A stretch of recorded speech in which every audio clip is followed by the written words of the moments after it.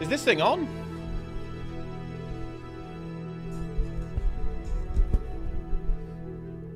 We're here. We're logged in. It's time.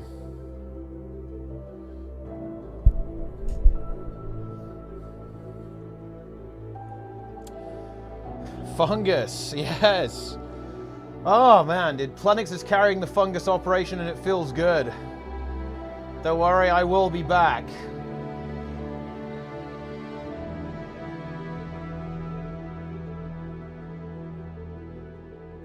I will be back.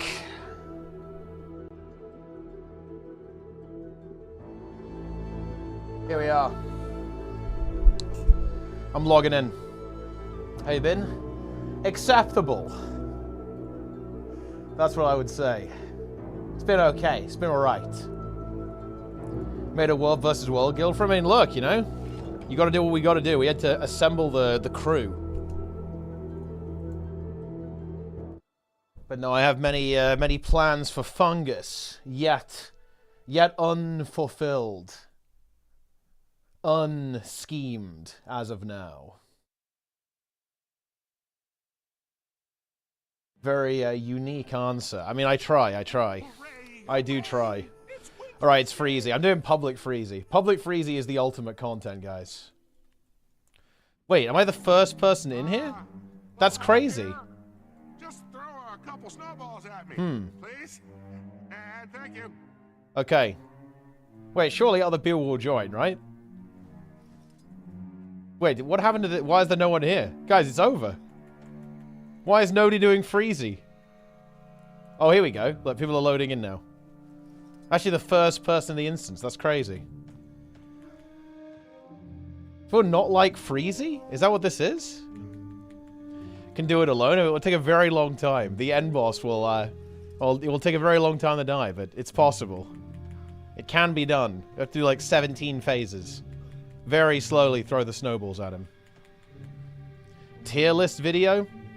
I need to actually play the game before I do the tier list. That's the thing.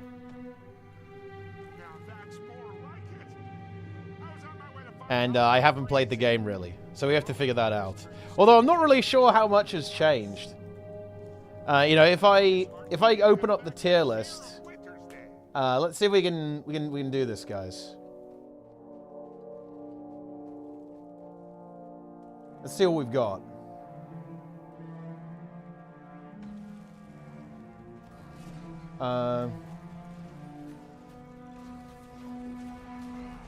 Don't think much has changed. Yeah, let me just open the tier list. Let me see what I would think. I can do healers. You know, I need to retirement. You get the walking cane that comes with it to get up the stairs. Oh, I'm afraid no, I can't afford it, Falco. So I have to wait on that. But it's fine. I got one on the NHS, so we're good. But yeah, I want to look at the Metatrain stuff today.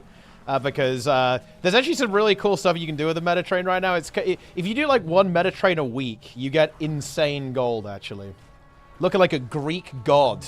I mean, that's accurate. That is accurate. Hey, Zeraxo, what's going on? But anyway, if I think of, I can do healers, I think. Like, in terms of, like, S+, it's still Chrono, Druid, and Scourge. I think they're very much in a class of their own. Now, okay, guys, I will actually, let me give you a disclaimer here. Let me give you a disclaimer. I need to play this to test this, but I actually think that the next best healer after the God healers, like the God trio, might actually be Heal Firebrand. And I am serious there. I think there's nothing in S tier. It would just be those three in S+, and then nothing in S tier. Then in A tier, Heal Firebrand might be entirely on its own, actually. I don't think that anything is, yeah, there's, all the other healers are pretty mid. And then after that, you get to, like, the mediocre healers. That's Mech, obviously, Scrapper, Tempest is probably there, too. Yo, Alco, the resub. Appreciate that, my friend. Heal Kata is Pog Tasty. Heal Kata is not Pog Tasty. Heal Kata is... Look, the C in Catalyst is for Cope. It's not good. Okay? Like... DPS, QDPS Catalyst, that is actually a really good build. That is a good build. But heal Catalyst, nah, it's Cove. It's complete cope. It's 1,000,000% copium. No shot. But yeah, I do actually need to play Heal Firebrand. This is actually a hunch. I don't know this for sure. It's a hunch, guys. I need to actually play it a little bit and see how it feels. The only problem, the problem with Heal Firebrand is that it gives quickness, so it's very hard to give it a good rating. Like, any quickness healer is just not going to be as good as Alacrity healers. Yeah. So maybe that's a little bit copium, but I think it's actually rather decent overall. I think it's a decent build. Yeah. Heal Alac Willbender, because it's not very, I mean, it's probably like one tier below this, right? Like, it's even more copium. Then, like, I mean, this B tier is kind of copium tier, C tier is Omega copium tier. That's where you get, like, the Heal Untamed. Although I think Heal Untamed is actually not that bad. It's better than Heal Willbender, I think. Yeah. Why is Mech in the same tier as Scrapper? Scrapper's actually pretty decent these days in terms of healing. It's a lot better than it was, but it does give quickness, so it probably does deserve to be towards the lower end here for sure. But yeah, look, I think Heal Tempest, I played this build a little bit, and now I think that Heal Tempest is worse than people think it is. So I think Heal Firebrand is underrated. I think Mech, Scrapper, and Tempest are actually a little bit overrated. I think they're worse than people think they are. This stuff just isn't good, obviously. Like, this is just like the Drac tier, D for Drac tier. Get that out of here. Heal Herald? Oh yeah, Heal Herald is actually okay. It's probably a B tier kind of situation. No, Heal Herald is mega overrated, actually. I will admit I was wrong about this. Like, I was like, ooh, I saw all the big green numbers and I was like, ooh, 600 radius, ooh. But then I played it, I was like, no, this build is fucking dog shit. So, you know, it started out strong. It definitely did, guys. It started out strong, but then I actually logged into it. I was like, wait, no, this sucks. I felt like I was trolling for not playing DPS Herald, QDPS Herald. Like, because every time you play Heal Quickness Herald, you're like, wait a minute, why am I not just playing regular Quickness Herald? What's going on here? Yeah. It's trolling, guys. It's not the way. Yeah. I did boost Herald play, I admit that, guys. I did say that Heal Herald was good, but to be honest, that really wasn't it. What can I say? But listen, I had my reasons. I feel like I could defend that, but it was a little bit of a cope, to be honest. And I admit that. It was cope. Let's see, what other healers are there in the game? I don't know. Let's see, what have we got? Heal Specter? Heal Specter isn't very good. Let's see. What else have we got? Heal Catalyst. Dude, Heal Catalyst is cope, man. Unless you're doing some kind of... Okay. Heal Catalyst is good, assuming that you don't actually need any healing. Then it's good. It does give stability. It does give good stability, though, because you can... you give, like, Omega stability with the Magnetic Aura, which is actually pretty good. So that's actually one thing that it does have in its favor. Free Resistance is good. Hence, Heal Spectre is good. I mean, Resistance is... I mean, is it really, though? It's pretty niche. Like, Resistance is very good sometimes, but a lot of the time it doesn't really do anything. It's like, it just, like, looks kind of cool. You have, like, little triangles floating around you. That's how it is. Incredible.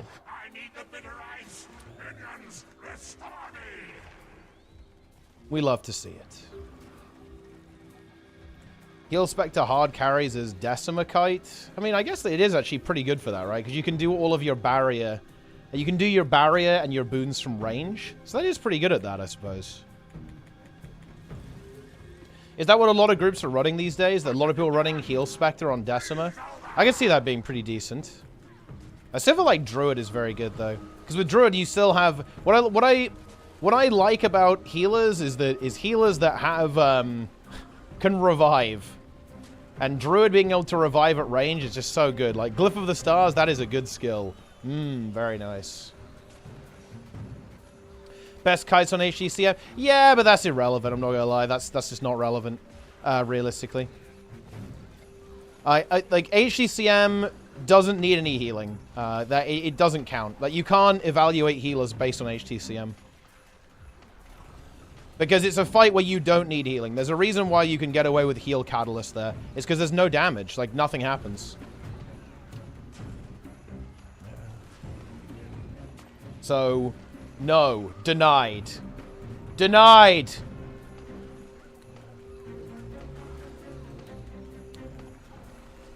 TP behind a pylon? I mean, I guess that's pretty good. Suppose that is pretty decent. I think having mobility on the kiter is really good on Decima, because that does allow you to, because the thing about kiting, right, is that you want to be able to move, because you want to be able to make all of the greens spawn on the same place. Although, I guess that's way less of a thing now with the nerfs, right? Because there's just way less green spawning. I actually haven't done the fight after it's been nerfed. I imagine it's way easier, isn't it? Because you only need 3 people on greens, and there's way less green circles spawning at the same time. Interesting. Very interesting, actually. Yeah. 8-man is easy? Yeah, for sure. Because obviously, yeah, the DPS check is not really relevant, especially after the nerfs. And yeah, like, you don't need many people in the greens at this point, and there's just way less little circles, right? Selly Scourge kite. Yeah, I think Scourge is... you know, I still have a feeling...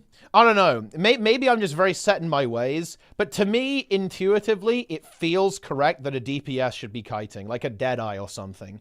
You know what I mean? That seems to be what should be good. But then you have like a specialized role. It's really messy. That fight, I think, is... That fight is very annoying to me from like a what strategy should I tell people to do. Because I think that... I feel like the optimal strategy doesn't actually work very well in pugs, right? Because if you have a pug strat, you don't want to have a specialized role, like, you know, like say a Kadim kite or something like that. You want it to be, you want to have like the generic comp, and the generic comp works on Decima. But I'm not sure if that's, if you do that, you end up with like, I think kind of an awkward, I mean, maybe it doesn't matter for normal mode, I don't know. It's only in normal mode, but it just feels messy. Shove it on the healer. Yeah, you do. Because, of course, that's what makes sense in pugs, right? You know, you don't want to have, oh, yeah, you need one of your DPS to be specialized. You don't want to do that. It makes the group making really clumsy. So that's not really that viable to kind of, yeah, it's not super viable, in my opinion, to kind of give that strategy to pugs because of that. I definitely know what you're saying. Yeah. But yeah, it's good stuff. But yeah, I don't know. Renegade is fucking trash, okay? Like, I'm gonna rate this lower and lower every single time because there's all... listen, guys.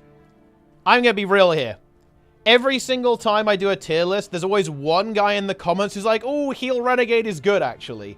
And I am going to rate it lower and lower every single time until, I don't know, until maybe they just realize they just give up. You know, there's no hope. I'll never rate it high. It's dog shit. Heal Ren is base. Heal Ren is the opposite of base. There's like no universe in which Heal Renegade could ever be considered base. It is legit trash. Okay, here we go. I'm in full minstrel gear. This could take 17 years. I do have blood magic, though, so the lifesteal is going to put the work in. So we're good, you know? It's not a problem.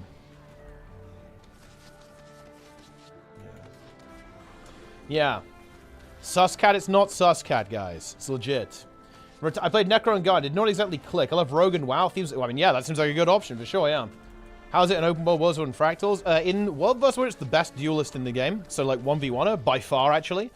And in terms of, PvE, I mean, it's very good. There's actually a lot of good damage builds you can play right now for Thief. In instance content and in open world, so you're good there. In Fractals, it actually is very good, but it's kind of one of those classes that in pugs, it's not, that's actually not true. If you get into good pugs, Thief is good. Thief is like one of the, it's a class that scales well with how good your group is, in my opinion. Like, if you're in kind of like a scuffed group, I feel like Thief loses quite a lot of its value. If you play in good pugs, though, then it actually will be very good. It's very common to see a lot of Spectres popping up, and Daredevils and so on popping up in like, good Fractal groups. Especially Spectre on some of the challenge mode Fractals, because it does Omega damage and has very good crowd control abilities when it's played correctly in a group that's also playing correctly. Ah, Nike with the world record sub. How many times will Tiwa go live before 100? Yeah, you know, you've got a point there, okay? You've got a point there. I haven't been streaming that much. I haven't streamed for like 4 days or something. But don't worry, we're back on it. We're back on it. Solar Cleave without the Giga ICD was too cool. Solar Cleave was really cool, actually. That was a very fun elite skill. I think it was balanceable as well.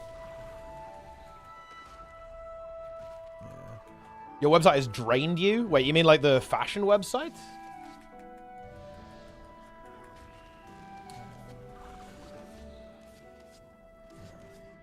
I mean, why are you drained? Did you guys see Jaffa's video on the hacks? Pretty interesting stuff, actually. He's deep undercover, guys. Investigator Jaffa strikes again. First, it was the AFK farmers, and now it's the hackers. Hackmen. Video is good. Yeah, you know, it's funny. Like, it's funny. Like, we did try to bring this up. You know, this was a topic that we discussed, like a decent chunk, to be honest. But nobody really cared. And to be fair, I'm not sure if people will care this time either that much. But yeah, it's definitely interesting stuff. Get really cozy with Copilot, cranked hard. Dude, he's the AI man. To 50 as well. Hey, I appreciate that, Michael. And yeah, I'll see you then, okay? Like, we're gonna be really old by the time that happens, but I appreciate it. Wait, Golden Kappa train. Yo, guys, it's time to sub. Look. Contribute to earn this exclusive emote for 24 hours. Guys, it's time. You can get the Golden Kappa if you subscribe.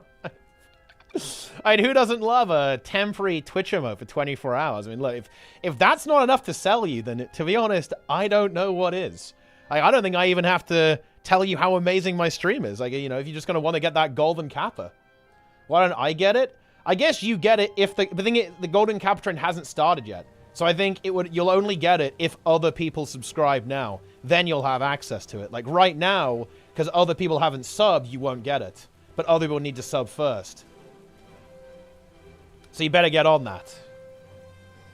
Pay to win Golden Kappa. Exactly. It's good. On my MMH, add a table showing all of my caches. How many objects are in each? Put a purge button for each, as well as a purge all button. It wrote all the JS in the back control. Dude, that's fucking based, actually. Holy shit. Dude, how does it feel to be obsolete? Like, you're not even a developer anymore, awesomeness. You're a guy that pilots the AI. That's you. That's literally your job description now, dude. Have fun with that. 100 bits from B. Gomez. I appreciate that.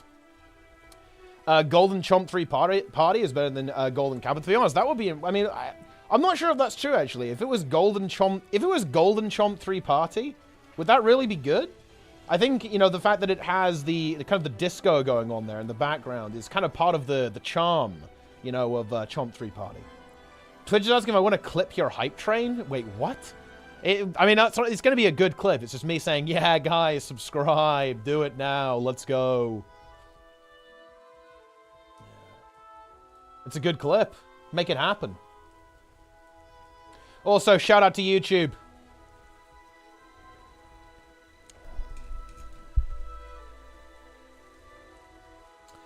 But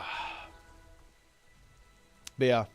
I've been working on my schedule the last couple of days, guys. Kind of the last weeks, really. Trying to get something going.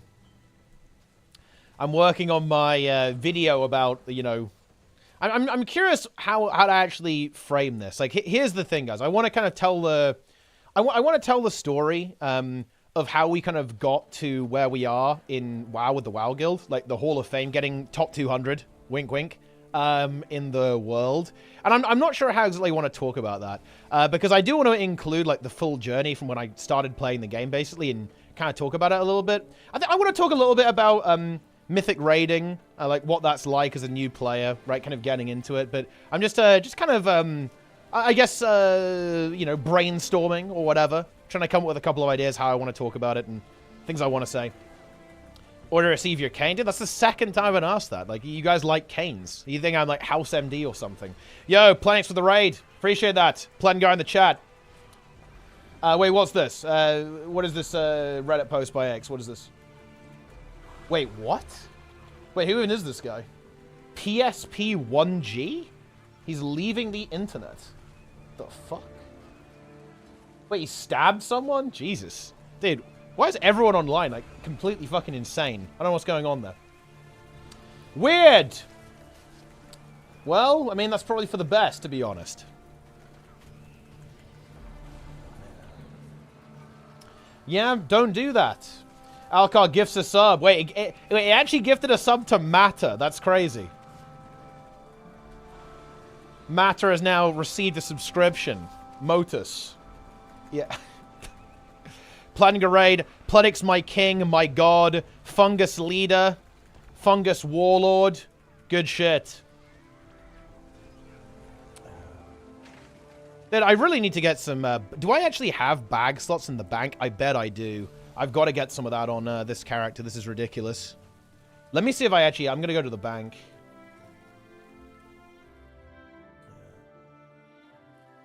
Yeah, you know, it's weird.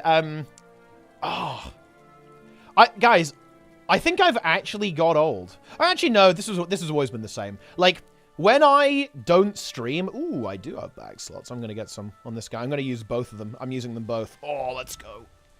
Okay, when I'm off the internet, guys, when I'm not streaming, I don't read Twitter. I don't look at Reddit. I don't look at anything. Okay, like, for the past, like, week and a half, I have basically not engaged with the internet in any meaningful way, to be honest. I think I'm old, dude. This is bad. Like, this is fucking rough, let me tell you that. Okay, I can get 2 20-slot bags. Let's go. Huge. There we go. That's better. So actually, there, Prime. Enjoy your golden kappa. Embrace the golden kappa. Officially washed? Oh, yeah, I'm actually washed. No free samples. Okay, here we go. I can now actually play the game. At long last, the game is playable. Feels good. Lasted longer than Project Fungo. Oh, you know, thing is, Project Fungo is, it's on my checklist. Okay, it's on my list of things to do. I want to get into WoW. Comment from YouTube. A bit burned from yours too. Really some advice and comparisons if I may like it. Sure. What are your what do you need? Ask your questions and I will answer them. Roster review. Roster review is happening this week. Okay, it is happening this week. We're logged in. We're ready to pump. We're ready to blast. I might do it. I think I might do a roster review on Friday. I might like do it while we're raiding Heroic. So stay tuned for roster review.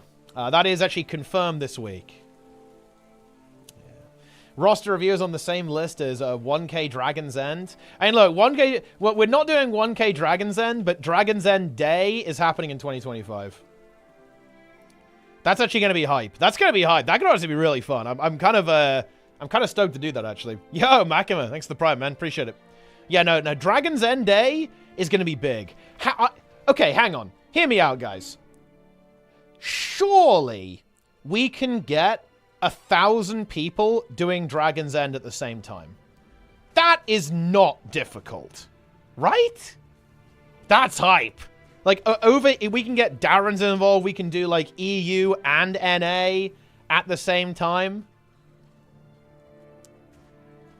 That's epic. That's high tier.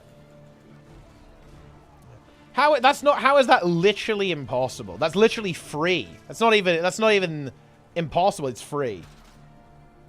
How are you still coping? It's not cope. That number is tiny. That's basically 2 players. Also, everyone subscribe. Go. 3 days? I mean, would 3 days make it better? I don't think so. I feel like 1 day makes it more special. I don't want to go more than that. Yeah, see, exactly. Now IR knows what I'm talking about. It is 100% possible, doable. Can we get everyone to log in? I think actually shooting for 1,200 players would be the dream. Maybe 800 on EU, 400 on NA, because obviously the population on EU is a little bit higher than on NA. Because then, actually wait, no, it has to be a multiple of 60 really, because of course the the map can have 60 people on it. So maybe what if we had 12 maps on the EU? That would be 720, and then 8 maps on NA. Which would be 480. 480 on NA might actually be a little bit rough. Maybe 6 maps on NA, 360. And then, could we do 14 maps on the EU, 840? And if we really promote it and hype it up, maybe it's doable. If it's on for Triple Trouble on New Year's Eve. Exactly, we want to go massive. I want to have like a shit ton of them running at the same time. Not like, not like in a row. I'm talking about I want to have 1,000 people doing Dragon's End at the same time. Yeah. Insomnia-induced insanity strats. Well, I mean, look, we don't need, it's Dragon's End, it's piss. Double on EU. I mean, I do think that over 400 on NA is a little bit copium, to be honest. I think that is a lot. That's a lot of people doing Dragon's Den at the same time on the NA servers. It's hard to get 50 for convergence, things you can get 1,000. I mean, a lot of people play Guild Wars. It really can't be that hard. It should be piss. It should be free. We just promote it. We can do a YouTube video, do a Reddit post, you know. It's going to be great. Ah, I believe. You guys are anti-coping. You need to cope a little bit harder. Choo-choo, exactly. Choo-choo indeed.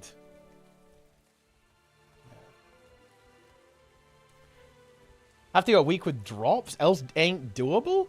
Look, you guys are talking about this game like it's dead, okay? Like, what are you talking about? There's no shot.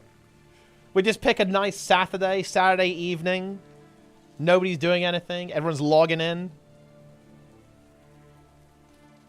It's gonna be good. I'm escorting this yak. It's time. Log in. The yak is the true content.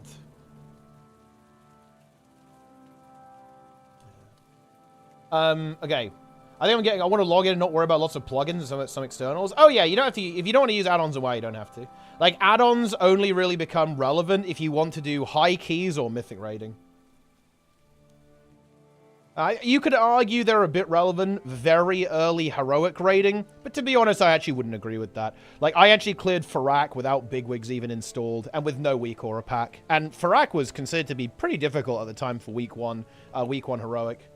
And I did that with Sarkrath as well. I didn't have a weak aura pack or anything like that. In fact, I think I did mythic Sarkrath without much of a... Yeah, I don't think I had a weak aura pack for Sarkrath, actually. I think I just had bigwigs when we did mythic Sark. I'd have to check the VOD on that, though. But no, you don't have to worry about it. It's really not a big deal. If you don't want to use add-ons, you don't have to. It's only relevant if you want to get into, like, high-level competitive play.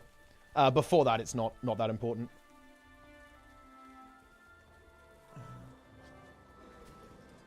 Yeah. Thoughts on Moon dying in HC at level 59 after getting the Staff of Jordan? I mean, yeah. That's unfortunate. That's definitely unfortunate. I actually haven't seen his death clip. I don't know what did he die to? That's interesting. I haven't seen that clip. I mean, my thoughts on that is, I mean, you hate to see that. That's pretty unfortunate.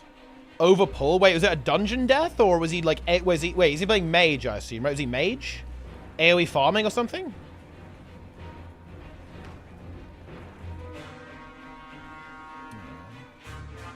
Mage? Okay, yeah. Well, you definitely have to be careful. Yeah, I need to... I need... You know what's really annoying? Dude, okay, right.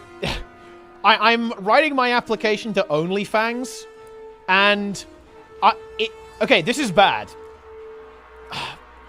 This is really annoying, but all of the leaderboards for hardcore that have got my character on are kind of gone. So I'm trying to figure out, like, the best way to prove that I've done it. I feel like if I go in all guns blazing and say, yeah, I played in a semi-hardcore speedrun guild in Original Classic, and, you know, I've already done 160 HC, so, you know, I'm good to go. Get me in, right? They're not going to believe me because why would they, right? Like, I need to figure out how to actually... I need to, like, do some, like, little mini videos or something like that, or...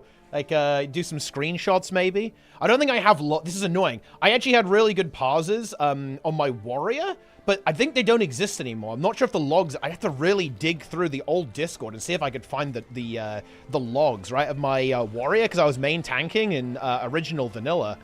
Or original classic, rather. So I could link that, but... I don't know. Is it that serious? Well, yeah, I've got... Look... I am a fucking nobody, MSC. I've got to put my best foot forward. I feel like Soda's taking it pretty seriously, no?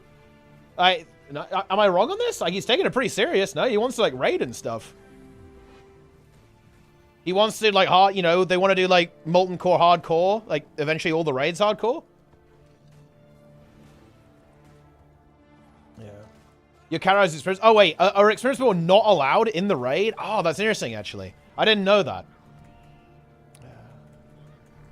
Well, maybe I just shouldn't say that. Maybe I'll just lie then. I have no experience. Ha ha ha ha! Many peepos in the first guild raid. Ah, interesting. Okay. Well, that's not me because I know all the raids very well. Minimal amount of sweaty players. Oh, dude. Okay, never mind then. I am mega disqualified because I was pretty sweaty in vanilla. I know how the fights work.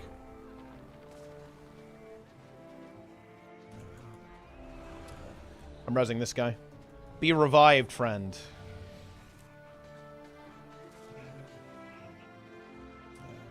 Plunge. Plunge is back, dude. No, Plunge is not even back. Plunge is not back, man.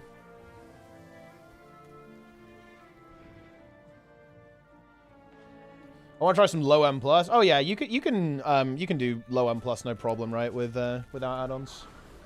Let me actually. What is the situation, guys? So, what is this? Do you want to explain yourself? Plunge. Level 74, Drakthir Warrior. What is this? 492 eye level?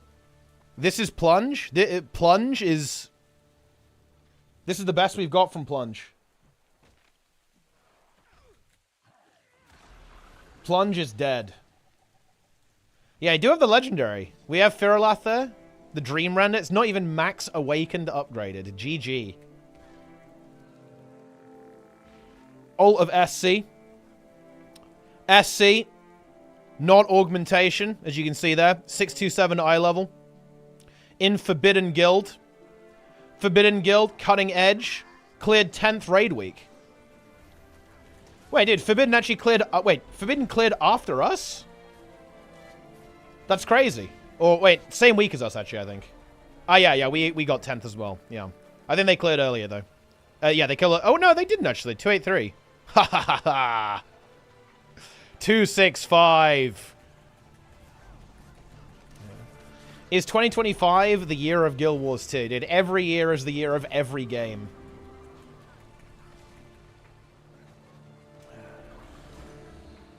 Incredible.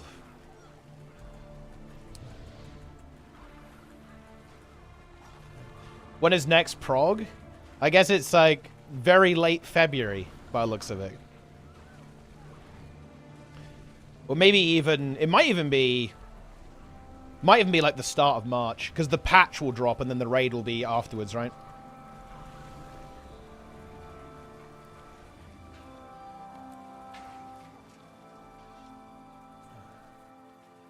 Yes. Same team as Arcadian Savage. Oh, is that that's the Final Fantasy raid, right? Dude, everything's releasing at the same time. All these games are on the same schedule. They need to desynchronize a little bit. I think WoW will desync, though, because I feel like WoW's expansion schedule is different to other games. So I'm pretty sure Midnight will be pretty desynced with every other MMO. So that's actually good. Because it looks like Midnight might be dropping in early 2026. And that would be a very different release compared to every other MMO. Because Guild Wars 2 is always going to release in August, September, pretty much. That's the way that the Guild Wars 2 schedule is looking right now. I don't know what the Final Fantasy expansion schedule looks like, how they do things, where they typically release. But yeah, WoW is actually going to desync, I think, with the next expansion. So that's actually good. RNG loves me lol with the Prime. Nice. I'm glad to hear that RNG still loves you. Ah, Nanny. In the chat. Logged in. Ready to pump. Did I actually escort the yak? Dude, I got distracted and didn't finish escorting the yak. I'm trolling. That's crazy. Ah, with the Prime as well. Cat chest. Love to see it.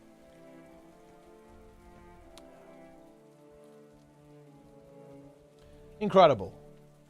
Classic HCO won't last beyond 2024. I think it will last until like OnlyFans has kind of, you know, run its course. I need to defend this because I want a yak. Man, the yak respawn is kind of annoying, huh? Isn't Feb's 19th, 26th? I mean, yeah, we don't know yet, obviously, but yeah, I mean, all those dates sound pretty pretty sensible. I want to revive this player. Can I actually hand-res this, or is that not going to be viable? Yeah, it's viable. Dude, Mercy are like really putting in the work there. Now, I just have to really hope that one player here at least is doing damage. Wait, why is he standing in my ghastly breach? What's the... Wait, what's the... Wait, what is this guy doing? What was his end game there, guys? He just lost all of his boons and did no damage to me. I don't know where he was going with that one. We have to dodge at the last second here. There we go. Oh yeah, that's not even a knockback anymore, is it? It's, yeah. We can actually get away with this. Yeah, there we go. Yeah, the guy ran away.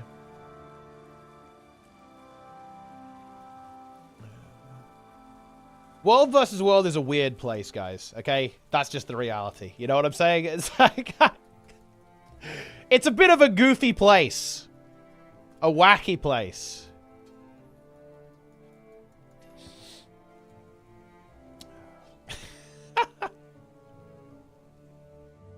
He tanked it. He soaked. He soaked my full boon corrupt. And he paid the price. I don't know why we're attacking here. That red group is way too big for us. Like, there's absolutely no way we're fighting that red group. Definitely not the play. Yeah, you can see that everyone's dying. That's not... That isn't gonna work. Oh, there's actually a yak over here. Let's go.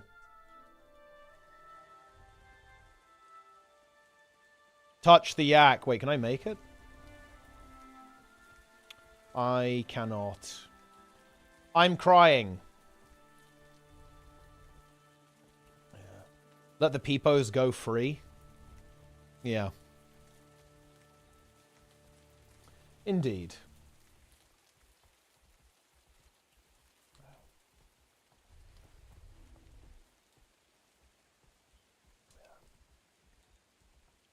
You should farm them way harder. I look, you know, Project Fungo will kick in, and then nobody will be safe.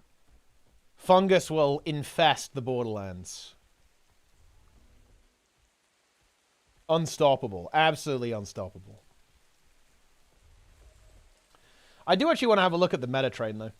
Does the meta train, does this thing have, Janthea Wild's Convergence now? It actually doesn't, but you can kind of just, like, do a double, right? You can just use the Wizard's Tower Convergence as well. 6-hour meta train with AX. Dude, those were great times, man. When it was daily 6-hour meta train with AX and Vivi, that was honestly peak Guild Wars. It kind of was. Those are some great times. I was very happy during that time of the game. That's when we had something really special. But all good things come to an end, as they say. Not farming Peepos robs them of the opportunity to learn. I think the problem is, though, it's very hard to learn when you get immediately smushed. It kind of reminds me of doing Gatekeep AT. When you do daily AT with 4 other good people, you literally walk over people and they don't even know how to fight back, right? There were numbers of times where we would have like a big team fight on middle, and the enemy team would simply be too afraid to even use a single ability. Like, you would actually you'd fully wipe the enemy team and they would not even attack. They would not even land a single attack against you because they were in such terrible fear that they were just paralyzed, unable to, you know, press even a single button. Wait, did you see my Titan meta saga this morning? Oh, interesting. No, I didn't. My squad had utterly putrid boon out time and no DPS and no heals. I went downstate about halfway through the fight, and despite sitting in the middle of the Zerg, nobody res and I bled out and full died. People in Sage started telling me to waypoint and tell me to come back. I said no, I've already done more damage than 75% of the squad and we'll do the whole fight. It was toxic to say, but afterwards I checked the log and it was actually 80%. Yeah, I mean, that definitely can happen, obviously. You know, some open world groups don't perform particularly well. You know, it is actually really difficult for me to get into groups like this, Nike. I actually do want to kind of get into groups like that, but it's so difficult because the problem is, okay, I feel like my stream is like the fucking bat signal, right? Because you know what happens, guys? Whenever I do a convergence or a meta event, people go, oh, Teapot's there. So this meta event is guaranteed to succeed. Oh, this is a fascinating phenomenon. People join my groups because they always win, pretty much. And this is actually a very self-fulfilling prophecy, because what happens is, obviously, people join and actively participate and bother to log in and play because people in my group bother to log in and try and play. Do you see what I mean, guys? Right? It becomes a very positive feedback loop with the way that I organize groups. They go, oh yeah, he does subgroups, so people join. And then because people join, more people join, right? Because they know that the group is going to be of decent quality at the absolute bare minimum. And that means that good players tend to join, right? It's very common to see people in my squads who are doing 40k, 50k DPS and convergences, right? Because they go, oh yeah, this one's going to be a guarantee. It's going to be relatively efficient. It's guaranteed to succeed. So then I join, right? Like this, positive feedback loop is very present in streamer groups, I think, and also, do you know what the other funny thing is? It's actually because of transparency, right? Like, it's because people can see who's in my group. I'm sure people recognize. I mean, I always call out Eel when I see Eel, for example, who's, a player who I see farming all the time, right? Farming all sorts of content in the open world, and I'm sure other things as well. And yeah, people obviously recognize each other, and you have that transparency. Whereas if you join, you know what would be kind of interesting, actually? You know what would be cool? If you could see what IP your friends were in. That would be interesting. Because ultimately, isn't that what the stream is? The stream is basically saying, oh yeah, all of these players are in the map. All of, people that you might be friends with or familiar with, you've seen them around, you've seen them on Arc DPS doing quite good damage.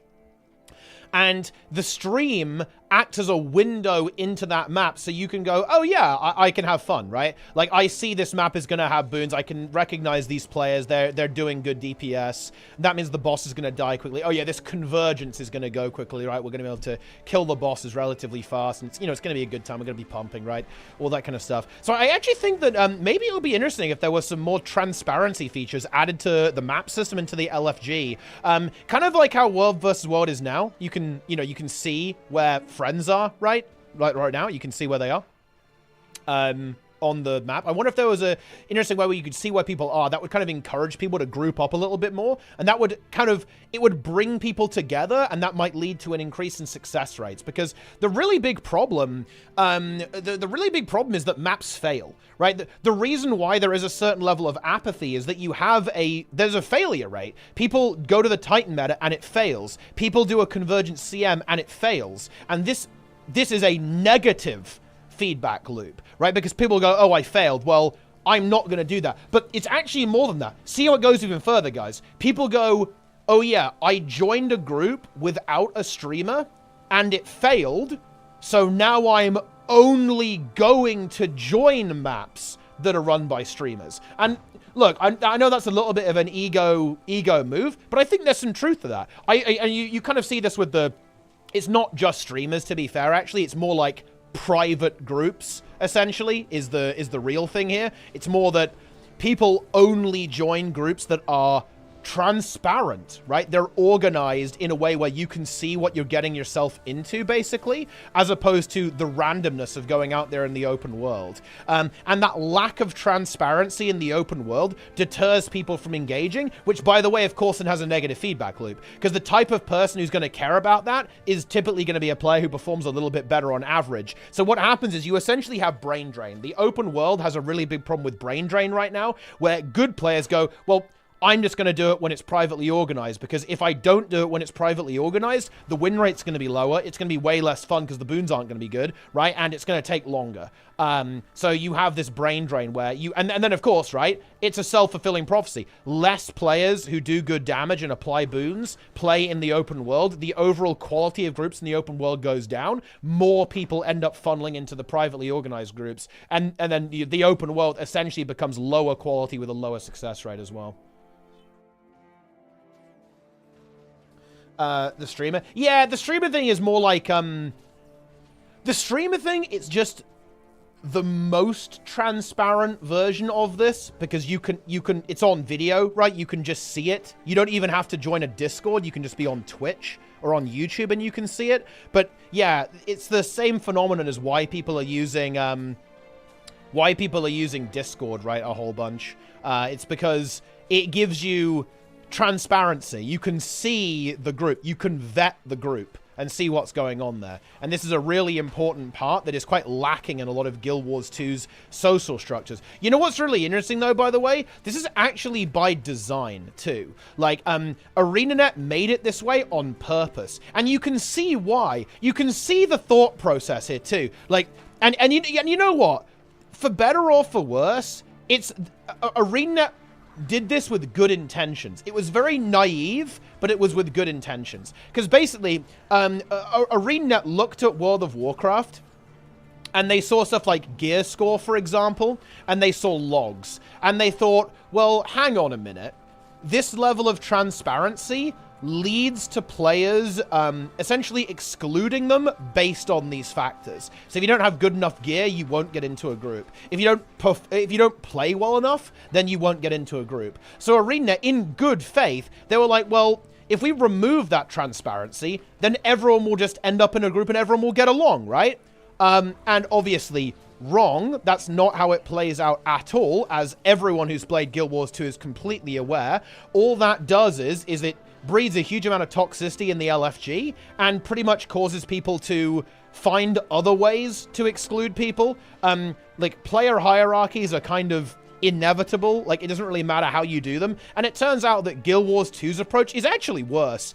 In general, it leads to much worse outcomes than stuff like gear score. Far worse outcomes, stuff like gear score. Because in Guild Wars 2, you might get kicked for a completely arbitrary reason, or in fact, a reason that you don't even entirely understand, or you have no way of measurably improving.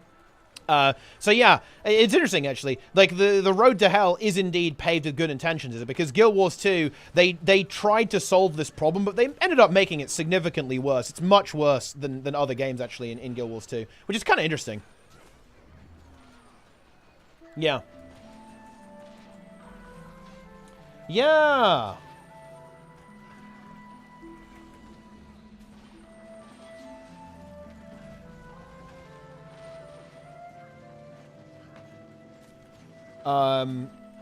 Did a convert CM with no subs for boons and heals? Yeah, I mean, that's definitely not ideal. Kind of makes the split awkward, too, if you don't do that.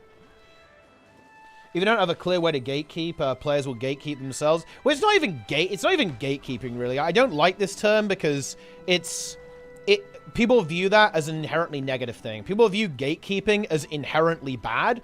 And the thing is, you can't go, well, that's not the actual definition of that. No, words change. They have different meanings. They have different contextual meanings, right? It's like elitism, right? Like, is elitism by its dictionary definition a bad thing? Well, actually, in this case, it is. People don't use it that way, but...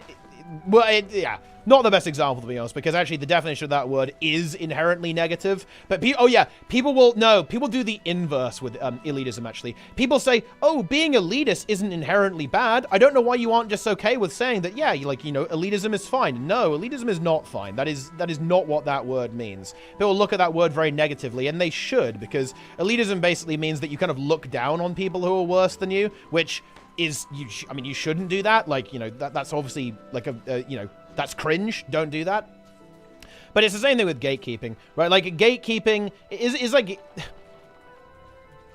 It's kind of the same thing with gatekeeping too, actually. People will try to pretend that gatekeeping isn't a bad thing while conveniently ignoring the fact that gatekeeping doesn't mean what they think it means, right? Like, people will say that setting any requirement is gatekeeping, but that's actually not true. Gatekeeping typically is referring to some kind of arbitrary restriction that is actually... that doesn't really have any grounding on reality. The example that I always go to here is music. Like, for example, in the metal genre of music, it's very common, actually, to see gatekeeping. Like, specifically, people will say, oh, well, this band isn't real metal, right? Or this actually doesn't fit into this genre. It's actually the 27th subgenre within this tiny shard of music, right? Like, this is, you know, it's common in all music, I'm sure, but I see it in the metal community quite a lot, right? Like, yeah, you guys know what I'm talking, right? That's gatekeeping.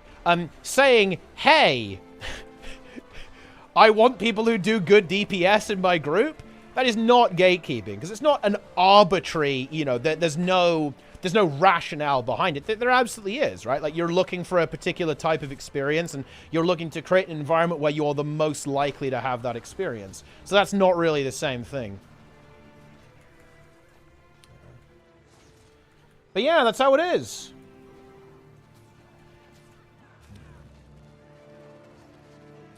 Incredible. So it's fantastic. I mean, you know, that's as with all things, right? Like, you definitely have good experiences on the LFG. I actually think the LFG is mostly very bad for new players. It's kind of, it's a bit dead for my taste, to be honest. I find it very quiet. You know, it's... Again, I'm like mega meme-pilled on this, but the fact that I can't really get into... There are a couple of things that bother me about the LFG right now. It's that it's very... there aren't that many groups that play efficiently on the LFG. Like, they're usually fairly low-performing, which is not that fun for me, to be honest. And also, it's hard to find groups at weird hours or off hours. You can't really get into, like, raid groups at, like, 4 a.m. or something, which is kind of annoying, because I'm a bit used to being able to do that now. So that's very annoying to me. Like, you can't find it, like, even on, like, you know, if you try an LFG on, like, not a prime day, like, and not off, you know, not on prime hours, then to be honest, it's kind of annoying. Like, you can't really get into groups. Like, groups are pretty uncommon, but it's definitely the worst for new players, like, because there just aren't really that many groups that are made for new players, like, ever. It's a weird meme. Too many categories? I mean, kind of, but not really. I don't think so. Like, that is slight copium, in my opinion. I think the organization is bad. The number of categories is not inherently a problem, actually, because, let's be honest, right? The categories that are basically relevant are raids, strike missions. Everything else is pretty straightforward. Like, oh, is there an LFG up for this? Is there an LFG for that? I think it's actually that much of a big deal. It's a bit intimidating, I guess, as a new player, but I think it's actually that much of a problem. It should be organized better, though. And I think it will be really good if the LFG automatically opened to the map you're in, right? So if it goes, okay, you're in corner, and you open the LFG, it opens it to corner, right, immediately. That would be like a really neat little quality of life. I think that would kind of deal with that pretty well. But yeah. Yeah. Be ready to white. That's how I did all my wing discovery. That's definitely the way to do it, for sure. The best way to do it. Fractal's the worst thing. High UFE is nice and all, but it seems like nobody joins a non-UFE group. It becomes a problem for new players. Well, yes, it's because the PvE scene in Guild Wars 2 is very mature, I think is the correct way of describing it, in that the people who play Fractals and Raids, it's the same people, right? The people who play Fractals and Raids are the people who have played Fractals and Raids and Strikes for years, right? Like, you aren't really getting a lot of new players entering the scene, and because of that, there are actually a good chunk of Fractal groups that are made for veteran players, but very few that are made for new players, right? They almost don't exist, really, for players who don't have experience already. And the problem with this is that this is actually, nobody's doing anything wrong here, right? If that makes any sense, right? It's not a bad thing to make a group for veteran players and not for new players. So it's kind of like an absence of a thing rather than someone doing something wrong or engaging in poor behavior. People don't really use the LFG in Guild Wars 2 incorrectly. People don't use it enough. That's the problem. No wonder Fractals aren't that alive then. Well, I mean, this, I hate to say it, right? Like, let's be real. This is on ArenaNet. Like, if Fractals and Raids and Strikes aren't attracting new players, that's not the player's fault, right? This is a very common thing. People tend to blame the players and go, well, the veteran players should just let new players into their groups. Congratulations. You've just made all of those players quit the game because they're not having fun anymore. Great. And by the way, that has happened. That I'm not making that up. That's not a speculative thing. That's literally what happened. Like, the training culture in Guild Wars 2 was honestly a big contributor to the erosion of the community because all of the trainers eventually burnt out. The scene didn't really grow in a sustainable way, and all the trainers burnt out and now either organize entirely privately or simply don't play the game whatsoever. That type of model just simply isn't sustainable, right? Like, you can't really do that. Delta with a resub, a boba indeed. Not a failure of the LFG. The new players could make new groups if they wanted to. Yeah, but you have to go peel the onion one layer back. Like, why isn't that happening? Why are people not doing that? And this is where you do get into a little bit of a feedback loop. The reason why new players don't make groups is because, one, those groups typically take a long time to fill, and also those groups typically fail as well. And this is also a cultural thing. Like, there isn't really a get good culture in Guild Wars 2, right? Yeah, there's not really a get good culture, and because of that, it's realistically, a lot of people who play Guild Wars 2 are not really looking for a get good experience, and this inherently causes a couple of issues, because if you aren't looking for that experience, then you're gonna have a bad time unless you're getting carried, pretty much, like, because you're gonna have to improve yourself, and if you're not interested in doing that, then, I mean, yeah, that's gonna be rough, obviously.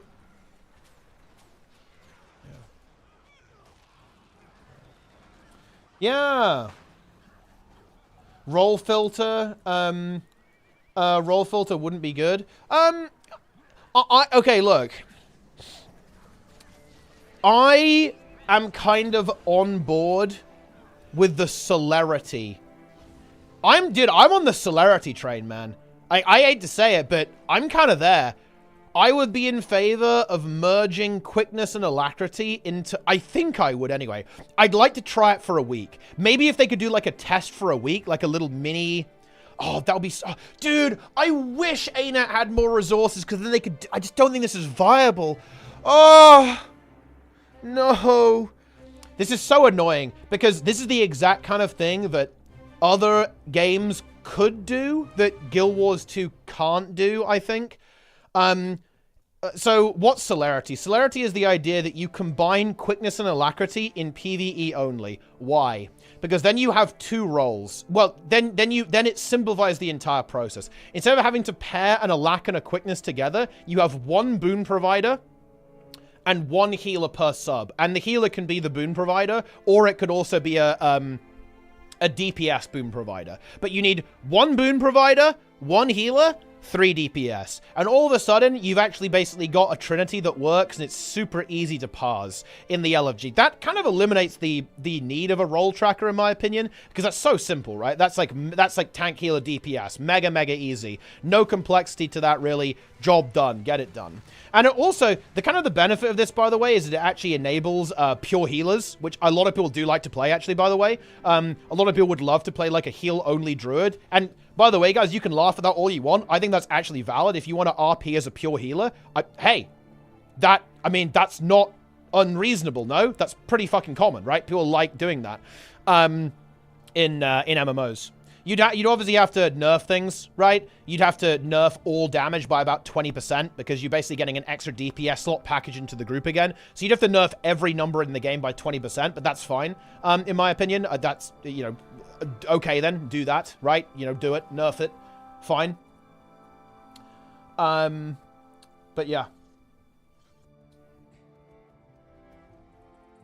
Failure is normal when new players are new. Not sure why they expect success. Because they don't want to play because people who play Guild Wars 2 don't want to have that improvement, right? Like, obviously. I think a lot of people who play this game play it because it doesn't have that. Like, the fact that Guild Wars 2 doesn't require you to improve is a selling point of the game. 1 healer and 2 boon DPS. The DPS checks are low enough. There is, though, and it's because that group is going to be much slower to fill, right? And it's like an increased level of complexity. There's a reason why people didn't... Okay, do you recall the meta, Siraxa, when everyone was running, like, Firebrand, like Heal Firebrand, Chrono, and Renegade? Even though that comp was actually kind of mediocre, stuff like Druid was better, to be honest. Even Heal Timbers was actually insane back then because it was 10 target and like healed a lot. And Heal Firebrand was pretty bad, actually, to be honest. It wasn't a particularly good build. But people played that. Why? Because it required 3 rolls instead of 4, right? That was pretty much the only reason why people played that. Like, it streamlined everything down really, really well. And kind of worked everywhere. Whereas having, kind of requiring 4 classes instead of 3 just made the entire group formation process a lot more complicated for people, and so people engage with that a lot less. Nerf might? Nah, nerfing might would be silly, to be honest. I don't think that would really be a particularly good thing to do. I don't know why people like that idea, to be honest. Because, for one, it just kind of kicks the can down the road, right? Like, you're basically saying, well, we've set back the power creep by nerfing might, but then when we power creep the game again, what are you going to do? Like, make might give, like, 5 power instead? Like, nah. We don't, you don't need to do that. Just reduce the numbers. Kind of like the PvP patch where they, like, nuked every coefficient in the game. Based. Make the skill gap smaller. After playing other games, the skill cap thing in Guild Wars 2 is a bit of a red herring, in my opinion. I also don't think it would do that, by the way. I don't think it would at all. Because getting 25 might is not really a problem, even in very scuffed groups. 25 might is all but guaranteed these days, so I actually don't think it would. But more importantly, the whole skill gap thing, this is actually, in my opinion, a red herring. It's misinformation, right? Every MMO has skill gaps like this, to be honest. Like, every single game is like this. Like, if you look at the average player in every game, they will perform so much worse than good players in the game. It's not even comparable, right? Like, it's different. They're not even playing the same game, right? Like, good players in any video game. Okay, let's look at this. Let's say Dota, right? Compare, or League of Legends, or pick your MOBA of choice, right? Pick your poison in terms of MOBAs, right? If you look at high-level League play or Dota play, and then compare that to bronze. Like, these people aren't even logged in to the same... They're not playing the same game, right? They're just not. They're not playing the same game, right? It's the same in every game. It's not unique to... People say this is unique to Guild Wars. It's actually not. Like, it's really not. I used to kind of think that way, but I actually don't anymore. That was a view I had because I hadn't really played other games, and also because I trusted what other people told me, which in retrospect was obviously a huge mistake. I've actually learned now, if anyone is talking about an MMO that they don't play, I assume everything they're saying is false. And that generally works, actually. That will usually get you to the, you know, to the truth a lot of the time.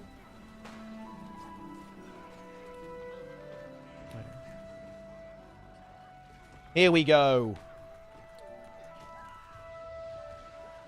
Dude, holy shit. Blue team just got smushed. Smushed!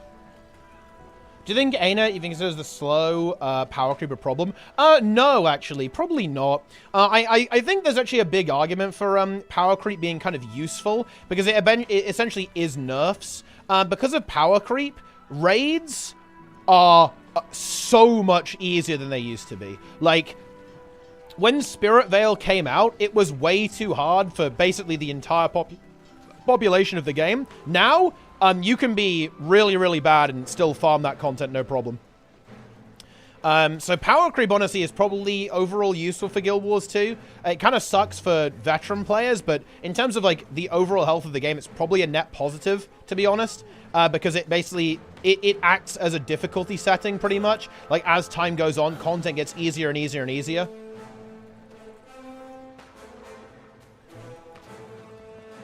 The only thing it does makes the fights boring. Yeah, I mean, you know, we haven't seen the universe where power creep doesn't happen, I guess, so it's hard to kind of make that comparison, but, yeah.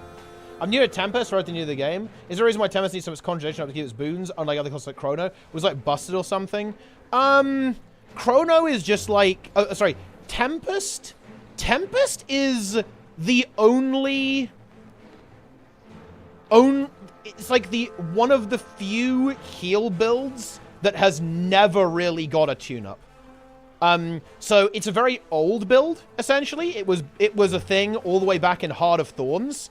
And to be frank, it hasn't really changed or been updated. So basically, every other build that's relevant got mega power, like disgusting levels of power creep.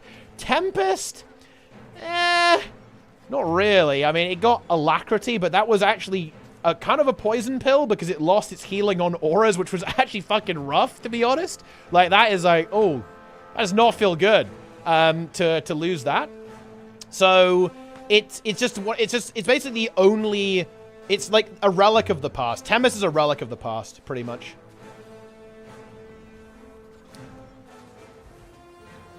Pretty much. Doing GVG? Yeah, GVG's a thing. Incredible.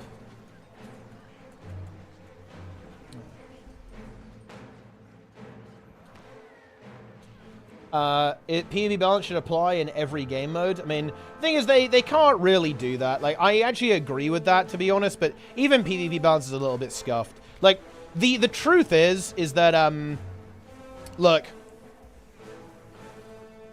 do you guys know why I don't really engage with all of the really high-effort posts talking about balance on the Guild Wars 2 subreddit? There are some great posts there, some really great analyses by fantastic players who really understand the game very well. But in my opinion, they're all irrelevant.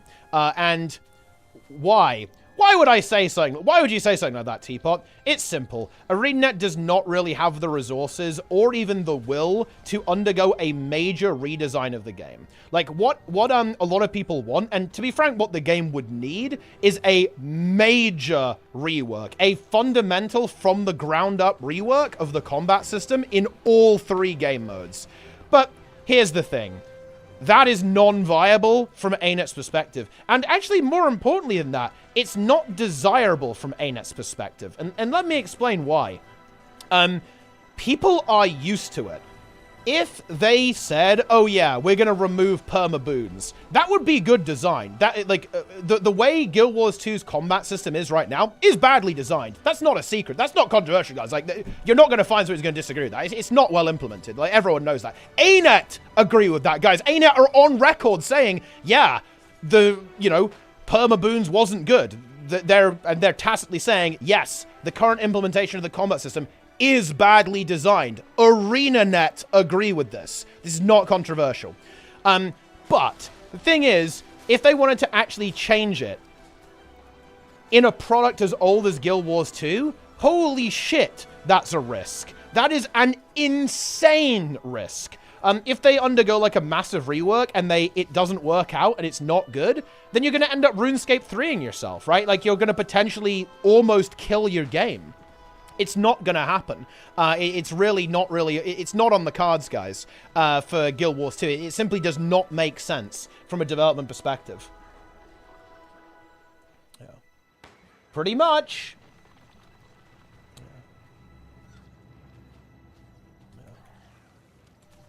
Would be proper optimization. You know... I was gonna say, find me an MMO that doesn't run like ass, but I believe Throne and Liberty actually runs pretty okay. Maybe someone could fact check me on that. But from what I've heard, that game actually runs kind of well. But let's be real, guys. WoW runs like ass. Guild Wars 2 runs like fucking ass. Right? New World runs like ass.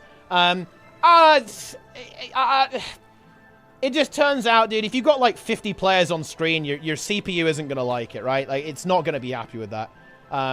There's not much to be said about it. OSR doesn't run like ass. Doesn't it? Dude, the game is like 7 polygons, okay? And it is a good-looking game, actually. I do like how OSR looks, by the way. But it's not exactly the most graphically intensive game, is it?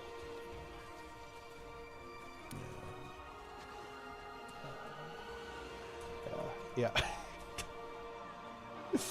Oh, man. Not taking risks intelligent led to Guild Wars 2, but then we go again here because they took all the wrong risks.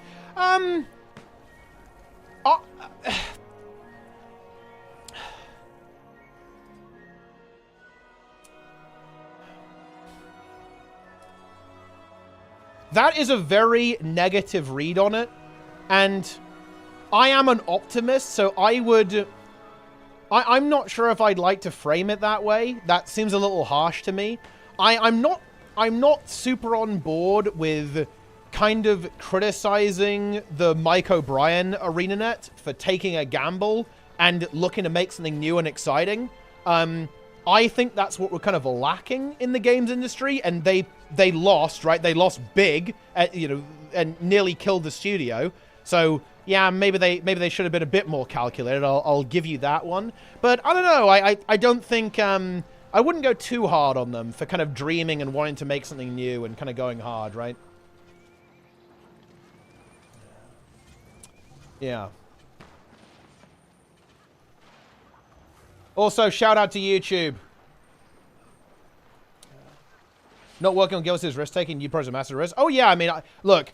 Again, if the Guild Wars 3 rumors are true, this is lunatic tier of risk. I don't know what the fuck's going on, man. Like, this is some like psycho shit. Okay, like if they're doing Guild Wars 3, but I mean it is what it is. I don't know. Yeah.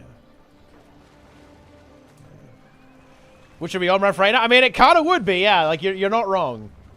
Has it always been there? Oh yeah, this has always been there. There's a bunch of like secret entrances to a lot of the keeps in World vs. World. Yeah, shout out to YouTube.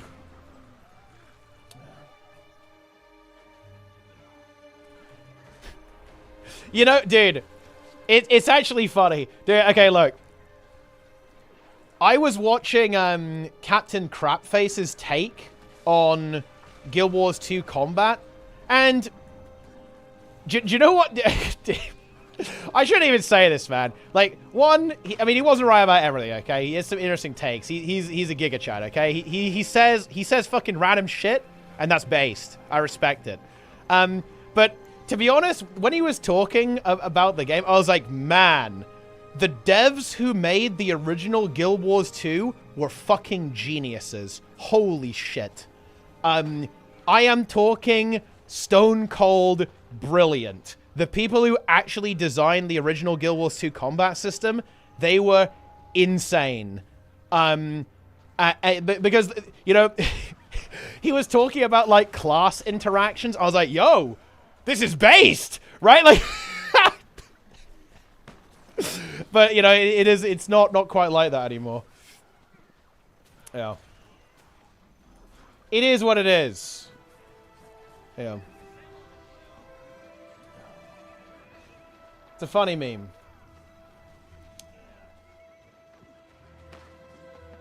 The secret entrance, guys. We broke in.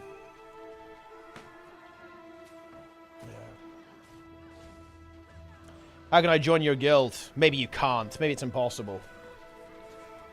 PvE system. I think just look at the game mode. Conquest is such a good game mode. Oh my god. Like, I think Conquest... I would still stand by this. I would say that Conquest is actually still the best PvP mode I have ever seen in any game. And I include dedicated PvP games in that. I am a bit of a Conquest simp. I'm a really big fan of it. The way it works and, like, the tactics and rotation that goes into it, the strategic elements of it. It is a very well-designed game mode. Really, really well-designed.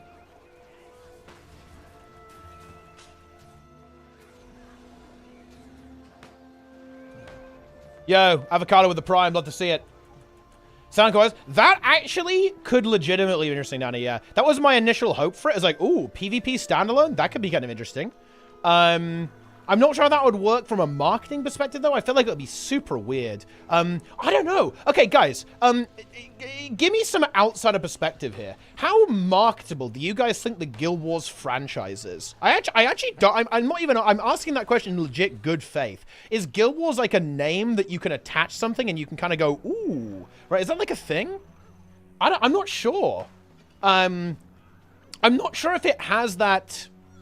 I'm not sure if it has that type of grab, you know. I think people know Guild Wars 2, and they know Guild Wars, they know Arena. I think ArenaNet is pretty well known, but it's actually underknown, I think. It's less known than other names. It's not the most recognizable brand, I think.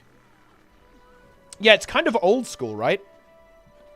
I'm not sure how much pull it would have as like a mechanism to like draw people in. Yeah. Zero cultural capacity. I mean, that may be a little bit harsh, but I think it definitely has. It's underrepresented. I know exactly what you mean. And I do agree with that. That was kind of my opinion. Is that I do think it has lower cultural capital than it should. I think it's less recognizable than the game actually is or should be, right? Given its population and so on. And that's kind of ArenaNet marketing 101, right? See, NCSoft? Yeah, NCSoft doesn't have a good rep, does it? I believe that is not a company that's seen particularly positively by the gaming community.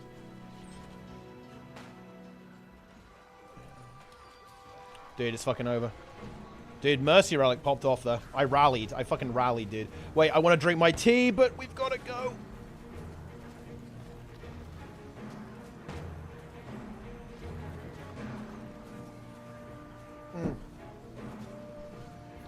Nice. Yeah, interesting meme. Interesting memes. Clutch. Yeah, that was a little. I mean, it was a little bit clutch. I kind of want to go and converge in a moment, guys. I do actually want to look at. I do want to look at the meta train thing, but I kind of got distracted by this topic. So see, I actually bought my Birchall tea again, which is very lovely, actually. Because I ran out. I bought some on Amazon, like 1,100 tea bags. When Serious and WoW almost come over, they give us a typical target WoW clone. No market to differentiate. Yeah, it is true. And you know, this is where I actually will go a little bit hard on ArenaNet. I think like ArenaNet very rarely. I think they do it more now because I think Grouch is in charge. But historically, when has Guild Wars 2 ever lent into its actual strengths? In my opinion, very fucking rarely. Like, can someone dig this up for me?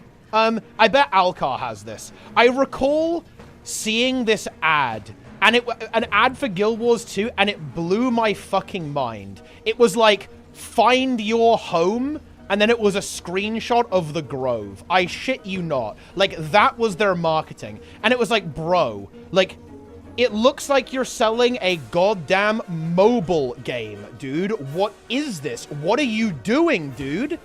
And it just blew my mind. It's like, what is going on here? Like, what game are we playing here? Like, what is this?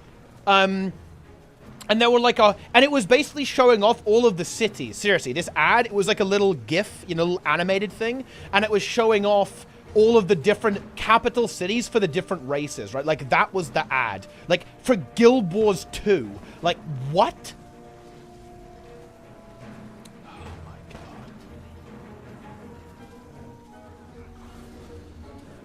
It's crazy.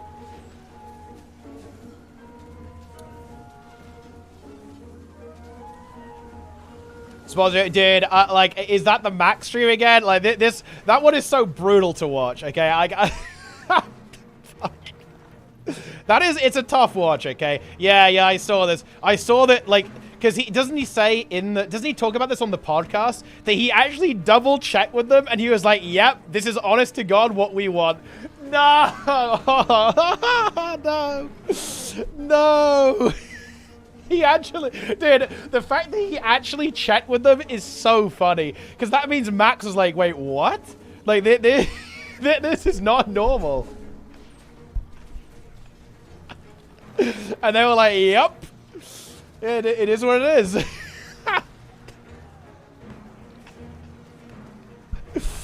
Oh, no. That's something. It is something. Yeah. The ads for marketing these for games in general is crazy good. Oh yeah. Like, I think dude, like, all the trailers that the, you know, like the Witcher trailer looks pretty cool. Although the Witcher trailer was maybe a little bit generic, to be honest. It was like, oh look, there's monsters. I guess the main thing was revealing the protagonist, but I understand it. That was pretty expected, actually, given kind of like what happened in The Witcher 3. But it is what it is. But it still looked pretty cool, though, you know. It's a cool monster, cool battle, all that kind of exciting stuff. And a lot of the trailers look really cool now. The ones at the Game Awards, they were pretty hype, you know. Look pretty cool. I actually really like it's not a game I'm very likely to play, actually. But I like the trailer for GTA 6. I like the reveal for that. That looked pretty cool. I like the music as well. It was a good choice of music. But they finished the game before launch. Yes, I guess CD Projekt Red, they have a bit of a... some trust to earn back, right? Because, of course, Cyberpunk was a bit rocky. Although my understanding is, haven't they kind of fixed the game now? Isn't Cyberpunk pretty fixed? And they kind of redeemed themselves a little bit. That was my impression of that one. But I imagine they still have a little bit of trust to kind of regain with the community after, again, Cyberpunk was very, very rocky on the release. So they have to, they're going to have to, like, you know, get a big win there and actually finish the game, right? Before they release it. It's fully redeemed. Well, honestly, that's good. I do like a redemption story, right? That's what you love to hear. I think it's, you know, it's never fun when it doesn't work out, you know what I mean? And, you know, it just doesn't go very well, and they just kind of, they fuck it up. Like, I mean, yeah.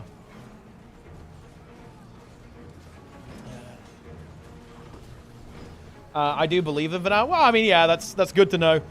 And I think, I don't know, maybe, I don't know the full story, so maybe this is just like me being hopelessly optimistic, but they don't strike me as a company that acts in bad faith. I think they just like really overshot what they could deliver with Cyberpunk and were just not able to do it and had to resort to a lot of crunch, a lot of like really fucking pretty unpleasant stuff, some really intense stuff there to just barely get the game that kind of works, right? Like, and then they had to fix it after the launch. Yeah. But they don't strike me as a company that acts in bad faith, right? And they were like, oh yeah, we know the game's gonna be shit and we don't care. But I don't know, who knows? It was very ambitious, right? Very ambitious project. Yeah. Dude, I think I'm dead here. This is bad. I'm getting arrow carded to death. I think I get res though. We're good. There's a lot of damage going off here.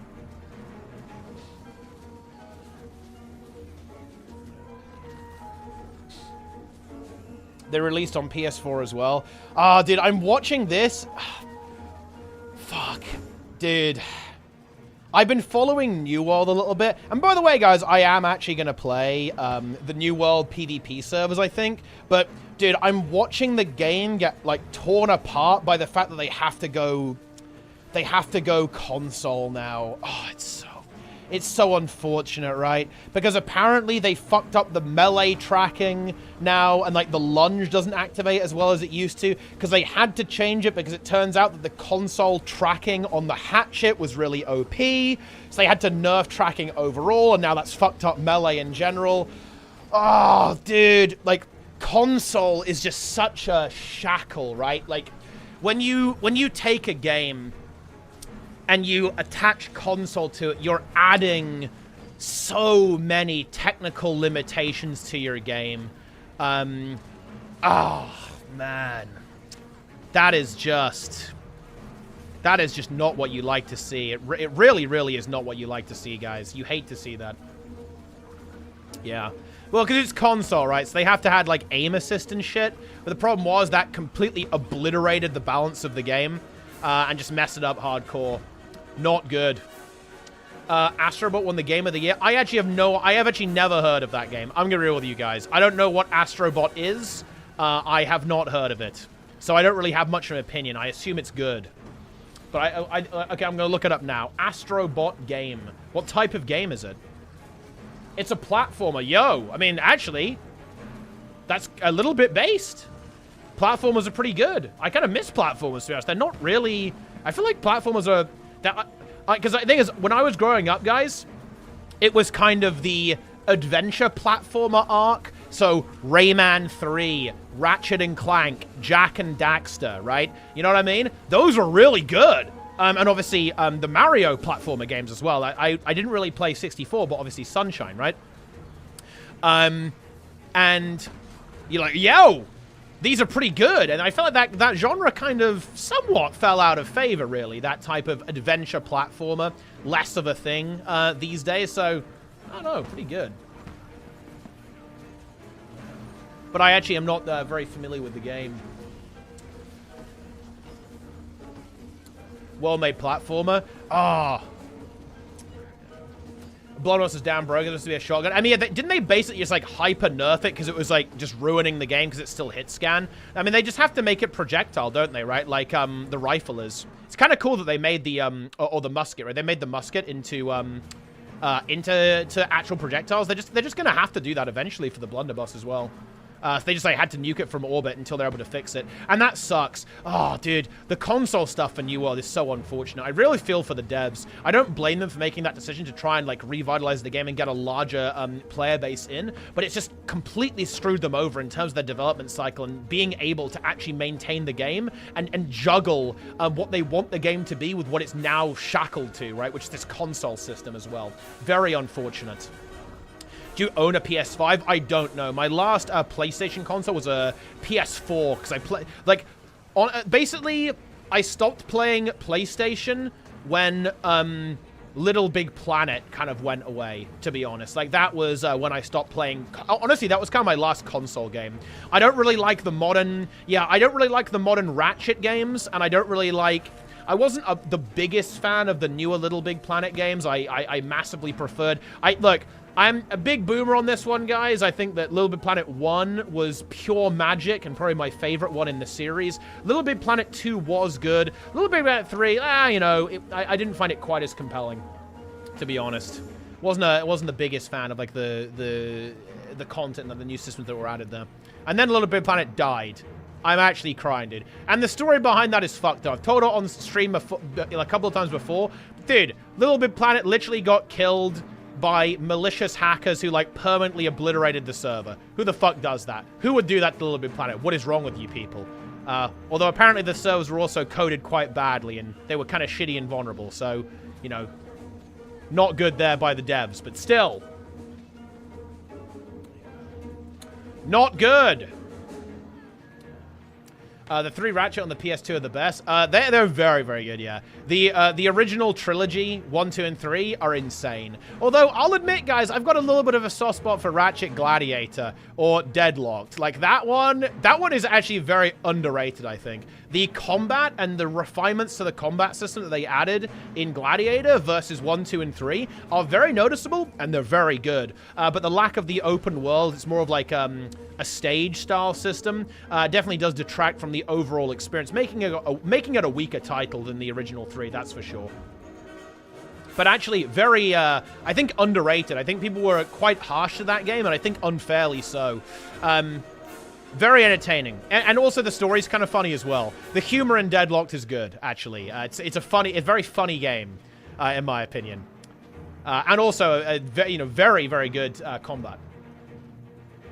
Played that a few months ago. Oh, yeah, it's a fantastic choice. It really is. Like, those old classic games. Well, I imagine you're a Spyro fan, actually, as well. Although I didn't play all of the Spyro games. I played a couple of them. I actually played them on Game Boy a lot, rather than console, actually. Interestingly enough. But, yeah. That era of games was fucking good, to be honest. Like, those types of games are really fucking nice, honestly. I really liked, what's actually very interesting about Ratchet is that I feel like each of the three trilogy, the original trilogy, has their own strengths and weaknesses, right? Like, the combat in Ratchet 1 was scuffed. Like, okay, let me put it like this, guys, okay? It's a shooter game and you can't strafe. I'm not joking, okay? That's not a thing. Although, wait, maybe they added that in the remaster, I'm not sure. But, scuffed. Let me put it like that. But, you know, they fixed that in Rack 2 and 3, but they made, what I really liked about Ratchet 1 was that the game was way less linear. Ratchet 2 and 3, especially 3, is very linear. 2 still pretty non-linear, somewhat non-linear, but 3 and 4 are very linear. And I think the non-linearity of Ratchet 1 was really special. I love non-linear exploration games, like adventure games. Very, very good. Very good. Yes. For MMOs, making 2 versions of the game is the way. PC full version, then console story version. And that is so brutal, though. Like, I feel like that is just non-viable from a dev perspective, unless you're a mega studio. Like, yeah, maybe Blizzard could get away with that, or Riot, but I feel like nobody else can do that. Sly? Yeah, Sly also is good. Man, you know, there were some sick-ass games on PlayStation 2, weren't there? PlayStation 2, I feel like PlayStation 2 and PlayStation 3, that was, like, peak console, dude. We need to go back to that. It's also, coincidentally, the time where I actually played console. Because, yeah, that's basically when all of my consoles are there. Little Big Planet. If you haven't, honestly, guys, if you never played Little Big Planet, I actually feel bad for you. No joke. You know what? Your life is permanently and measurably worse because you didn't play Little Big Planet when it was actually live. GG. Yes. Remember Gex? I mean, dude, honestly, look, I don't even bring up Gex because, I mean, look, you can see Donkey's take on this video, but obviously nothing competes with Gex. Gex was on a whole nother level.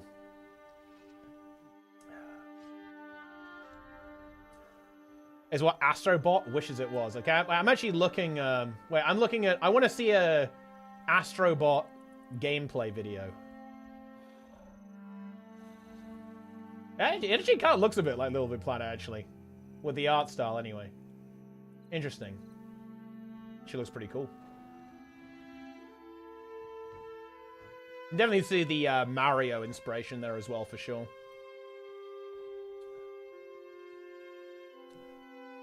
Pretty cool. Yeah, I bet it's fun.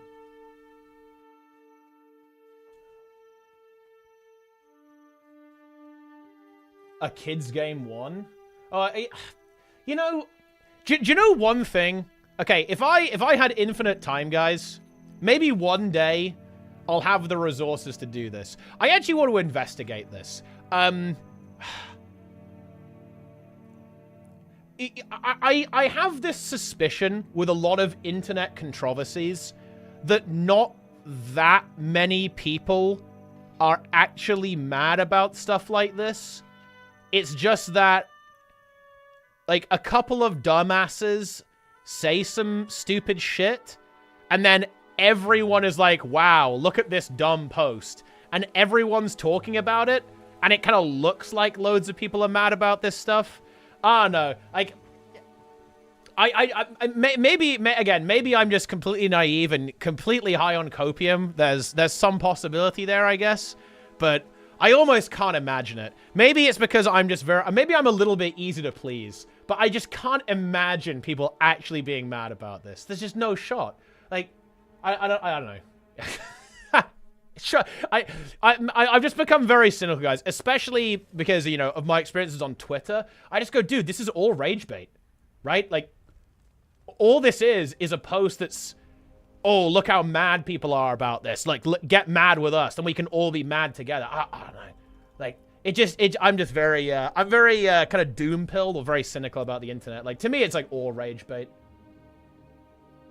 And then people funnel into it. People like rage bait, right? They go, oh, look at this stupid rage bait post. Let's now rage bait other people into also getting mad about this. I don't know.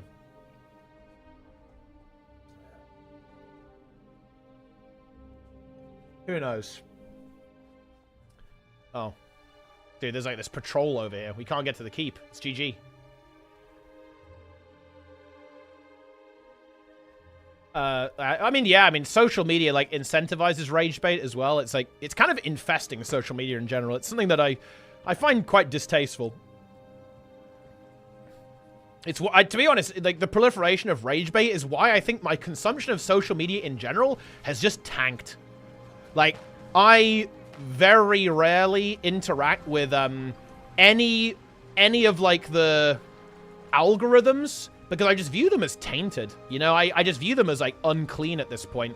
Like, on Twitter and YouTube, I exclusively watch channels that I subscribe to. I don't look at anything the algorithm shows me, because it's just so infested with, like, bad faith, rage bait bullshit, that even though I don't watch channels like that, it just, like, gets into my feed anyway, you know? And, you know, I think over the last couple of years, my interaction with social media has just nuked. It's just, I'm just not interested, to be honest, in this stuff. I don't want to be angry all the time, you know? Like, I don't want to see a post that's trying to piss me off, right? Like, I don't need that. Why would I want that? Yeah. Fucking hell.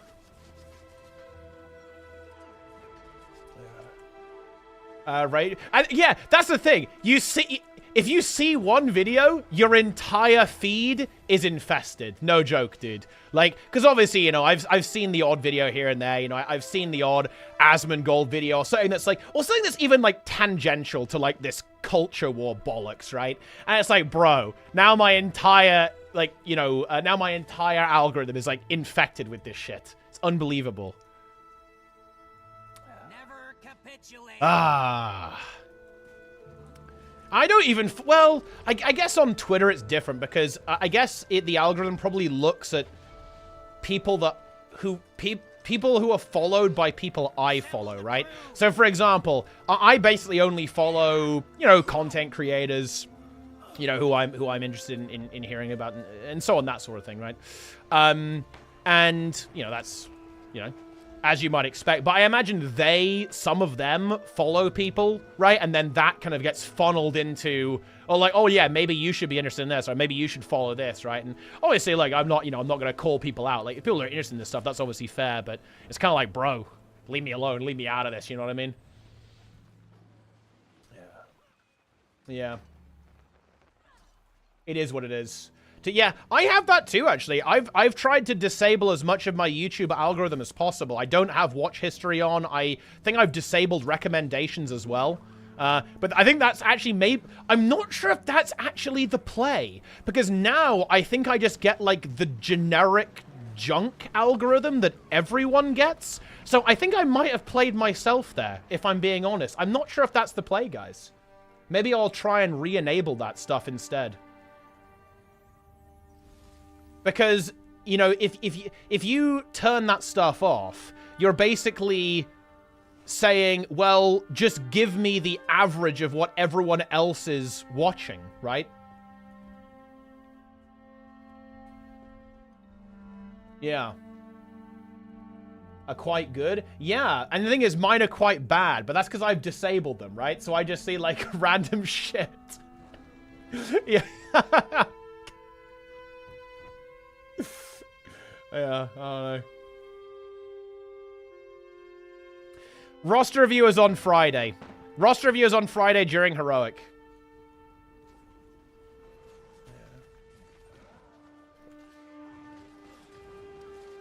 Huge pull. Yeah. Is it really off when you turn it off, though? I mean, I don't fucking know.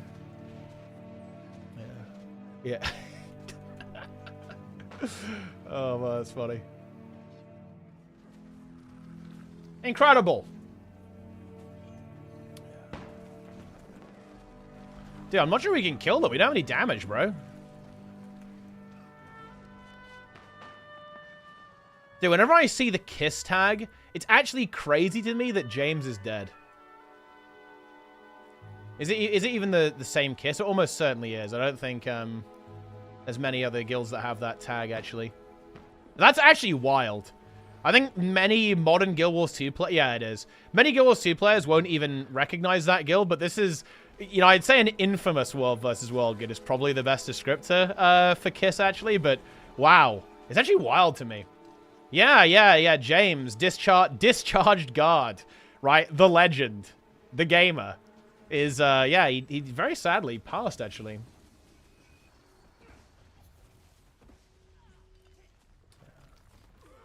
I get stomped in Guild Wars 2 PvP. Is it too late for me? If I was like entering one-shots, but I do no damage. I play Warrior. Here's the reality. Guild Wars 2 PvP is in a really weird situation. Okay, I actually don't know WoW PvP very well, so I'll try and give a guesstimate, and you'll probably know what I mean.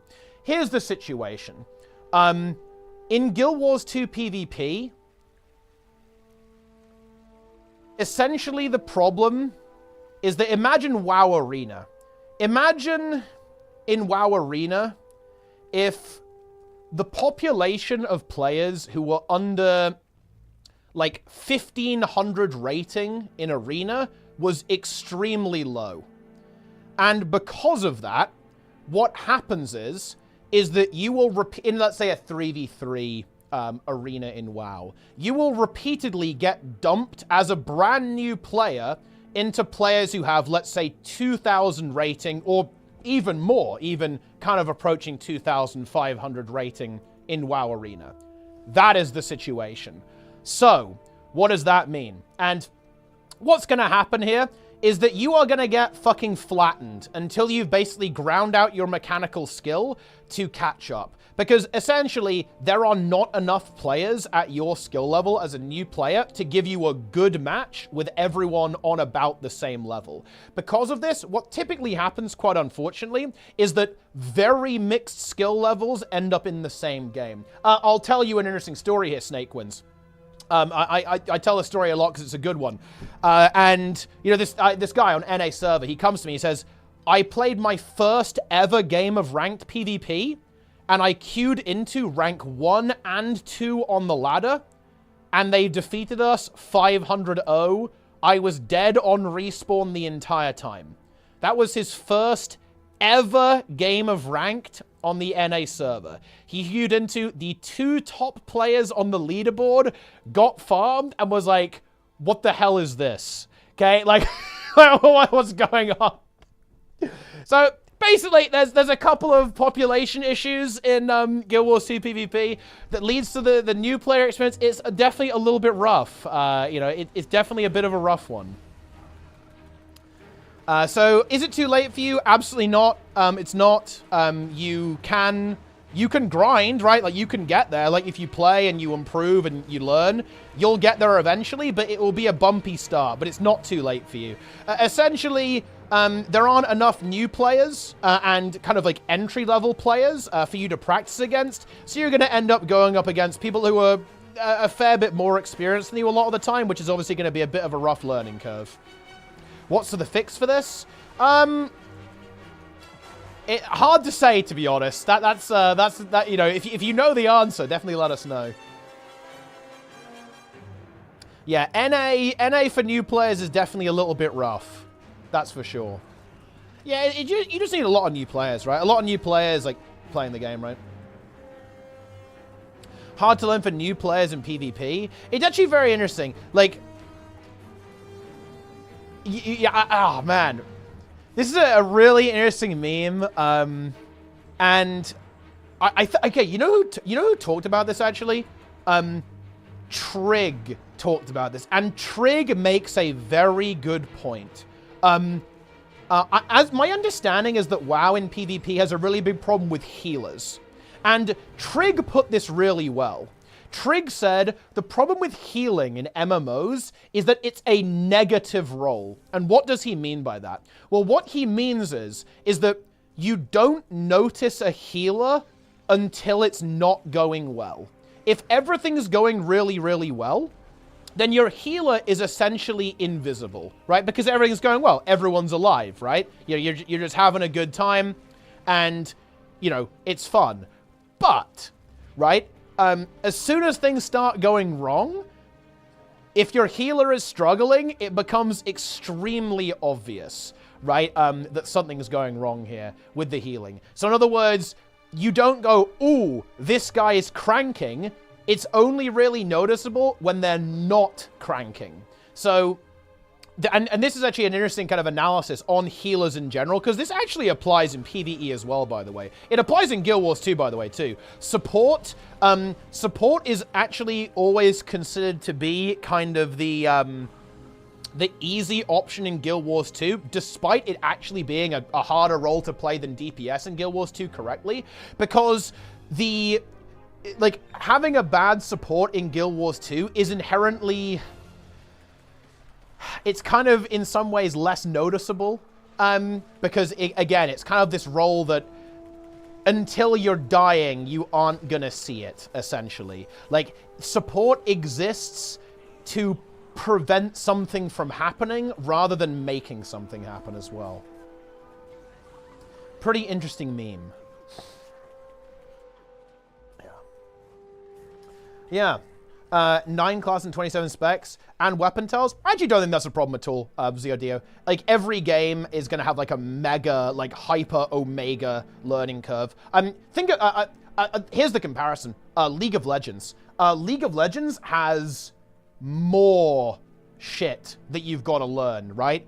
Because you've got to learn all of the item builds. You've got to learn all of the summoner spells. You've got to learn all of the champions, what their abilities do, what their passives do, what their ultimate does. You've then got to learn the objectives, the jungle mobs, right? Like the different camps that are going on there. You have to learn how wards work. You're going to have to learn how because you have like special loadouts, like all of like the summoner shit you can learn, right? The different, like, trees you can pick. You have to learn all of that and all the different interactions that come there. Like, all of these games have, like, insane, absolutely insane knowledge checks that you have to get used to. I don't actually think this is a terribly big problem, to be honest. I don't think it's actually an issue.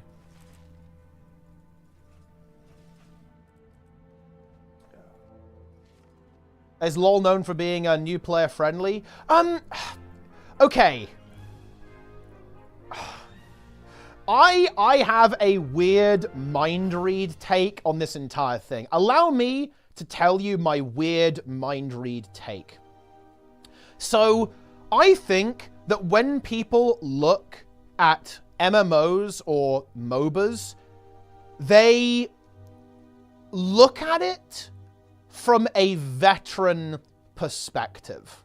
And I don't have evidence for this, by the way, guys. This is my theory, to be clear. This is my idea. This is my read. I'm giving my take on this situation. I am not convinced that games being really complicated is as off-putting as veteran players think. I think when a new player tries WoW, Guild Wars, 14, League, Dota, they go, holy shit, look at this cool spell I cast, this is awesome. They're not going, oh, I don't understand what Might does, oh, I don't know what Fury does, my third trait line, I'm not totally sure. They're going, yo, Soul Reaping, based. Death Magic, based. Reaper, based. Like, that to me, that feels like that's how most people would interact with these systems. Like, I'm not sure if it generates this much, kind of discomfort, you know, for new players. You know what I mean? I think that people could be confused, and I think that definitely happens, and people might get lost and need to look something up, and I think that's only natural. But I'm not sure if it's that negative, right? I think there's this thing that I'm not sure I'm entirely on board with, actually. This idea that not knowing something or not understanding something is negative. I'm not sure if I am on board with that. I don't think you need to understand a game perfectly or even particularly well in order to enjoy it. I'm not sure that the kind of information overload is as big of a deal as it's often portrayed. Yeah. A seasoned player can only ever observe the game from a seasoned perspective. I don't think I actually agree with that, Spirit of the Thorns, because didn't I just do the exact opposite of that? I'm obviously a very seasoned player in these things, but I'm trying to kind of empathize, and I'm trying to imagine what it would be like if I didn't know, right? How all of these things work. You know, and it's actually really difficult. It's actually really difficult in this situation, because I've played... Look, once you've played one game, you've actually kind of played them all. There's a fantastic video on this. I believe it's called something like... Oh, man, I can't remember what the series is called, but it's a fantastic series, actually, and it's basically about... like, I think it's called something like Press B to Jump, or Press Space to Jump, or something of that nature. And it talks about how the fact that once you've played a game, you know in every other game... the spacebar is jump, because the spacebar is always jump, right? And WASD is always moving, because WASD is always moving. So the thing is that when you've played one game, you kind of have actually played them all, right? Like, I did not have a no knowledge lobotomy experience when I started playing WoW, because I'd already played Guild Wars. Right, so I knew how the game worked immediately, instinctively, and so it is very difficult to kind of conceptualize what it's like if you don't know all of these things. But I think you can think about it. Why are high experience PBs in Guild Wars 2 queuing normal queue and not ranked for dailies? Some of that, yeah. Some people simply don't like ranked because people are kind of sweaty in ranked. Some people want to play with more than one person, so more than duo queue. Some people like to warm up. Right, it's pretty common to, you know, slam a couple of games of unranked to warm up before you go into your ranked session. Pretty normal. And there also might be the off-season. For example, right now, this is very specific, okay? So, there's something going on here. Right now, it's... there's two, basically, the main PvP game mode, right, is the 5v5 in Guild Wars 2, not the arena. Right now, we're in the off-season, so there's no ranked, basically. Or rather, ranked has been replaced by 2v2. Now, a lot of top players actually prefer Conquest to 2v2. Boyce, who's in the chat right now, is actually a really good example of this. He's not the biggest fan of 2v2 game modes, the arena-style game modes. He prefers Conquest. So as a result of that, like, he'll typically queue a lot of unranked when 2v2 is going. Oh, it just ended. Okay. Well, yeah. Well, that's changed now. But yeah, that's changed now then in that case. But, you know, that might be another reason why a lot of people might be queuing unranked as opposed to ranked as well. I don't want to try, but I don't want to lose rating. Get a reality check? No, I don't think that's actually entirely fair. I don't think that's entirely fair, because if you are a high-rated player, if you don't go mega tryhard, you will lose the games and you'll lose rating. So I think it's valid to not want to try hard every game. I mean, even if you're getting to a mid-platinum rank, if you're getting up to like 1600 rating, you need to be try-hard slamming every game, because the games you're going to be getting into are very fucking difficult to win, okay? It's like very, very hard to win, you know? But yeah.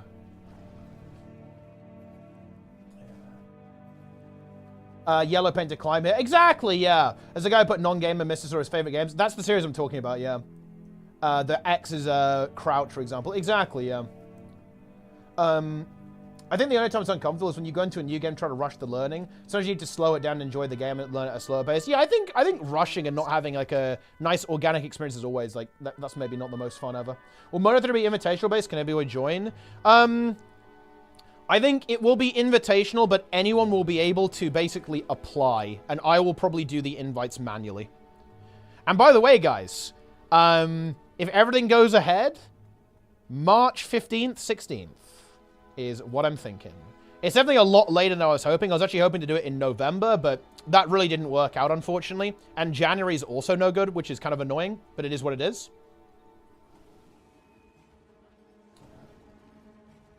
But yeah, been the Peepo section, the unranked warm-up more than once. I mean, yeah, that's just the way it is, right? I mean, unranked is a fucking fiesta, right?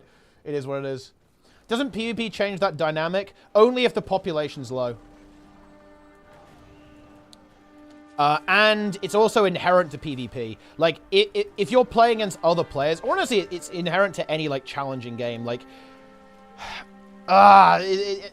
PvP inherently changes it for a couple of reasons. Because even a very bad mechanical player who has knowledge is going to absolutely stomp a new player. Like, playing a PvP game is always going to be rough. So, for example, when I started playing StarCraft 2, guys, and this was, like, during peak. This is when StarCraft 2 was, like, very popular. One of the biggest games in the world, even, right? It was, like, one of the biggest games on Twitch. It was, like, basically the esport that existed, pretty much, SE2, and SE1, obviously. And I think I lost my first 10 games of ranked in a row. And this was in bronze, by the way, guys, right? Or I believe I actually did place in gold, because that's where you typically end up, right? When you know, in these games, you typically end in gold, and if you're, you know, below that, you'll drop down. But yeah, I think I lost my first 10 games, because that's just the way it goes. Because if you don't understand the build orders, you don't understand the strategy, you don't know what the metagame is, then even a player who isn't very good is going to demolish you. This is always going to be the case in PvP games. Like, your first 10 games in PvP, you are going to get farmed. And to be honest, there's not that much that the game can do to prevent that. Because you're going to be going up against people, unless you have a very specific queue that only puts players who are specifically new together. I don't know if any game algorithms do that. I haven't heard about that, as opposed to a skill rating. But you could maybe solve that with a very specific new account queue, so people who don't have knowledge, but I'm not aware of that being a thing in other games. And otherwise you are going to get farmed. Because even players who aren't good, the knowledge gap is going to crush you. Then you would get smurfed. I mean, smurfing, again, I can't speak to anything other than StarCraft 2, but I would say that Smurfing is a bit of an overblown issue. Like, I play StarCraft 2 ranked. I don't run into that many Smurfs. Although, I don't know if it's... I don't know. I don't have any data, to be honest. I mean, Smurfing only ruins that idea if there's, like, an insane amount of Smurfs. Again, I guess it depends on the game. I'm not aware of, like, Smurf culture in, say, League of Legends or Dota, but it's not that much of a thing in StarCraft. It's more of a thing now than it used to be honest, because the game is fucking dead. But, you know, certainly in its prime, it wasn't really a big thing. The problem in League. This is I love this topic. Do you know what Smurfing... Do you know what Smurfing tells you about players? Is that players don't actually care about being good. They care about being better than other people. And that is a fun piece of, like, psychological trivia, right? Very interesting. People care about winning and being better than other people. They don't care about actually being good. Or rather, the amount of people who care about actually being good is very minimal. Yeah. Smurfing universally bannable like Valda with Dota 2. I mean, yeah, I'd be in favor of that. I think that, yeah, I think that, Smurfing is bad. You shouldn't do it. I'd say the only exception is maybe, like, having an account for different regions. For example, you know, I play on NA and EU in StarCraft, right? And your MMR doesn't carry over, but maybe it should just carry over. Especially seeing as... well, no, that would be weird, actually. No, that would be... I'm not sure how that would work.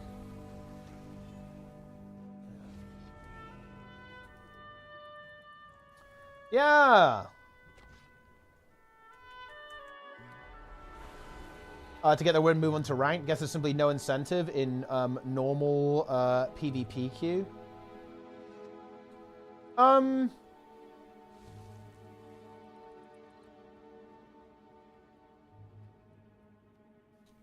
Well, no, What? Hang on. I think we're missing something here. Guys, it is valid to not want to go full steam mega tryhard every game. There's something weird going on here. What's wrong with a good player not wanting to queue ranked and wanting to play unranked instead? I don't think that's a problem. Also, I think there's actually a slight misconception here, by the way.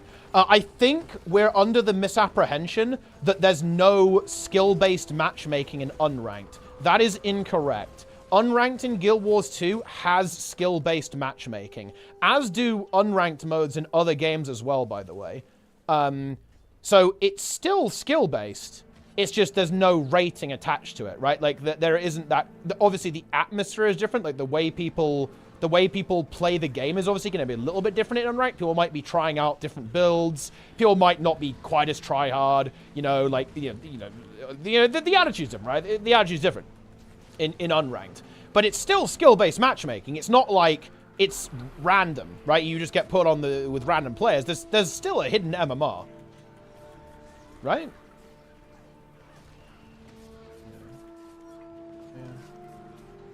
That's my issue with Guild. I'm coming in green and new like a sheep running into wolves. I either enjoy the stomping and get good or I rage quit. Just the learning curve I find frustrating. Yeah, this is actually a key issue with Guild Wars 2. It is... look, I will just tell you no bullshit. The answer is Snake wins. Guild Wars 2 PvP is absolutely fucking awful from a new player. The population of Guild Wars 2 PvP is very, very low, right? Very low. It's... like, it's not a high number with how many people play the game mode. And as a result of that, yeah. Getting into high-quality matches as a new player is very unlikely. You are going to be going up against people who are much more experienced than you, like, a lot of the time. And, yeah, I will tell it to you straight. You are going to have to play hundreds of games before you are going to be capable of impacting your win rate, right? You are... look... And I'm not saying you shouldn't, because Guild Wars 2 PvP is fun, but for the first few hundred games, yeah, you're flipping a coin, because you're not going to have the skill to actually impact the outcome of a match. This is a very common complaint that new players have in Guild Wars 2 PvP, is that they feel like they're not impacting the match, and they're correct, they aren't. What goes on in most Guild Wars 2 PvP matches right now is that there's like 2 players who are almost playing their own little mini-game, and the rest of the other 3 players are essentially fodder that gets farmed. And I'm not saying that to be derisive, or to, like, insult new players. That is descriptively what happens. It's basically going to be, like, 2 good players in a duo queue who've played the game for years, mercilessly farming the other 3 players into who can win the hardest and carry the team. That is the situation. And can you get through that? Absolutely. You 100%, a million % can. If you put in the work and you grind out the 100 games, like the couple of 100 games, you can actually end up being that carry player. 1 million %. It's not too late to be that player, but you are going to have to grind through it. And yes, you are going to get crushed. You are going to get farmed for potentially 100, 200 games. And there's nothing you can do about it. That is what you are right now, Snakewins. That is literally what you are. You are basically an NPC that is getting farmed by the players who've been playing for, you know, thousands of games, potentially. But you can ascend, you can evolve. You can evolve! Feels good, man. A fix for ArenaNet to put players in matches with some bots until they reach gold to artificially inflate the population. It would actually be an interesting solution. You know what's really funny? ArenaNet actually shut down the biggest botting operation. They cease and desisted them, allegedly. And do you know what happened, guys? PvP match quality got way worse. I shit you not. When the bots went away, queue times increased significantly, and match quality went down significantly. It was actually kind of bad for PvP. I'm just going to be real with you guys. It was probably good for the game because, you know, bots are not good. But yeah, the match quality actually went, it noticeably went down when the bots got banned. Yeah. Yeah. Even at my shit level, I'm almost universally more fair and enjoyable than unranked ones. I mean, I think that's just because, like, people engage in unranked and ranked, like, in fundamentally different ways, right? And I think in general, I think people tend to gravitate towards ranked anyway. PB and Guild Wars 2 is a joke. The top bracket will jerk each other off since they're scared of competition. Let me actually just quickly decouple this. Good players make friends with other good players and play with other good players. That's what you just said. Oh, the horror. Oh my, I can't believe that would ever happen. Good players who have a shared interest in getting good at the game find other people who share that interest and predominantly interact with people who view the same game and share the same values. No shot, dude. Holy fuck. That's a revelation and a half right there. That's Revelation 1992, dude. Get him in here.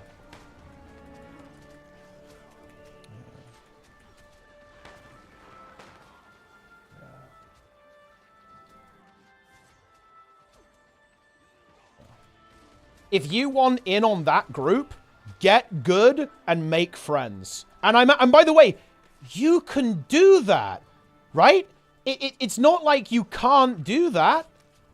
If you get good, you will be noticed. And, you know, you can probably go and hang out with good players too. It's not fucking rocket science.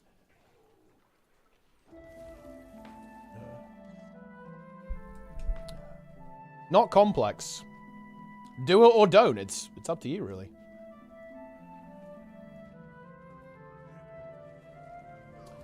Yeah. Last competitive player that jumped into the NA scene was back in, like, 2021. Well, I mean, it's obviously slowed down now, but, I mean, you know, let's be real. Like, Guild Wars, it's seen better days. Yeah. It's seen better days.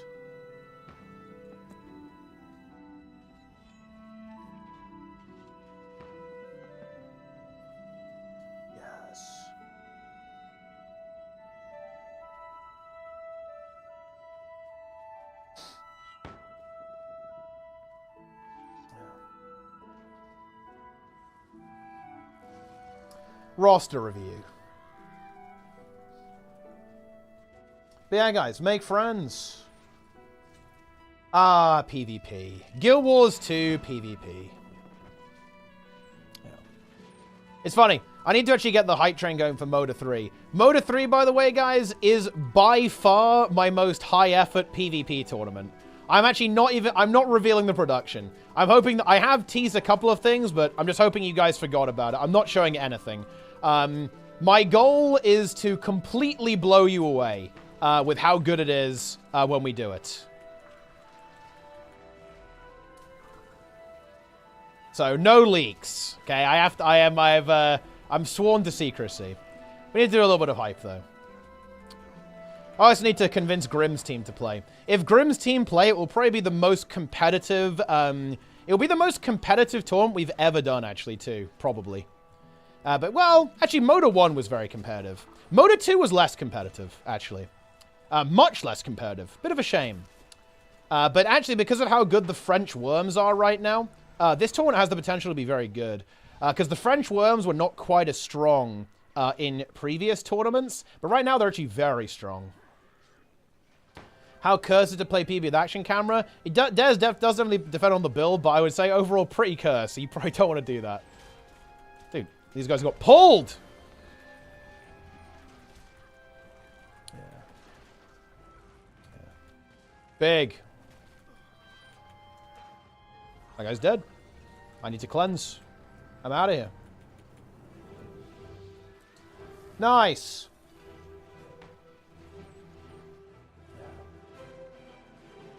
Incredible.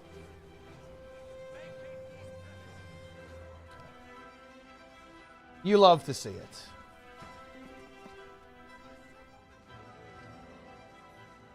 Any story behind the team names? Oh, dude, I looked at chat and I didn't see the DH pool. That's fucking unlucky. Why are they called worms? So the actual story is they used to have beef with a player, and I believe this specific player had an interaction with one of the worms, Zartak. And I believe the player said something like, "You are nothing but worms before me," or something like that. There was kind of a, fairly out there and elaborate insult. There was some drama going on there. And the French thought that was rather funny and decided they would actually, kind of take on that name and call themselves the French Worms. And that's where the French Worms team name came from. It's also quite a funny name, so that's kind of another reason why it's stuck. It's just funny.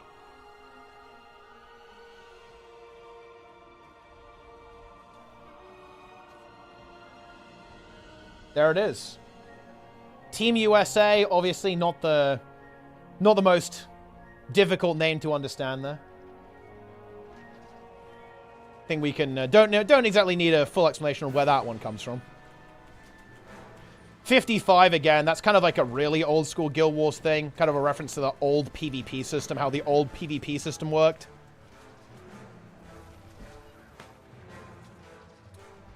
All that usual stuff. Dude, there's the swarm of gamers. Oh. That's not good. Yeah, I don't really have much stability here. I only have my one stack.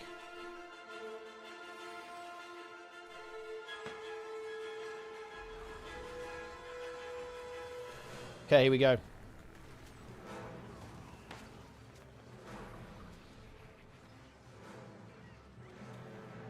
You love to see it.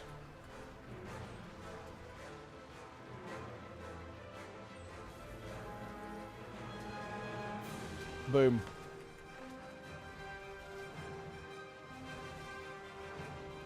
Where's Vivi joining? Well, I mean, yeah, he's a dog anyway. He can't join. Dog aloof. Dog aloof is logged in.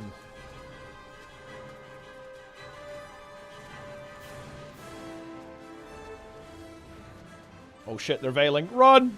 Run, boys! I think we're losing Garrison, man. This is not looking good. Maybe we get more reinforcements in? Oh, there is a kill. Is he actually dead? Oh, they got rezzed. Big res. Oh, there's a dead player. That's big.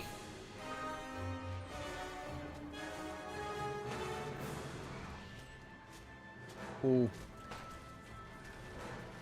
Dude, I'm out. We're good. Wait, is there a... I think I saw a dead body over here. Maybe not. We almost want to go for a res on the Lord. Oh, I think I get this player. Oh, he fucking boarded! What the fuck? Bro! Ah, the hand res. Huge. Hand res to the rescue anyway. We got him. Dog aloof.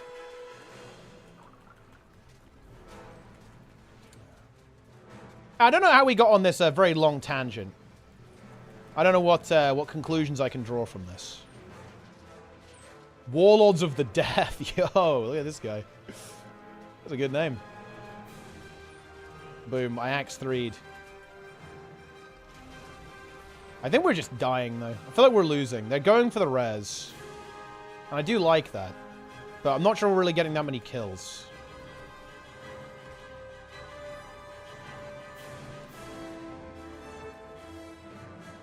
Oh, no, they're capping. It's fucking GG. I'm just going to go in. We've got to sacrifice it. I'm sacking. Don't think it's enough, though, man. It's fucking over. GG, dude. It is what it is.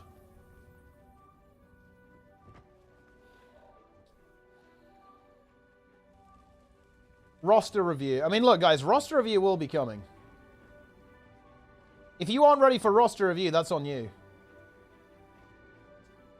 Let me open up my spreadsheet.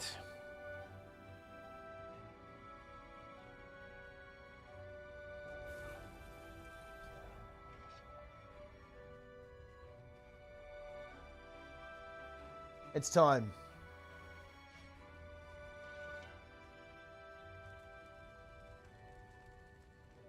Yeah. Your Metatrain? Dude, I haven't even cooked that shit, bro. I haven't even cooked it. It's kind of time to cook now. I might cook now, actually.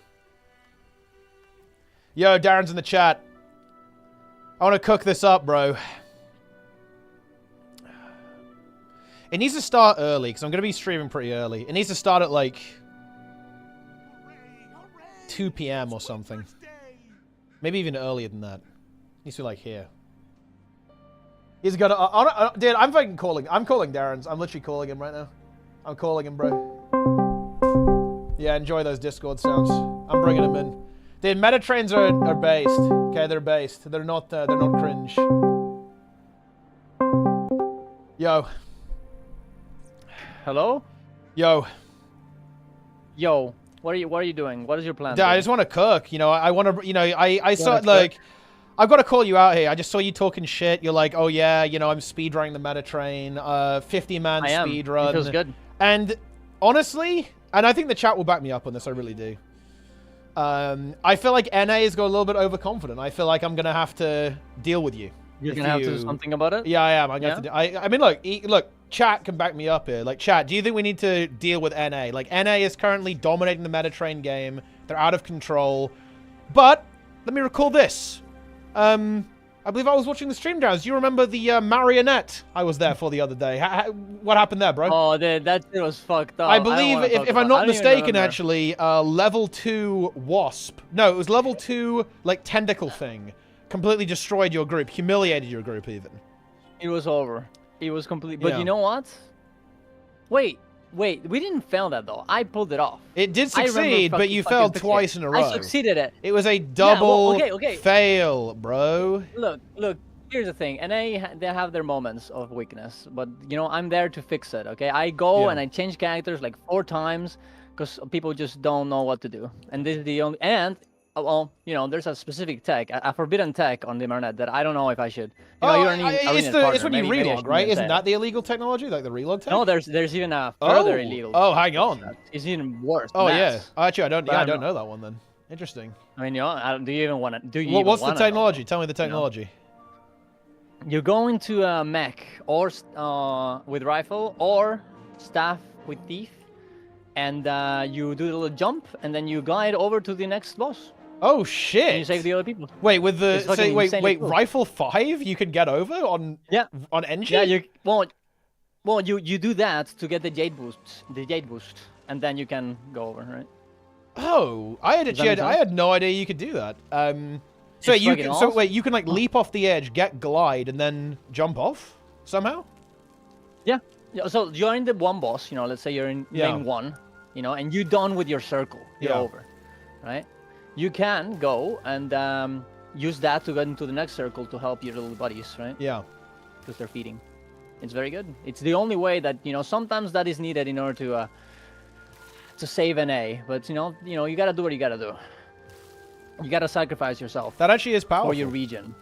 That's very powerful. Yeah, it is very pretty good. cool. Pretty cool, actually. It's very good. Yeah, the God Emperor strikes again. So tell me, what's the hot train, bro? Like, what are the events that you've got to hit? Holy shit. What's the good shit? I think the big thing now is just getting amalgamated gemstones because they're so fucking good. Yeah. Like honestly, there's like, for example, Doppelganger and Forge with Fire, they're like super fast. So it's like, dude, like it's like the amalgamated gemstones you can get there is super nice, and you can just leech them. Or not leech them, but like, make it very, very fast. You can just go into Doppelganger, it's probably already almost done. You go into Forge with Fire, it's probably almost done, and then you just boom, get the thing, and you're out, dude. And then you continue. I think the new meta sucks, and you should not do it. It just doesn't give you enough. And I think the new convergence, it's pretty good, even though it does take a long time, and it's very hard to make it fast. Other than that, I think keeping an eye on Janther Sentry for the Leviathan is pretty nice. Like, I got this guy who always has like he has like a character called Levi Pre-Com, because the pre is happening in Janther Sentry, and he knows that he's coming, so he says Levi Pre-Com in the chat, of course, and it's very good. And he just tells us when he's happening, and we just go there and we get the hamburgers for free. It's good stuff. So wait, you don't do the Titan meta? No, fuck that shit. It's too long. You have to like stay 10 minutes beforehand anyways, because why? I don't know. It pisses me off that they actually do that. That they force you to be 10 minutes earlier. Here's the thing. Hear me out, okay? Here's my cook, because this is where I think the chef can activate. You use the 10 minutes to do rifts to get the weekly auto-complete on the hearts. No? That's based. The rifts count for the hearts? Oh my god. Oh my god. This... I didn't even know that, dude. Oh, and this guy says he plays Guild Wars 2. Holy shit.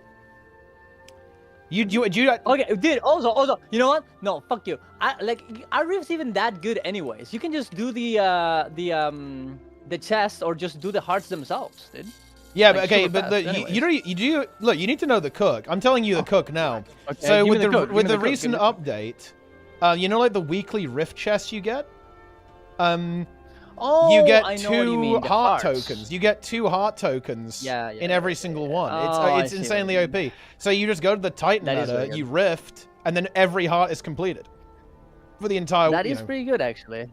Yeah, and that essentially activates insane gold per hour, because that means that you're getting the the tokens, right? Like the weekly tokens. That is actually very good. And actually, gathering is very good on that map as well. Like just like mining all of the things while you're rifting. It's like insane. Insane gold. And also the Titan meta is based. Yes.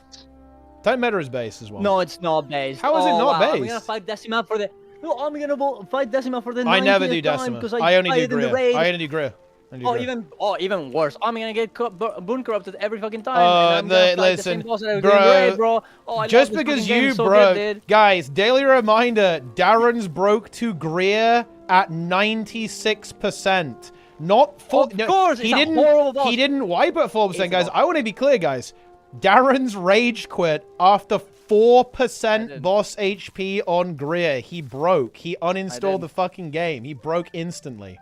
Okay, I'm just gonna ask, Chad, do you even blame me? That boss sucks. Oh, I'm gonna get bone corrupted by literally everything. Oh, I just need to reflect to ignore every mechanic. Whoa, this is so fun. No, it's dog. Everyone knows it, and everyone would break because it just sucks, and that's the truth. And that is the truth. Even Snap broke when we were doing it with him. Snap broke? Wait, he actually broke? Snap. He was like, like Swan Person died at the start of it, but we kept going. The Greer took like, I don't know, like 10 minutes, and he was breaking the entire time. Yeah. And then we wiped at the end, and we had to go again. Yeah. Yeah, So, Sneb messaged me the other day, and he said, he was an emboldened pug, and it took 5 stacks to be able to kill the boss. He was like, he was completely mentally destroyed by it. Yeah, honestly, I'm just gonna say it. Greer is only enjoyable with 5 emboldened stacks. That's the only way. It takes too long. It's just the truth. It is maybe a little bit too long. It is a very lengthy too long. boss. That is, you're not wrong there, I think. That is kind of true. Yeah, I am right. Yeah. But I think that cook is very good. I think you're right about that. But yeah, what's the other what are the other like chef situations with the Metatron? What's the other like chef stuff? Because like now that you've got a second convergence to do, surely that lets you get rid of a bunch of the dog shit, right? Like you can just like cleanse a bunch of trash essentially from the Metatron. Let me just find my little thing. I'm doing Son Cosiem at the same time, so this is a bit, you know. What are you playing? Oh fuck, I died. See, this is what happens. Oh, you know, my god. Oh my I god, assume you're playing on an NA server. Well, of course I am. So you died on NA. I did die on. But it's fine, it's fine. Okay, wait. I'm getting sorrows. Holy shit. This is big. Wait, we got it? We got it? We're good. We're good. I revive orb. It's fine. Yeah. I revive orb. Everything's good. He's orbing. Everything's fine. I revive orb. We're good. Oh my god, everyone's dying. Okay, what I was gonna say. I mean, I like the problem is like a lot of the things that are indeed like not that much gold. They're very fun. Like, do you really want me to like change Chat Garant? Like, no, Chat Garant is fucking awesome. Bro, if you don't, you know what I mean? If you don't do Chat Garant daily, it's dog shit Metatrain, obviously. Yeah. It is. Exactly. But I think the cool thing is that you like there was a big problem with at the start, like around Piñata time, there was nothing really to do. The new convergence really fixes that. So doing that, doing the new convergence there is very good. Instead of waiting for Piñata or doing like I don't know effigy, which sucks. Yeah, I'm not a big fan of the Piñata actually. I don't like the Piñata that much. Because either you have to wait 15 minutes or it's like very difficult to get everyone on the same map. It's kind of scuffed, I think. Yeah, it is scuffed. It is horrible. Because the pre-event is just trash. I think starting with the Interneos is pretty nice, just because you can get so many cool things there. Eparchy doesn't even take that long. Eparchy is fucking awesome. Wait, you do Eparch in the Metatrain? If it works, yeah, if it happens. Oh my, if it why? Works, why? It's good stuff. Well, I mean, sucks. It's not that bad. It's trash. It's not that bad if you have good beat. How is it good? Gamers. Like, in what possible metric is it good? Because sometimes you go into a map, it's like completely dead, and you just go in there and you get the boss with no effort, and you just get a lot of gold for it. Do you do the tunnel? No, of course not. The tunnel sucks, huge boss, and it's actually not even that good gold. Look. I still stand by the fact that Guyala Del's first half with ultimate speedrun tech has to be good.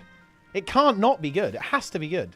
I mean, if you find a way, I mean, you can fucking check. You can try and do that, but like, I'm not gonna. I think it's very high. If you want to do it quickly, it's mega high effort. You have to be like, I think, insanely try hard if you want to do it quickly. So it's not easy. Yeah, I just don't think you can do it. I don't think you can make it that fast, dude. I don't think it's possible. And yeah, you might be right. But yeah, I think honestly, I still do gang war because like the amalgamate gemstone is just so nice. How long does the convergence take you in an organized group? Like if you're doing it very fast, I think you can do it in like. If you're very, very sweaty, you can do it in 50 minutes or 60 minutes. Yeah. The problem is like the thing bugs out all the time. Wait, what bugs? The pre-event on the defense mode. The defense event just stops working, and then you can't get as many essences. And then it takes forever to get the boss. Yeah. Oh, also, huge tech. I don't know if you know this. I probably know this, but like, you know how the boss gives you the special action key to like teleport? Yeah. Guess what? You can just get the stenches, like little orbs, and as long as you get all of them, you don't actually have to go to the boss. You can just collect them, and you'll get. Then you get the button, right, and you just teleport. You can get to the boss. There's no reason to like actually care about like moving fast. It's just better. It's just you need to get the stench is the goal, right? You have to collect the stenches. The stench is the goal, yeah, and also like doing the using the position winder on the defense mode to get more essences to drop fast, so the boss starts faster after the defense event is very good. That is something that a lot of people don't do. They just sit there and wait, but they just have to keep running essences, otherwise the boss will not spawn. Do you have the do you have DPS, like deliberately hold essence, like when it's close to filling up? So you have like the thing on the boss. Yeah, I mean honestly, the thing is like, in the new conversions, is there really any point in like not keeping the essence all the time? Like people shouldn't be dying anyways, and so just doesn't exist, so you just keep going. Yeah. Yeah, I mean that's makes sense. You want to pump as hard as possible. Interesting. Yeah, exactly. Very interesting. Oh, here's a good tech. Okay, guess what you can. People don't do this, but because I'm running the marathon at the same time every time, you can bring the Sigil of Night in bosses that you usually wouldn't do it, just because you know that at that time is gonna be night, right? Yeah. Which is very. That is. I mean, that is big. I feel like stacking sigils are also really big. That's kind of like underrated. They're very good. Yeah. If you have stacking sigil, it's mega damage. If you can have those. The problem though is you're moving too fast in the meta train. Like, are you really gonna get that much of? Yeah, I guess it resets every time you go to a different map, right? So it's not. Not great. On some of them, it will be good though. Yeah. Especially if you're playing like an Ellie or an Engie, because then you can just have a duplicate weapon. You don't really lose anything, right? Yeah. Then you don't really. Yeah, it's fine. It's very good. Yeah. I don't know if you know this. Do you know if your car, for example, gets affected by the Ice Brute one? That's a good question. I think I don't know actually. I don't know. Maybe. I mean, it's. I think it's a structure type boss, so it might be a little bit weird. I'm not sure if if it counts. That's the big thing I want to try and check. Yeah. Okay, look. Bringing defense stuff as well, the protocols, very important. Have you heard about the Operation? I haven't, no. Okay, this is what we've got to do. When you know 1,000 Dragon's Ends? Yeah, I'm familiar with this. I will admit that it's cope. But, okay, hear me out. What if we did this? Check this out. Guys. We do... Yeah. Dragon's End, 1,000 Dragon's End day.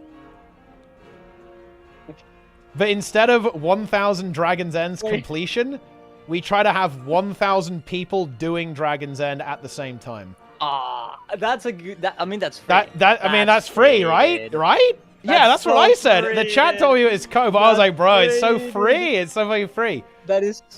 Yeah. Okay, let's think about that. So how many Dragon's End do you get a day? Well, no.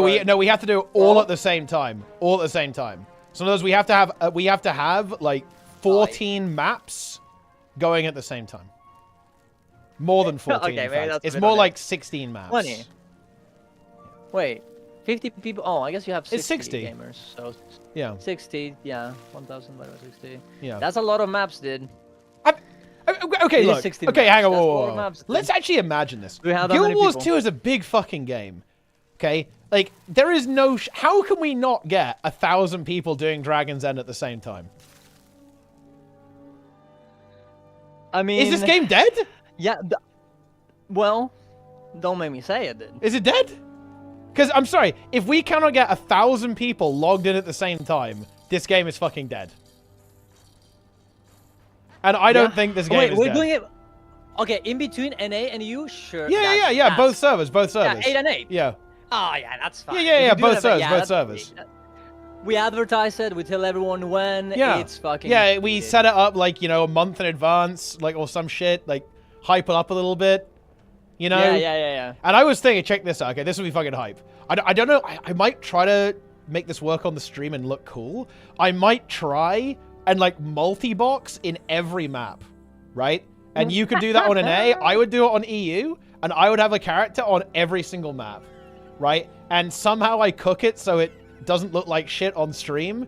And there's like, I've got like 10 Dragon's Ends running at the same time. And I'm like leading. I try to command all of them and like tab through the clients. There's no way you can. Dude, I broke with commanding 2 trains, dude. It was horrible. Actually, it was horrible because we would end certain metas at different times. If it's only one meta, it's probably. Yeah, with one meta, right? Because it starts at the same time, and it's kind of on rails, right? It's like, I think the only annoying thing is that obviously the attacks can be different. So if like one gets a swap and the other doesn't, that is really fucking cancer, right? Like it's like you're gonna have to move on one account but not on the other, so that's kind of difficult. But I think it would just be epic, right? To show all of the dragon's ends, right? Like, you know, all that kind of stuff. Yeah, I think it's good. I think it's a good idea. I think it's good. Yeah. I think it's free. Yeah, chat is they're not believers, and that's very cringe. Yeah. Right, that's good. Yeah, they should believe. Let's do that then. We need to start getting the we need to start advertising around. Yeah. I'm just saying we should 100% do that, right? But so, you know, like anyway, I'm just gonna I'm cooking the meta train. I'm doing it. Actually, you know what? I'm gonna okay. This is high level. This is very high level. I'm gonna leech convergence and do them and cook the meta train at the same time. And I'm planning on doing my train at like 2 p.m. my time, I think. So let's see. Where does it begin? Okay, I'm looking at it. I'm looking at the juice. Oh, that's literally. Well, isn't that crazy? What does it the same time that I started my meta train? That is. Wait, is it the same time as you? Is it actually? Yeah. Oh well, that works out well. It means we can do the race then. Yeah. Wait, what do you start with? I can send you my turn. I started with Irenaeus, right? Whichever exists at that point. Wait, if we can get that. That's kind of deplete, to be honest. Like that's deplete. What do you mean? Irenaeus is insane gold, and some of the metas are not that. Fucking hell, it's deplete. Holy shit. What else are you gonna do? Are you gonna do Pinata? Is that what you're gonna do? Oh my god. Yeah. What? Replace it. Tell me. What are you gonna put in there? Yeah, you can't. I mean, I kind of can't. Okay, fine. I'll put Irenaeus in there. Wait, does the site even have it? You wanna do Amnitas? Cause like, huh? Does the site even have this? What do you mean? This is fast? No, I'm looking at the Hardstuck thing. The base. Oh, I don't. Metatrain. Oh no, I do actually. I think it does. It's just you have to scroll across or something. Oh yeah, there is Amnitas. Dude, actually, wait. Oh man, would I rather do Amnitas? I can't. Maybe I would. Dude, there's no way you could say that Amnitas is better than the fucking. Wait, what about Forge with Fire? Forge with Fire this time. Yeah, but you can do Forge with Fire later. And but the problem is, like, if you do Forge with Fire, what are you gonna do next? That's like 5 minutes, right? You can go do night bosses. Oh, okay, and then wait. Yeah, 10 okay, minutes I'm adding it. I'm adding it. I'm adding it now. Okay, all right. I've added it. There we go. And then I add. Okay, right. there's a bit of downtime there, I guess, but it's fine. Okay, I've got night bosses now. There we go. We've got night bosses. We could put dragons. We could put Dragonstorm there maybe, and just don't go for the. What about the anomaly at on point? Well, I mean, how long does night bosses take? Night boss takes like 2 seconds, though, right? 1 minute. Yeah, it's like literally 1 minute. Yeah, so it's very fast. Yeah, just do Dragonstorm after. Surely you can do that in less than fucking 30 minutes, and then you go anomaly, free. That is, I mean, that's base if you can pull that off. So wait, hang on, wait. Oh, whoa, less than 50. Wait, no, wait, hang on. If you do Dragonstorm after night bosses, wait, don't you have? You have 9 minutes. Like, anomaly is at 19 past. There's no shot you can do that. Yeah, you can't do it. That's the problem. That's why you don't want to do this, because, like, it's way better. Well, you can do Dragonstorm into Chak, right? You can go Dragonstorm into Chak, bro. Okay, I got it. No, I got it. Forge with Fire. Okay. Into Dragonstorm. Okay. Okay, yes. Into Anomaly, into Verdant Brink, into Chak. And so basically get like a late Verdant Brink, essentially, is the goal there? Yes. Okay, so you go Forge Fire into Dragonstorm. Okay, I'm doing it. I'm adding it. Here we go. Yeah. Pretty. Okay. All right, hang on. Let me change the time. Let's see. This is like 7 minutes, so you do this at 7 past. Add. Dragonstorm is in. Duration 15 minutes. And then you go Night Boss into Anomaly then, basically?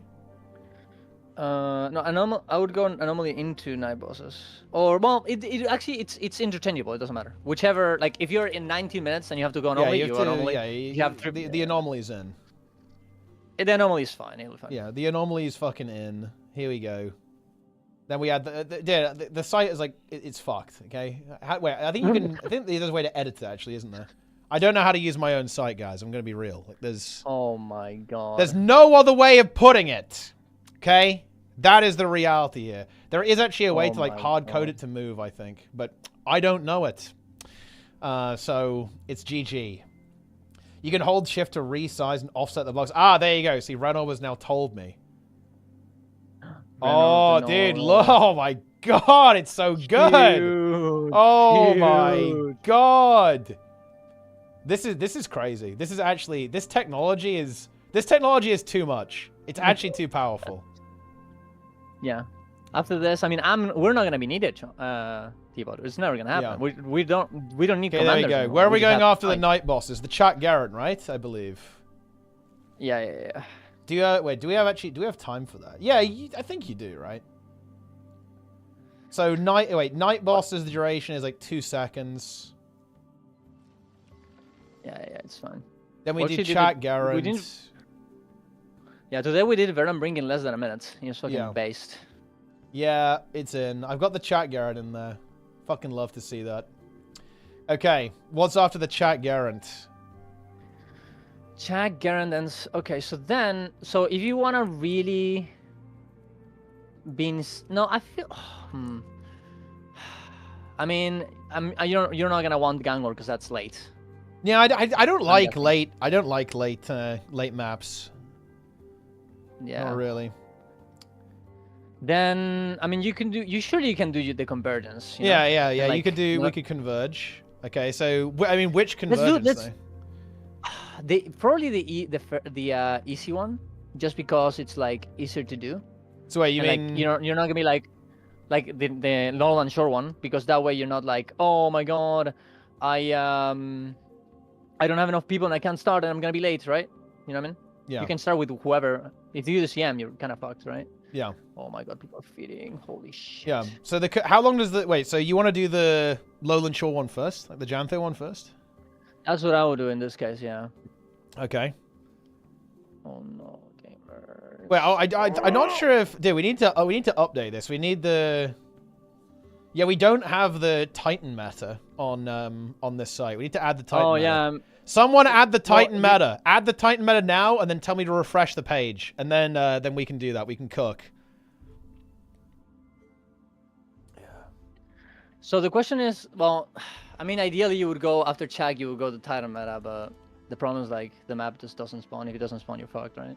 Oh yeah, no, yeah. You have to go early and then rift. You have to start rifting. You have to rift. Yeah.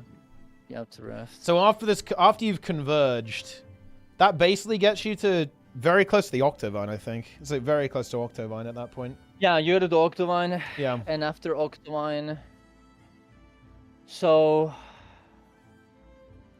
well, you're not a fan of the whole spawn a map from Dakar, are you? Wait, what do you? Oh, no, actually, that tech I don't hate. Like, I that is fine. Yeah? Like, spawn a map and That then is go to the good. map later. No, that technology is fine with me, because that's what I don't like is stuff that isn't very reliable. But spawning a map early Right. is deterministic, right? You can always do it. There's no way you can't do it, right? It will always work, no? Yeah. If you have Yeah. enough people. Yeah. So that's fine, I think, if you do that, and then you just go to like the Yeah. fresh map. In which So you which go case I would be Drakkar after the Octovine. Octovine? I would spawn a map on Drakkar. I would go more of Yeah. Torment because it's a free amalgamated gemstone. Okay. It's fucking free. And then I would go back to Drakkar, yeah. Okay, I'm adding more of Torment. So more of Torment that you I mean, yeah, nobody ever fucking does this meta, so you can always do it, right? Pretty much. It's fucking dead. Yeah, nobody. Sometimes you get fucked by like one random guy trying to do the achievement, in which case you just help him because you feel bad. And then sometimes when it's the weekly, there's a lot of people, but usually it's fine. Yeah. Okay, and then we go Drakkar. Let's see, where is Drakkar? Dragar. Yeah. Dragar. Yes. It's in. You go late, basically it's late Drakkar, but that's fine because we spawned a map. So it's legal, it's legit. Then you. I mean, I would go Elderblade then, for sure. Yeah, I actually like it. Underrated meta, to be honest. It's actually kind of base. There's a lot of Yeah. speedrun strats for it. Yeah. Like a lot of them. Yeah, you can. It's very fast. I think it's like 15 minutes if you do it quickly, right? Or something like that. Yeah, you can do it very fast. Yeah, I mean that's very quickly, but yeah, you can definitely do that for sure. In between Drakkar and Elderblade, if you have more time, you can do the chests in Drakkar, right? Like the little VR chests, and then you can do Leviathan on Elderblade, right? So it's fucking awesome. Yes. Yes. After that, okay, here it starts becoming a bit weird, after Ediblade, because you end up like at XX50, right? Which is a bit awkward. You can't really do you can do Palawaran. Actually, Palawaran, if you spawn it at that point, it actually gives you a late map, which is not horrible. And we already did Fort with Fire, so we don't really care about being late. So you go Palawaran So, after honestly, Aetherblade? I feel like, especially, I feel like that's doable, right? Sherry? Wait, do you do the maze after Aetherblade as well, like for the runestones? No, I don't think Jade runes don't are very think good so. anymore, are they? They're 40 No, silver they're each. not that Nah, good. they're not that good, to be honest. When they were at gold, They're it was not pretty worth good, it. but they're not worth a gold anymore. So they're pretty low tier, I think. You could camp like Leviathans, maybe, if you really wanted to. Yeah. I guess, if you don't want to do anything else. Doppelganger, I'm a fan, but you might not get a map, right? Which is it's not as reliable. Doppelganger is cringe. It is a amalgamated gem, so there is. You do want to farm. It is one. Those are pretty good. But yeah, the Doppelganger is weird. And if you do how quickly do you do Palawadan? It's like 15 minutes, right?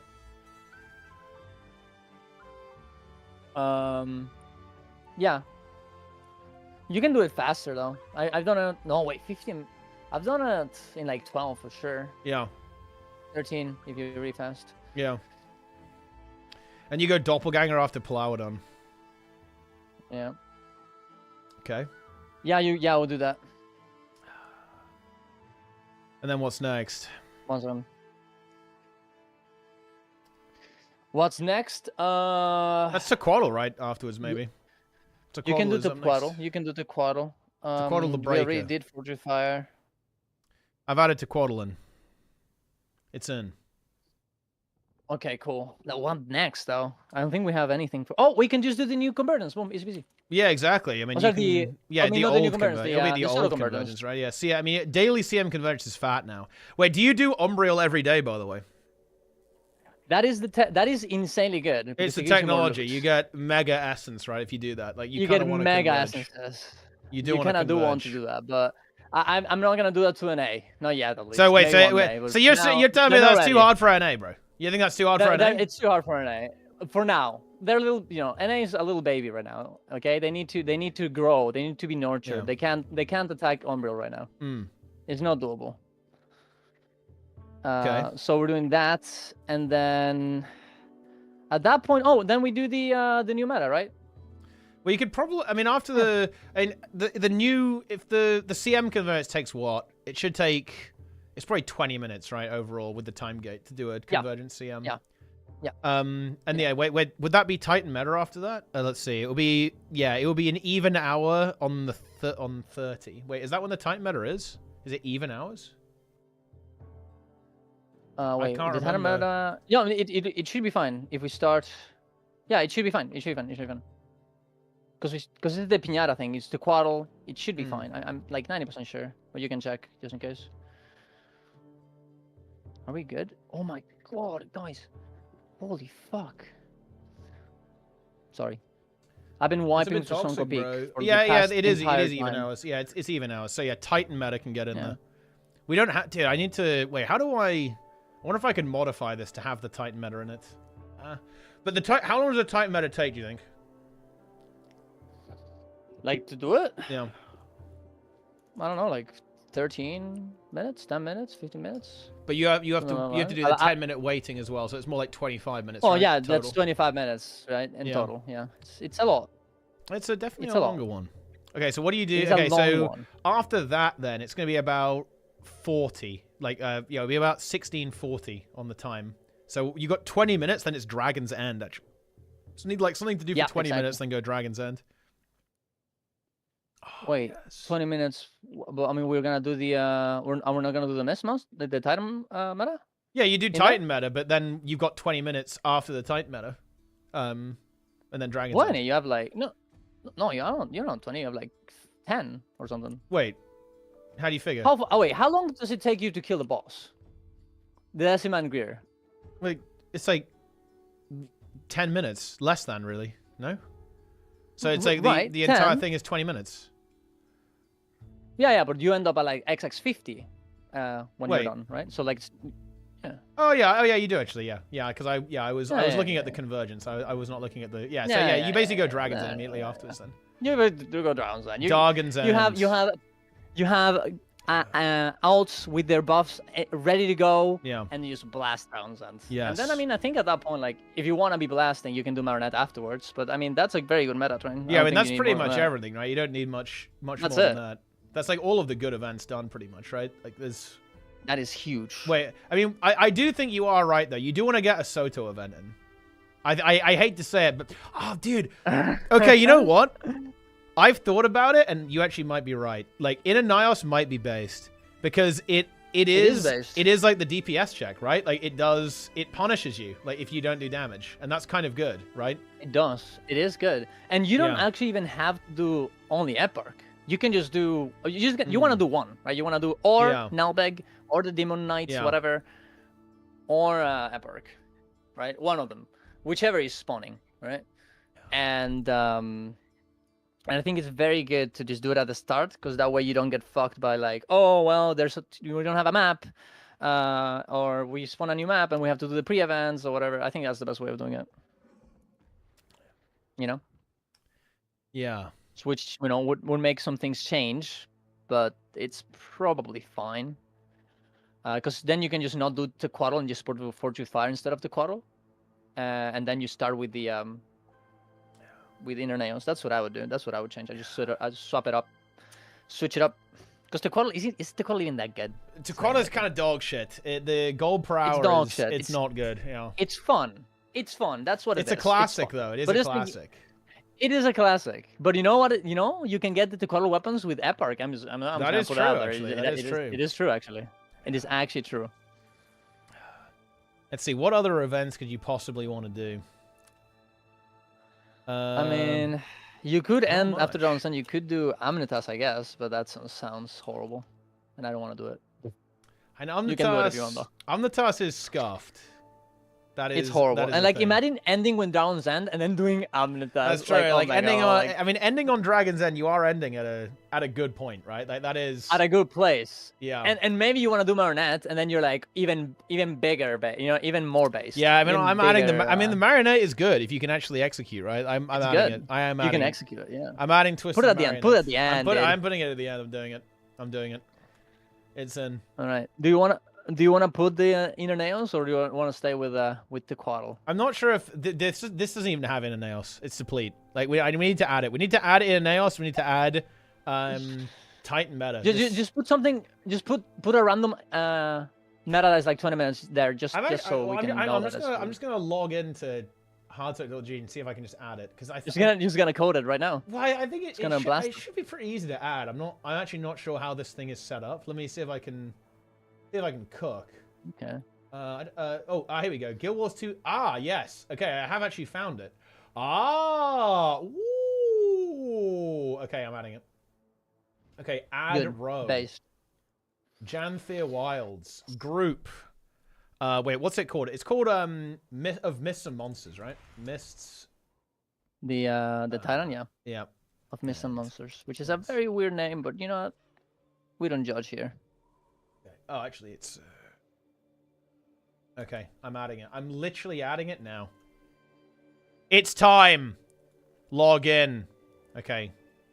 What waypoint? What waypoint should I link? I'll link this one. Probably the one on top. Yeah, that's probably what you want. Oh my god.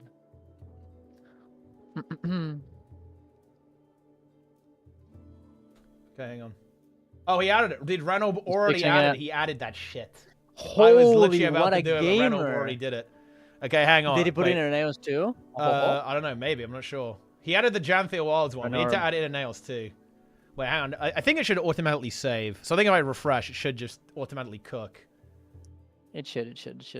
Cook. Oh my god. Wait. Wait. Cooking. I'm not sure it's saved. That's fucking deplete. It's... Oh my god. Oh no, it's there. Okay, we're good. We're good. Okay, we have we now have the Janthir Wilds converge. I need to replace the second convergence with a, because the first convergence, this one. Okay, here we go. 1438 is Janthir Wild's Convergence. Boom. And it takes like 15. Oh no, it's more like 20 minutes. We have it. Yeah. This is Okay. the best meta train ever done in the history This of is meta the trains. ultimate cook. This is by The far ultimate the god meta train. the god meta train. Yeah. And the thing chef is meta that, train. dude, I'm gonna run this meta train. It's not even EU Prime. Everyone's at work, and NA will get crushed, bro. Like NA will get fucking destroyed. Sure, dude. Yeah, nice scope, dude. NA But that's, you know, is done. If that does it for you, you know what? Something has And to. you seriously think that I'm NA happy. will be able to exist? Yes. NA doesn't give up. EU just gives up. Even when NA loses, we just still keep going. EU just they quit the game. They go play some game cringe like WoW. Oh my god, right? Like this is kind of what happens. We've seen it time and time again, and it'll happen again. People will lose, and he instantly will have to log back into WoW, dude. Dude, wait, aren't you logging in now? Like, aren't you doing? Well, aren't you playing Mythic playing Plus PoE. with no kicks? Like literally zero I'm kick? playing PoE, dude. I'm playing PoE, dude. Yeah? What do you mean? I'm playing PoE, dude. Okay. I'm Yeah, not and what gonna- happened? What I'm happened, PoE. bro? Weren't you gonna like untalent kick and play fucking DPS and keys and just see how long it takes till you're on a I'll, blacklist or what? Like, what's going on there? Oh, did I? Well, okay. First, I have to finish PoE saga. Okay, it's PoE arc, and then I'll come back, and then I'll do that. PoE is very based. Okay, it's very Okay. based. It's very Yeah. The bosses are very good. Yeah. You It find feels the me- game it is makes too me hard. feel like I'm playing Dark Souls. You find the game too hard, basically. Is that what you're saying? Yeah. It is very, dude. PoE is very hard. Okay, I'm sorry. Like PoE is hard, dude. I don't like only gamers play that game, dude. I'm just gonna say you cannot be saved. You cannot be carried. It is you against the game. Yeah. I like that. I respect that. Okay. That's pretty cool. Yeah, you should. It's based, and you should play it too. Honestly, So this meta, I mean, this is a fat meta train. This is a very fat meta train. this is a very good one. Yeah. I would just put in an Naos instead of like Tequaddle, but like Okay, you I'm know doing it's it. fine I'm the way putting it is. I'm putting that shit. I'm putting. Okay, I'm, but then you Tequaddle have to is switch it fucking back dead, up. bro. Wait, what do you mean? You have to, because you don't want to do inner nails in the middle, right? You want to probably start with it, right? No? Am I crazy here? Well, I mean, why does it matter? Because you can't. It's not like one of those metas that you know. Oh fuck! It's not like one of those metas that What is the word? That just spawn at a certain timer, right? It's a map that has to be built up, which is kind of annoying for like you know if you have a lot of people. Because like, what if you spawn a new map that is not ready? You know what I mean? Yeah, but I mean, what if at the start of the train it's just not ready anyway? Well, you know, you start a bit early. You know, you check out what's happening, and then you know you leech or you build up the map with like a few gamers until the thing is ready, and then everyone gets in, right? No. Oh god, it's so sad. Did this map? But is I mean, just... if you want to put it in, Oh my god. okay, if you want to do it in the middle, I believe you. I believe you can do it. You know, let's test it. Let's do it. Let's test it. See if it happens. Bro, And let's fucking do this that. map is fucking deplete, bro. All right, let's go Omnitas then. Are you?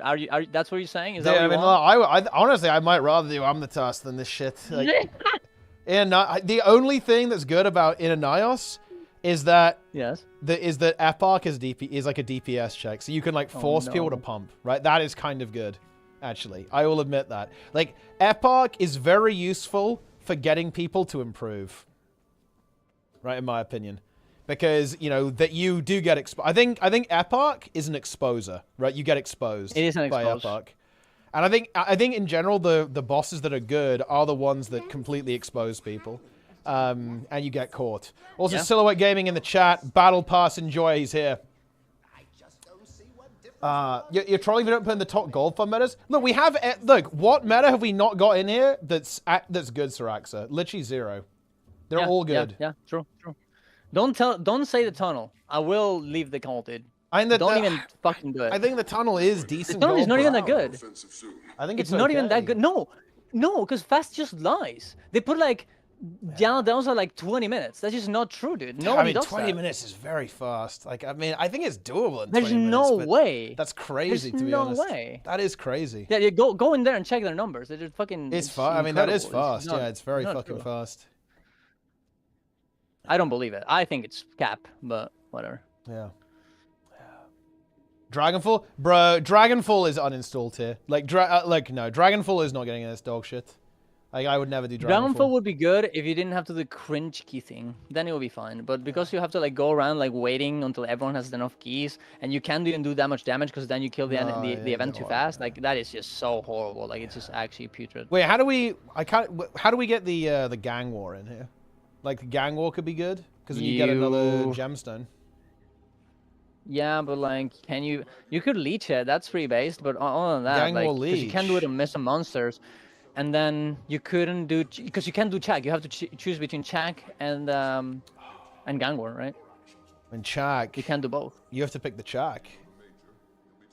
You have to pick the Chak. It's Yeah, faster, Chak is always and it the gives way. you multiple gemstone. Yeah, It's always the way, that is true. unless you want to do the base thing and you know and get in there late. But yeah, it's gonna kill some gamers. Yeah, they just get cleansed. It doesn't feel good. They get cleansed. It's not good. Oh no. I mean, Omnitas is like 15 minutes after the Marionette, so you could do Omnitas. But Omnitas, oh, dude, all the I'm just thinking about the Soto maps. This is reality, right? They're horrible. I'm thinking about it. It's like I just don't want to log in. I don't want to play that shit. Yeah, You know, they're just so. He wants to make you. They're so not good. It's horrible. Yeah, they're really It's not horrible. good. I don't want to do any Soto meta, to be honest. I would say though, I think these Inner Nails East when the guy who's like it's Gang War 2. I like Gang War 2. Gang War 2 is good. I mean, Gang War is good. Yeah, Gang War is high tier. I mean, like, you know, I'm just gonna say, like, you know, if you can't get Gang War, just get East Inner Nails, and it's the same thing. It's just it's just the same thing again. You know. But I mean, I think this is fine. I think this is fine. I think this is perfect, and I don't think there's anything you can do here. You know, I think this is a perfect meta train. It is it's perfect, fun. yeah. It's very speedrunny too. There's a lot of things to do here. Oh God, this guy. Okay, and I think it's I think it should stay this way. Yeah, you need all this. And I have all having the all the strats, speedrun metas. and I'm are not very telling you high any of tier. them.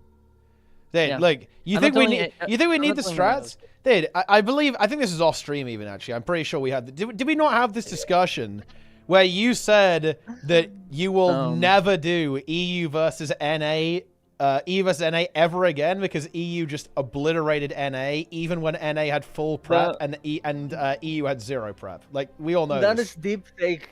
That is deep fake tiered lies, dude. I've You never know said it's that true in my though. life. Like you can't you know, you you can't get and Snab are it. both caught on this. You're both completely I've caught. never. Yeah. Not once, dude. Yeah. Not once. I mean, do you not remember that? Never. Like, do you not remember this race? We had this big setup, Dragon's End, EU versus NA. Snab was comedy, was like, yeah, we're going to destroy you. You've got every single NA tryout in there. They did full prep.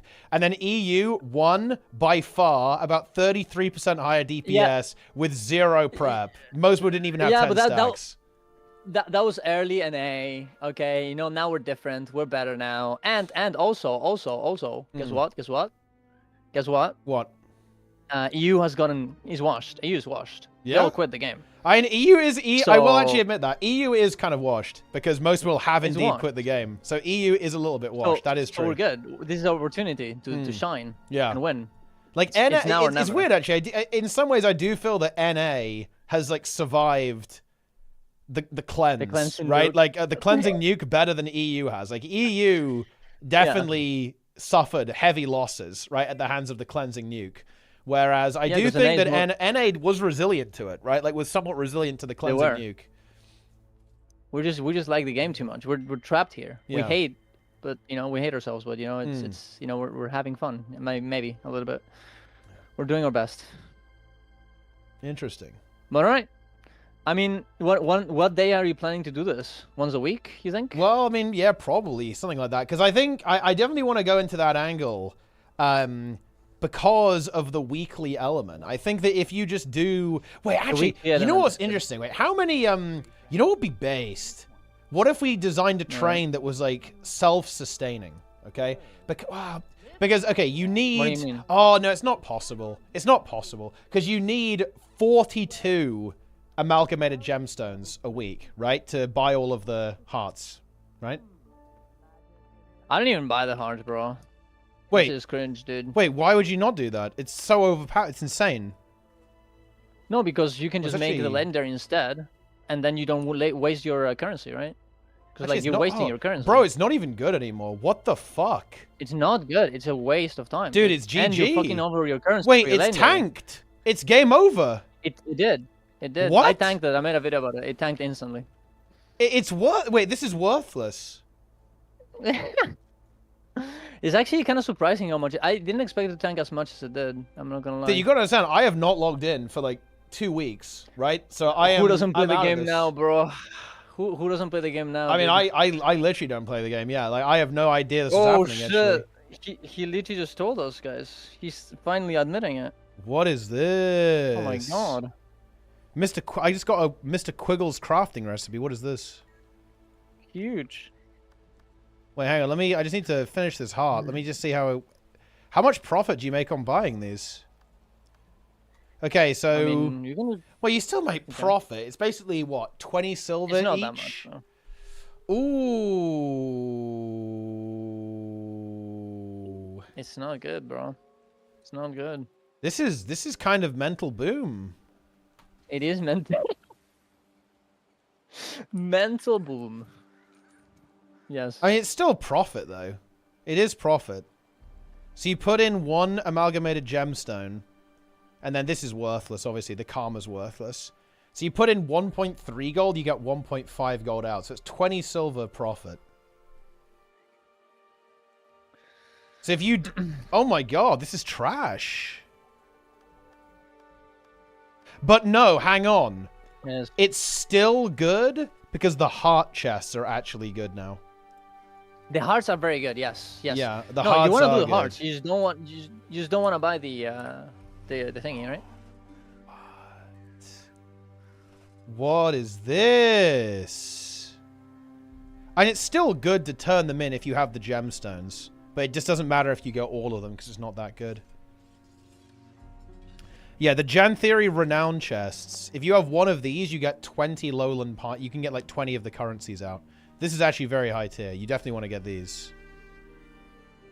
Because you can just get... yeah, Yes, I mean, yes. yeah, this is good. Like, how much... wait, hang on, let's see. Well, I mean, personally, I get the Ursus Oblis, but you know, I understand why you go for that. Sure. Wait, why do you get those? Why do you get the bears? Because I want to make because the legendary requires an insane amount of Ursus Oblis, and Wait, like, I what? want to make the legendary. Was it yeah. like 2k or It something? does. Yeah. How the shit are you gonna do that, dude? Well, I just This played... is a lot. wait, I think I had like 5k. Do you not... Yeah, that's do you, 2 legendaries. What next? do you not even play the game, bro? Like, what is this? I don't play. Oh, but what are you gonna do in Jantar? Just do like events randomly? You go all day? No, of course not, dude. I mean, you can do the meta. I had 1 once- billion K. I had 1 squillion K. Oh well, I didn't. I mean, yeah, I mean, didn't have that many. I mean, I maybe you used them should. all. I made 4 legendaries, tipo. Wait, what? And then I sold them. You made 4? Yeah. Actually, 4 or 3. I don't remember, but yeah, I did. What the fuck? I'm at 10. I'm on 12k gold right now, dude. That's crazy. It's good shit. So you've That made is big crazy. money? And I'm making another one tomorrow. Yeah. Feels good. I mean, that is pretty big, yeah. Yeah. Wow. Have you been I know. streaming PoE? What can I or have say? you just been just playing? No, I stream it after Guild Wars 2 for sure. Yeah. I'm making some videos too. Yeah. I also made a video about how the drama in Witcher 3 is so fucking stupid, and people are flaming me and being like, "No, woman bad." Oh my god. That's. I mean, that is true, actually. Like. Yeah, you agree? You think Siri, you know, woman not good for Witcher game? Protagonist bad? True. That's what you're thinking? That's true. Woman bad, guys. Oh my god, right, guys? Woman bad. Oh man. Yeah, it's a dumb drama, to be honest. You know, It's a dumb drama. if you're mad about that, it's time to seek help. I feel like, you know, it's like. I mean, I think what the is this? only thing I understand is like maybe like we could just have done something with like Siri being like, oh, you know, I'm an elf and I do more things than a Witcher. That's, I mean, it's kind I of think stuff isn't you a can big do part that, of it. I guess. Isn't it just like Gunas that she's self-reporting as well, though? Isn't that a big part of this? Like right now, isn't that what a lot of the drama is? Like the rage bait, isn't it about that they're not Yeah. They're not. It's not like coom fuel like enough. Like, isn't that what people are mad about? I mean, there's a lot of people that say that. Yes, there's a lot Yeah. of people that say that. But there's also some people being like, hey, you know, I don't like Ciri's a boring Yeah. character, or like Ciri. I mean, like, she shouldn't be a Witcher because she's an elf, and the elves technically are not, and she's an adult, so how would she become a Witcher and all sort of stuff? Which I think it's like, I get it, but like, you can change a few things, or you can just get a new method of making a Witcher, and it's fine. That's right? true. And I know nothing about this, so I guess I can't comment on the make law. some I don't know the investigation. law, guys. I know all the lore. Darren's knows the law. He clearly understands the law. I mean, yeah, I just learned the lore to fucking make the Hmm. video and call people shitheads. That's the only reason. I spent a day doing it just to make the video, because I was pissed off. Yeah. Honestly, that's based. I do see these discussions, and I almost do want to participate, but then I realize I don't care. So it's kind of a difficult one. Like, I want to just yell at people and say, listen, guys, okay, is this really what we're fucking arguing about? You fucking serious? Yes. Yeah. Is this trolling? But the Like, thing what- is, what they even don't. is this? They don't listen. You need the arguments, though. You need to sink to their level and be like, you know, actually the lore disagrees with you too. So you're just fucking stupid everywhere. So dumbass. And then you just make the video, and they call you stupid, and you call them stupid, and then you feel good, because they're dumb, and you're not. Pog. You know. The anger does fuel me, you know. Maybe this is not healthy, but I just, every time I see something that is stupid in the internet, I'm like, I want to make a video about that and tell them that they're dumb, and then it makes me very happy. Yeah. Oh my god, how are these people so bad? Oh, okay. They literally wiped on CX. How is this possible? Wait, you went on what? How did they fucking die? NA. Dude, we should just get. We should get Silhouette Gaming in here. Like, Silhouette Gaming's in the chat. We just got to bring him in, to be honest. Like, he triggered people with his Battle Pass take. It was fucking funny. I enjoyed that video. I enjoyed that content. Oh yeah, but I'm gonna have to go. Yeah. But Yeah, I'll see you, bro. Yeah. I mean, look, we'll set it up. Let me know if you need some help. Well, yeah, no, we'll set it up. We'll get a race going. EU versus NA. You know, destruction. EU will win, by the way. Good stuff. EU will obliterate you. How do we do the score? Is it like each meta events? Like, you know, if EU is faster for one, it's like one point basically for each event that's faster. I think there's one exception, which is in Dragon's End because of the swaps. You kind of get fucked. So what I used to do is I would go and depending on the tails, the person who gets more tails, sorry, more swaps gets like a bit, like 1 or 2 more points, just like out of pity, because like they got fucked over. But we don't have to do that. I don't know. We have to think about it, I guess. We can discuss it later, I guess. But yeah, one event, 1 point, I think is correct. Yeah, seems good. Yeah, we'll get it going at some point. I like that fucking content. Anyway, I'll let you go. I will free you. Thanks for hopping on, dude. I'll see you later, okay? No worries, Cheers, bro. Bye. Yeah. Zero Hero Guild. It is useless. It is useless. Okay, you know, do you know my big problem in Guild Wars 2, guys? Like, so the type of thing that I like isn't wanted, right? So I like community guilds. That's what I like. But people in Guild Wars 2 don't want community guilds. People in Guild Wars 2 want guilds where one person hard carries the entire operation, right? And I'm going to be real with you. That is not the type of thing that I'm interested in. One of the things that I love about my WoW guild is that other people do stuff, right? I like that a lot.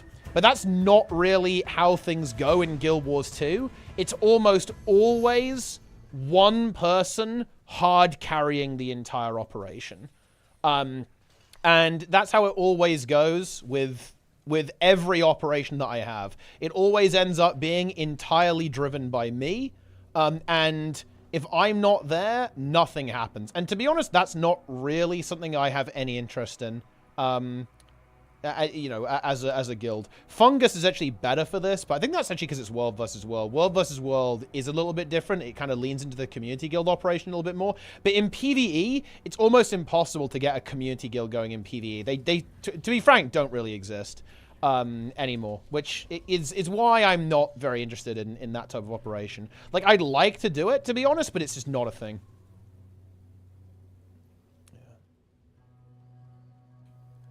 Outside of gaming, I actually would like to do stuff outside of gaming, yeah.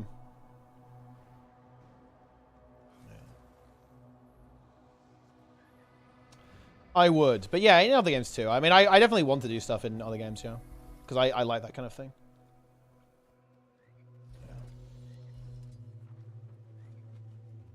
Info planets is everything. That's correct, but that's not really how I want it to be. Dude, what? That's interesting. Actually, I'm getting the spear like kill animation, even when I haven't got it equipped. That's kind of interesting, no? That's not how it should be. It shouldn't just be me. But the thing is, it shouldn't just be Plenix either. Like, other people outside of Plenix should be tagging up. Like, okay, look, this is a problem. Why does it have to be me and Plenix? Why is it not other people as well? Why are other people not taking initiative to do things, right? This is a really big problem, in my opinion. Because, look, here's the reality. I'm going to be very, very blunt, guys, right now. I will just tell you the truth. I am not available right now to do this stuff. It cannot be me right now. And that's not something I'm happy about. I'm not, like, I'm looking to change that. But right now, cannot be me. Organizing this stuff. And hopefully it can be at some point, but right now it can't be.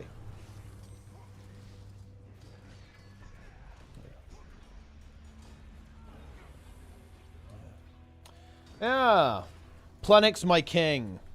Bait and derailed. Well, no, it's not really bait and derailed. I think it's a good thing to bring up, right? Like, but no, it will just be done on the stream. Like, realistically, I guess I slightly kind of misjudged. I did misjudge a little bit the scenario with the Zero to Hero thing. I think people really don't want a community. People engage with Zero to Hero almost like as a guide for their own solo play. People are not particularly interested in actually, people are not very interested in like joining a guild. Like almost everyone who watches Zero to Hero is basically a solo player. But to be fair, that's because most Guild Wars 2 players are solo players. Narcos over the tier 1, big. But you know, the thing is, Magros, is that, you know, on the more meta topic, this is why I'm dissatisfied with Guild Wars 2. Because let me actually be selfish. One of the reasons why is because I don't get to be selfish in Guild Wars 2. I don't get what I want out of the game, right? I always end up compromising and doing things that other people want, and I never get what I want, right? And I will admit it. I'm fed up of that. Okay, I am done with that. I am done not getting what I want. I want what I want, and the fact that I'm not getting it, I've had enough. Right? There was definitely a time. There was definitely kind of a time when I wasn't getting what I wanted, but it kind of didn't matter because I like the state of the game and the state of the community, so I was kind of willing to overlook that. But that's obviously changed. Like, I don't really like current Guild Wars 2 in terms of its gameplay, if I'm going to be honest with you guys. I don't particularly like the gameplay that much, compared to, like, how it used to be. And I'm obviously a lot less enamored by the community. I don't really have the social element that I used to have. And when all of that's gone, the game is all that's left. And if I'm not getting anything out of the game, then obviously it's not going to be fun, right? And that's where I'm at right now with Guild Wars 2. I'm not getting what I want out of the game, and I've lost all of the meta elements. Like, the community elements, the competitive elements, all of those things are gone, right? And so it's not enough to kind of, like, carry it. Like, I need to actually enjoy the game now. Like, enjoying the game, this is very interesting, guys. Enjoying the game was, like, almost irrelevant up until, like, 2 years ago. Because 2 years ago was when, like, my entire social circle just imploded. And everyone I know basically either quit the game or doesn't like the game anymore. And that was when the problem started to happen. How does one fix it? Well, it's not really fixable, to be honest, but it is what it is. Also, the Reburox video. Man, I need to talk about this. There's a really interesting phenomenon of Guild Wars 2 hate watchers, basically. Oh, it's not even Guild Wars 2 hate watchers. It's,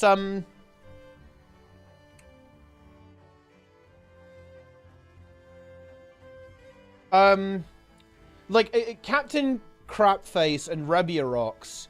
It's very interesting for me to watch their channels, because they're not wrong, but they're missing a lot of context. So, for example, Captain Crapface recently released a video talking about how Guild Wars 2 is, like, fundamentally broken. And there's a really big undertone of why is nobody talking about this in their content. There's a lot of frustration that nobody's engaging with them and that type of dialogue. It's not even like I want more views thing. I think in both of their channels, there's a big exasperation that nobody is talking about, like, mechanical issues with the game. And this is where I am completely on board with them. They're correct. Nobody is interested in having conversations like this.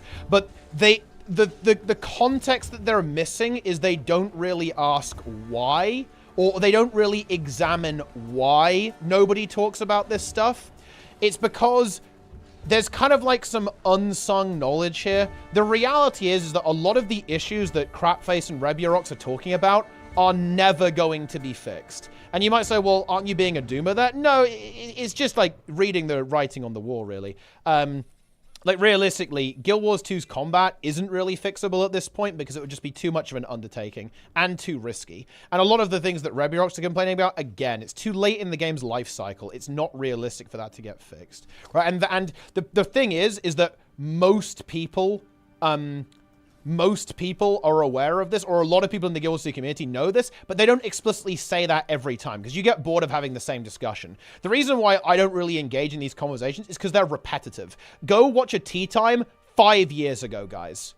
And do you know what's going to happen? You're going to see the exact same conversation playing out. It doesn't get addressed. It doesn't get fixed. Nothing changes, right? But yeah. I don't think ArenaNet has a budget to really address the mechanical issues. It makes me feel hopeless. I would actually be a little bit... Okay, I'm actually really torn on this. I'm torn on this because ArenaNet could do it, probably, but they're working on other projects. They don't have the budget to do it, you're correct, but I do think it's really important to point out that it's slightly by choice, right? They talk about being a small, scrappy studio, which is true, but they've got a lot of devs on other projects, right? It's not like it's not like the studio is going full force on Guild Wars 2. Like, they're not, right? Like, that's obviously not the case. They haven't been for a very long time. But, yeah. So... I don't entirely like the whole they don't have the resources for it, because I view that as somewhat taking away agency from ArenaNet and kind of giving them an excuse.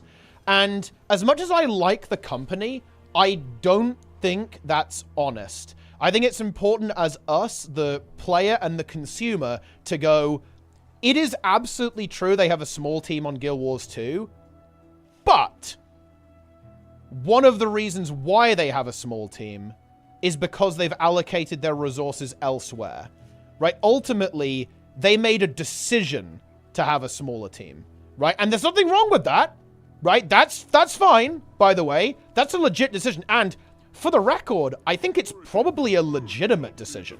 I don't think it would be that wise to go all in on Guild Wars 2. That's probably not the best business decision for the game, or for the studio, because realistically, Guild Wars 2 is an aging product. It absolutely is. it does somewhat struggle to compete with other games right now. And that will get more problematic as the game continues to age, right? So it is probably a good idea to go other projects, but I don't think we should be under any illusions on why Guild Wars 2 is in the position it is. Like, Guild Wars 2 is this way by intentionally. ArenaNet chose it. They chose the development direction they wanted to go, right?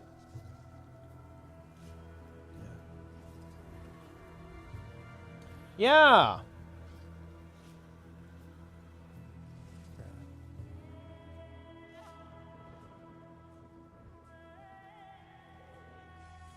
You don't fix a baked cake, you fix the problem by baking a new cake. I mean, that's kind of like, yeah. Like, in general, you're probably going to have an easier time kind of addressing the issues in a newer product, for sure.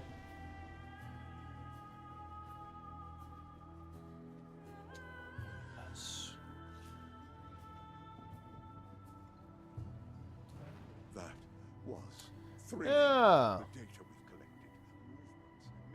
I think they're bringing up so the same mistakes will not come up in Guild Wars 3. No, I think they're late to the party, because what's interesting about a lot of these channels that are kind of getting into this critique now is that one, they're very new, relatively new anyway, and two, they're very isolated from the community, right? So this is actually something I really don't like about the Guild Wars 2 content creation scene. I think the word I would describe it is calcified. So there is unironically a little bit of a glass ceiling in Guild Wars 2 content creation, is that everyone's very settled at this point. And I include myself in this, by the way. Like, I am not gonna be the guy who does the whole Guild Wars 2 crusade. That isn't me anymore. The version of Guild Wars 2 that I felt passionate enough about to do that no longer exists. To put it frankly, and I will put it frankly. So that ain't me anymore, right? And the truth is, there isn't really a there's no... Not to go too ego, and I'm not the only person who's done this. Like, the first guy who was doing it before me was Wood and Potatoes, and he really stopped doing it when Iceberg Saga came out, right? Like, like Wood and Potatoes basically not feeling strongly about the game anymore was a massive deal, by the way. No joke, a massive fucking deal. I don't think people appreciate how impactful that was to the content creation scene. Like, the guy was an absolute fixture from day one, right, of Guild Wars 2. And to be frank, there haven't really been... There's no replacement for Wood and Potatoes, right? And again, I include myself. Who's the replacement for me? There isn't anyone, right? And this is what I mean by the Guild Wars 2 content creation scene is calcified. There isn't a Crusader, right? There's no Guild Wars 2 Crusader content creator anymore, right? I think, which is why the Guild Wars 2 content creation scene is stagnant, right? Because there's no one who is really pushing it forwards. Right? Like, everyone who had historically been doing that is no longer doing that anymore. And this has led to this really interesting atomization of the community. Creators like Reburox and Captain Crapface, they're isolated. Like, they're shouting into the void. And this actually leads to oh man, it's so interesting. Like, this leads to a lot of anxiety on their end, because they look at people like me as shills. They go, why aren't you talking about this, right? And the answer is, I've been there, I've done that, I'm not a Crusader anymore, right? And they don't see that context because it happened very slowly. Like, the shift between Crusader and not Crusader was slow. It took me years. It took Wood and Potatoes years as well. And well, for him, I guess it was like one traumatic event that also kicked it off. But you get my point, right? And it's very difficult for these newer creators to actually observe this, right? And understand this context. So I actually don't blame them for not knowing. At all, actually, for not understanding this and like why they don't know why nobody talks about this, and I don't blame them either. Actually, not enough game content to create content around. I actually have thought about this a lot because I do have a plan in the new year to actually release a couple of videos. One talking about what happened to me in 2024, and also kind of like where I'm at on Guild Wars 2, and in hopefully like a very matter-of-fact, descriptive way. I want to kind of really get that out there so I don't have to keep reiterating it. No, I actually do not think, the amount of content is relevant, because this game has never released a lot of content, ever, right? And this is, again, an extreme example, but guys, you got to bear in mind, one WoW expansion is basically the same amount of raid bosses as the history of Guild Wars 2. No, Guild Wars 2 has never released a lot of content. That's actually, in my opinion, not a problem. Look, I will die on that fucking hill. I think it's actually irrelevant, to be honest. It's totally irrelevant. But, and, you know, even when there was like literally zero content, guys, we would do a tea time every week, right? Because people felt strongly about the game. Like, every single week, we had tea time. Brazil, Boots, Inks, right? Like, fucking everyone. Like, the whole crew. Like, Georgius, right? We'd have, like, fucking Zorik talking about stuff, right? Everyone. We had everyone on tea time, right? And we just talk shit. Because everyone felt really strongly and really passionately about the game, right? It didn't matter there was no content. Like, dude, we never had any fucking content. This is Guild Wars 2, bro, right? We don't have that here. We don't do that here, guys. We're not into the content. We love the content droughts. But actually, that's not a problem. I do not think that was ever a problem. The amount of content we're getting now, it's kind of a red herring. I don't view it as inherently problematic. It wasn't a problem back then. Why is it a problem now? Something else changed, right? It wasn't just the amount of content. We are getting less content now than previously, but I don't think that's actually that important.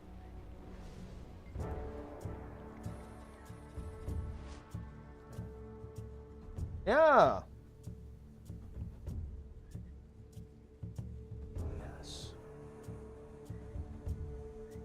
You love to see it.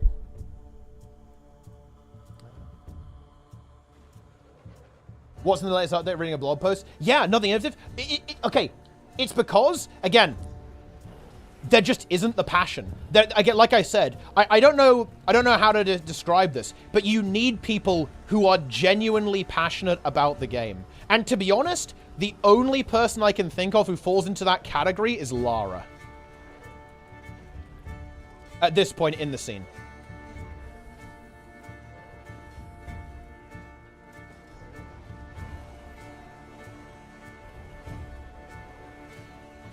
And Lara also doesn't do... Lara doesn't do the particular type of content I'm talking about either as well, because I just don't think that's something that particularly interests her, which is obviously fair, by the way. But Lara doesn't really go for the... how do I describe it? Like the meta... like the meta content, right? Like Lara does stuff like guides and like cozy gameplay, very wholesome stuff. There isn't the push and the shove, right? That a lot of the older creators had, right?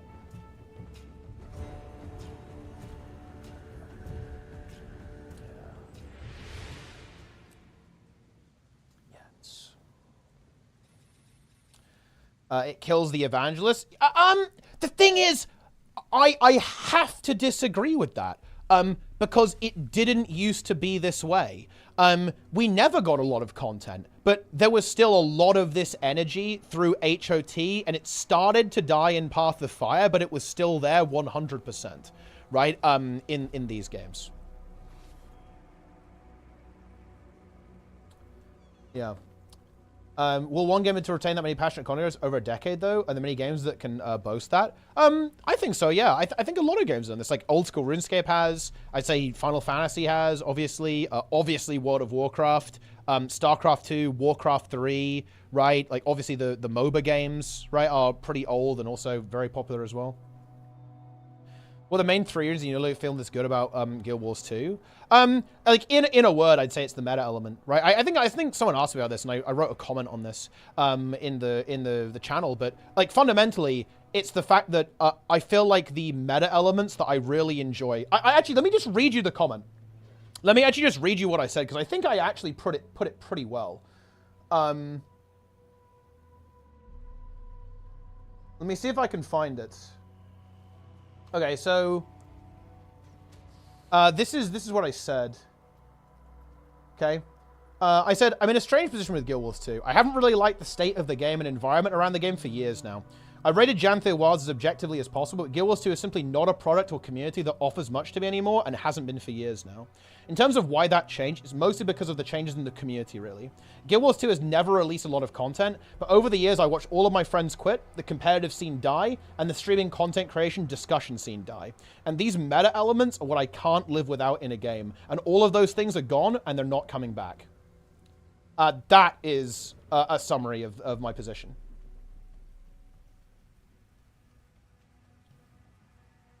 And that's pretty accurate.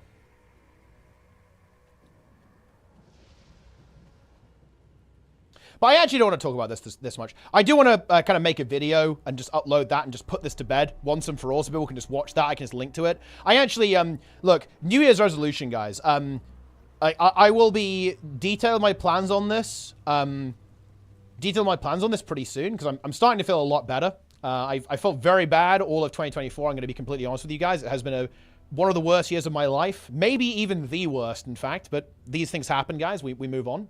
I'm starting to feel a little bit better. But I want to do something to kind of put this to bed. But more importantly, I really want... My goal is to make 2025... like my best year of streaming, my best year of streaming Guild Wars 2 as possible. And then I think that'll do it. Like at that point, I am gonna be retiring, right? I don't want to go out on such a fucking pathetic whimper as 2024. I want to go on a really big high. I want to have an insane year and make some incredible content for the Guild Wars 2 community. And then I want to, you know, say that'll do, right? Like I want to round that out and say, yeah, that'll do it. But I will admit it, guys. Look, no, I can't end on a loss, Ersan. I can't. I psychologically cannot do it. We've got to end it on a W. I've got to end it on a high. Otherwise, I'll never forgive myself. I don't believe in regrets, and I know I'd regret it. Like, I could stop now, and you could definitely argue it would even be, like, the logical choice. I think, you know, you could definitely say that. But no, I can't do it. I'll regret it forever if we don't end it on a good one. See you in 26 for Motor 4. Thing is, boys, I'm not sure about that. I'm really not. Like, there's context here, right? There's a lot of context here, but this is the way it has to be.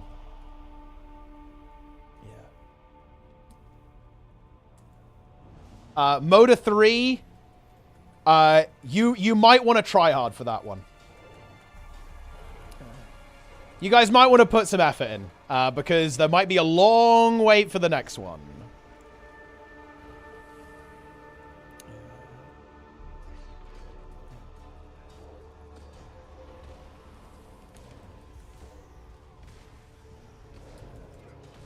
Yes.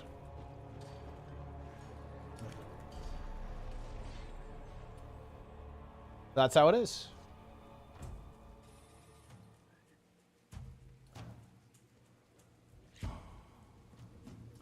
Streaming Guild Wars 2 specifically, playing Guild Wars 2, streaming in general.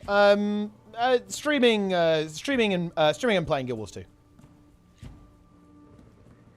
I just want to check off a bunch of things. I've got a list of stuff that I want to do. I want to get done. One of them is Motor 3. One of them is a beetle racing tournament. Another one of them is the Dragon's End thing. Another one of them is actually monthly AT. I do want to win a monthly AT before I fuck off. So I'm actually planning on starting the PvP arc pretty soon. So that will be a thing. And a couple of things. I've got a list of stuff that I want to get done. But I want to do a PvP tournament that actually fits my vision for how I want it to look. Same thing with a Beetle tournament. Same thing with a Raid tournament as well. Made that happen.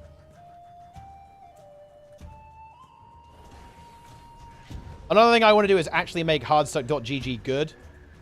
Probably actually make Fungus good as well. Making Fungus good is definitely on the list. I'll get it done.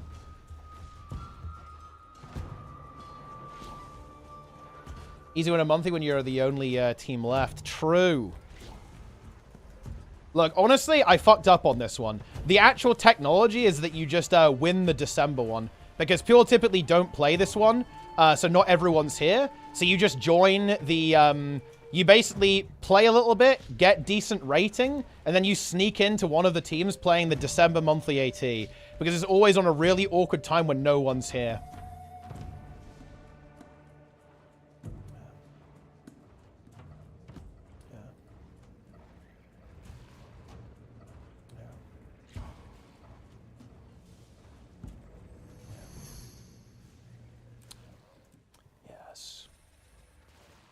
We be keeping Hardstuck going? Yeah, actually, that's pretty low maintenance. It's relatively easy for me to keep that going. Unless I really needed the money, I wouldn't stop paying for the site.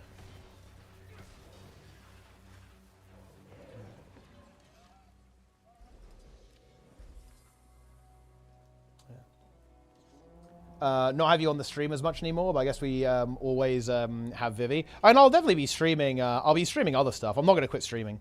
I just don't want... I don't want Guild Wars 2 to be like my main stream game.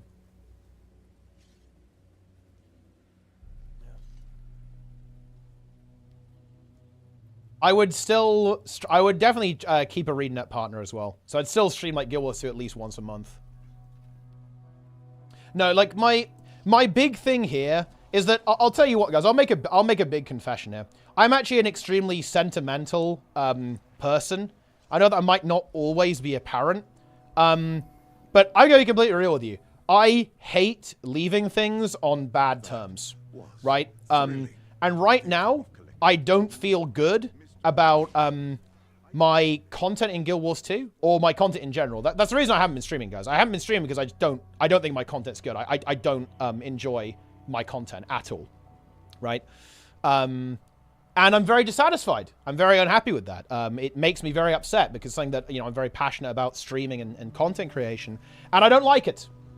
And I don't like my Guild Wars 2 content at all. I don't like how my streams go or, like, you know, the conversations we have. I don't like them. They're not good. They're fucking depressing and horrible.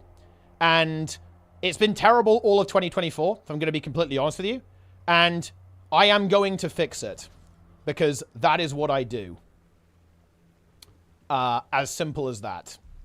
And I will not end... I refuse to end on a loss. I refuse to leave it in a place that I'm not happy with. I want to make it good.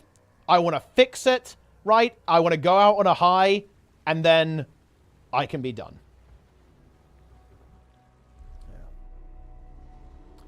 Was unacceptable. That's correct, yes.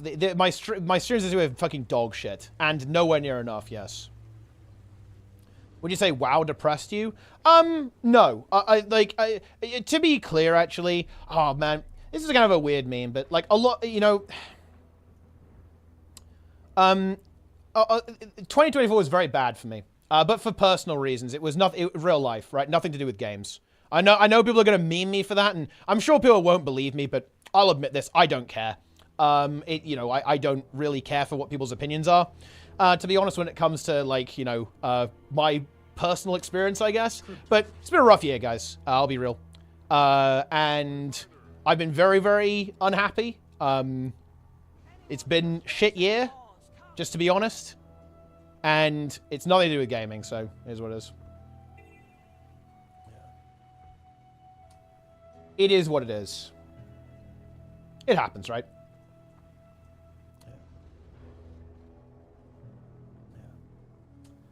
Yes.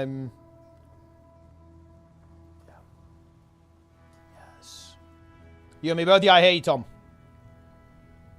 Yeah. Are you really on a loss? Yes. This year sucked.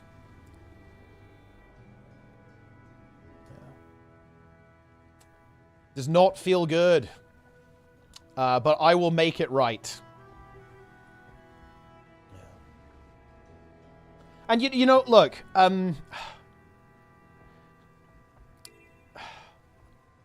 I don't like sad endings. Okay? And this is a very real thing. Look, this is not a joke, this is not a meme. I don't like sad endings. Like I don't like movies and TV that don't have happy endings. Okay? I like happy endings. That's the way it should be. And I will make the happy ending for Guild Wars 2. Well, not for the game, but for me and Guild Wars 2. I will make it so.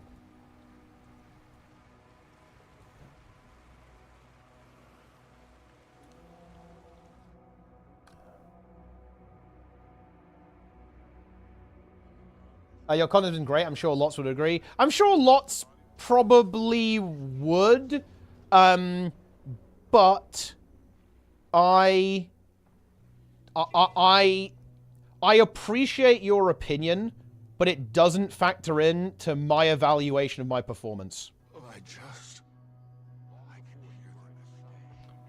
hear And I know that sounds like I don't care about your opinion. And I guess kind of, but I promise you I do. In fact, look, you know how I talked about being sentimental, guys? I actually have a folder on my computer where I save all of the nice messages people send me because I really do value it. Like when someone tells me that I've added value to their life, or I made them laugh, or I made them feel better, or I helped them in some way, I like that a lot. I do like that. That's treasure. It's precious to me. And that's why I do save them, right? I save all the nice messages people send me for this reason, because I value them. I do value what people say. But I'm only truly satisfied if I'm actually happy with it, right? Like, I need to be happy with my performance, right? Like, it's not good enough for just other people to be happy with my performance. I need to be happy with my performance, or it's not good enough. Yeah. Save my shitty memes? Dude, I should have done. That's the thing, because they were fucking good. The thing is, I knew where they were on your Twitter, so I didn't feel compelled to, because I did actually pick them up. Sometimes I would go to your Twitter and go to the media tab and just browse, right? And just find them again. But then that's gone now.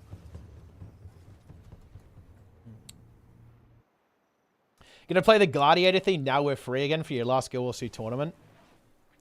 This is actually a really funny meme, but I already know what I'm gonna play. It's actually guessable as well. It is guessable. If you've been paying attention, but quite difficult to guess.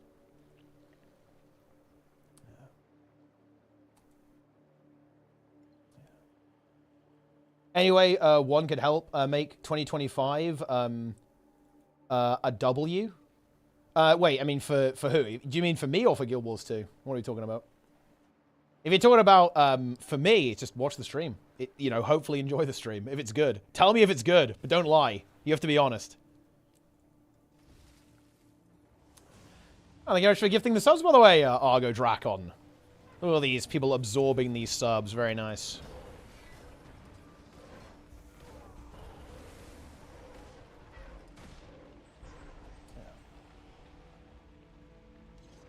But no, you know, there's a big reason, guys, why I'm talking about this. It's because, like, one of the things that I've been doing, this year, right, is, you know, in trying to address issues and so on, is I do introspection, right?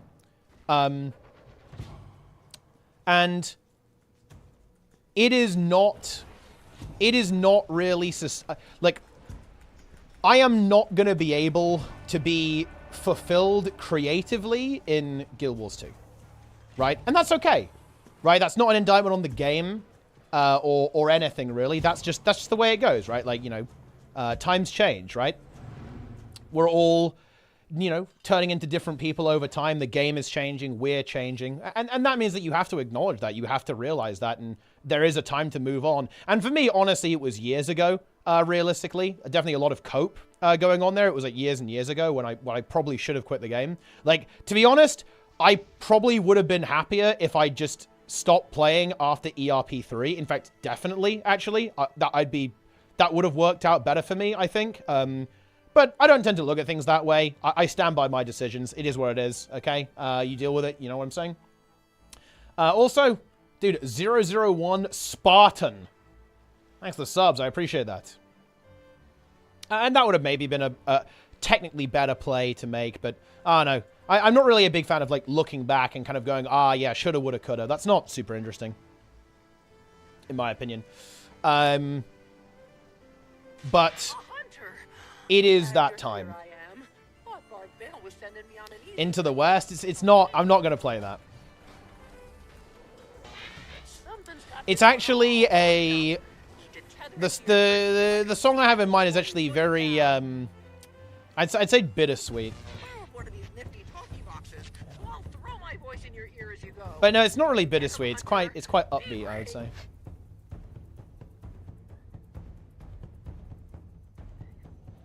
I killed the ad, went to click the angel, suddenly got one shot from 7% HP, and the Deathlog said it's melee from the ad. Nice, owned.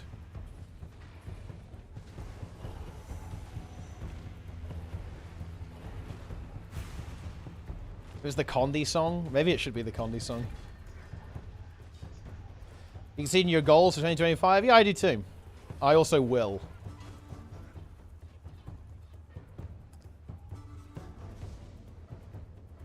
The Blish song? No, it's actually not sad. I don't want it to be sad, guys. That's the thing. I want it to be a celebration, right? I don't want it to be. I don't want it to be sad. I want it to be the opposite of sad. Yo, Sneb in the chat. How's it going? It's going good, Sneb.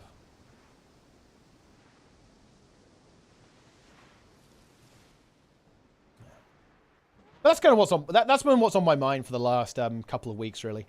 You know.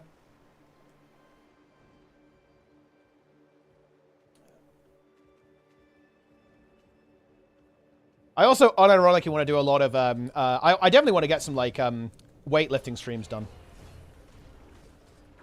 as well, because I do want to actually push. I want to push some heavyweight next year too.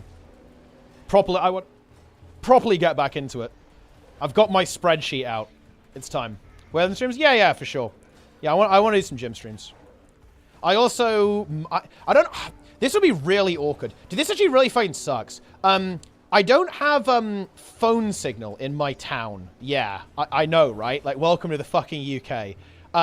So, I actually really want to train. Me and Sneb at some point want to do a marathon, or maybe a half marathon. We'll see what we do. And I'd love to actually stream training for that and kind of show like the self-improvement arc as well. That'd be really fun. I would definitely try to stream if we do end up going for a marathon or half marathon or whatever we decide to do. I will definitely stream that, and it will probably be in Canada, I think. So that the good news there is probably phone signal. Hopefully, maybe I can steal Sneb's phone signal. We can stream off his phone or something. So we'll definitely try and stream that.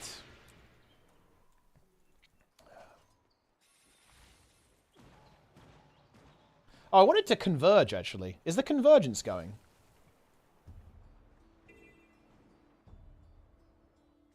So that'd be kind of fun. But I don't think I can stream it where I'm at, guys. That's the problem. I don't have phone signal, right? So that's just not really... It's not really viable. I don't have any way of, like, having internet access outside of the home.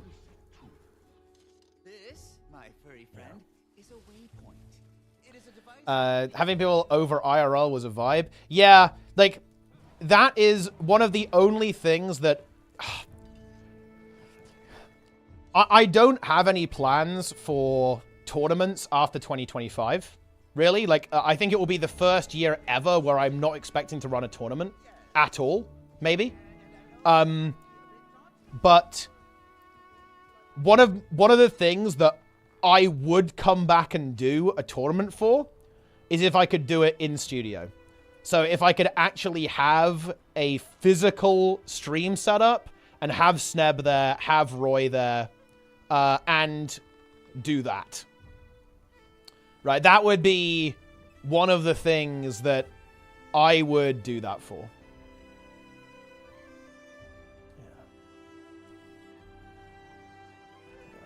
But yeah, Moto 1 was really good, I think. Okay, the only thing I didn't... Well, there were a couple things I didn't really like about Moto 1, was the overlay was quite bad. I recognize that it was kind of... You know, it's actually... Oh, man, this is so fucking scuffed. Okay, so on the one hand, the Moto 1 overlay was kind of insane, actually, because it was kind of a... No, there had never been anything like that, basically. No one had ever done anything like this before. But it was not good. Okay, I mean... It did not look how I wanted, like, at all. It really did not look how I wanted it to. I couldn't get the art direction right. And the one for Moda 2 was very much more representative of my vision. But the problem is that Moda 1 was way more competitive, right? Like, Moda 2 was significantly less competitive than Moda 1. The strength of the teams wasn't there compared to Moto 1. Whereas Moto 1 was fucking serious shit, you know? Like, all these teams were, like, going completely all in. Like, USA... Like, the top 4 was insane. Like, USA, Ultranum, Dark USA, and 55 was insane. And it was... I will admit, it was slightly anticlimactic. Because, obviously, you know, obviously the finals were... fair, you know, pretty one-sided, unfortunately, but it was still kind of hype, right? Because 55 just kind of destroyed everyone, pretty much. It was pretty brutal. Yeah.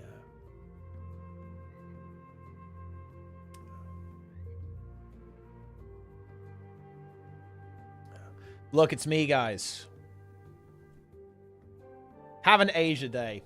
Honestly, just got more of a beard, really. I think I still look pretty similar.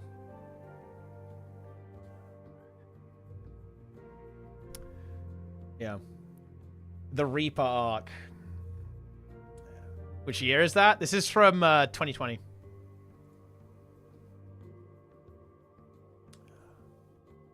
I mean, I'm not gonna lie. Your eyes look a little bit different. I think they actually do. You're right, yeah. Although, my eyes are a bit messed up with allergies right now. That's probably a part of it. Ugh. Yeah. Few pounds less too. Yeah, I was actually in... this is very unfair. I was in insanely good physical shape back then. Like, this was, yeah, like 4 years ago.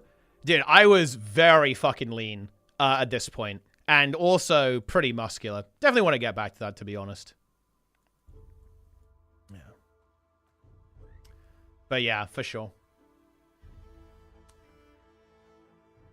You gotta understand, guys. At this point, I like when this was me, like at this point, I was still swimming for about 4 hours a day. Eat more? No, I ate way more back then. Then I was probably eating 4,000 to 5,000 calories a day.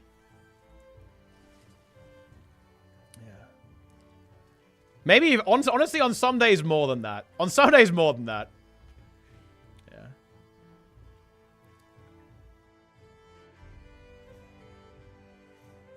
Yeah.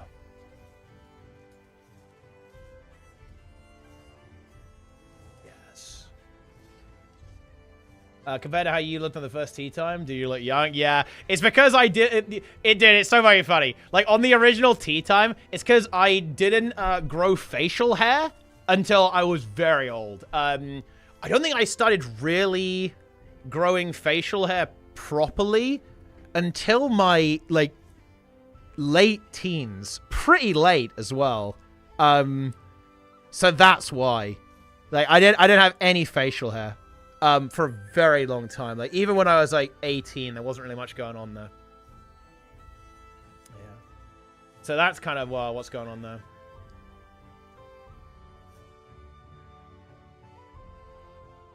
Like, is it 30 or more? Well, I mean, I guess it's relative, I suppose. Dude, I'm gonna converge. Wait, is someone doing a convergence? Why does nobody converge, man? I don't get this. Converging is based.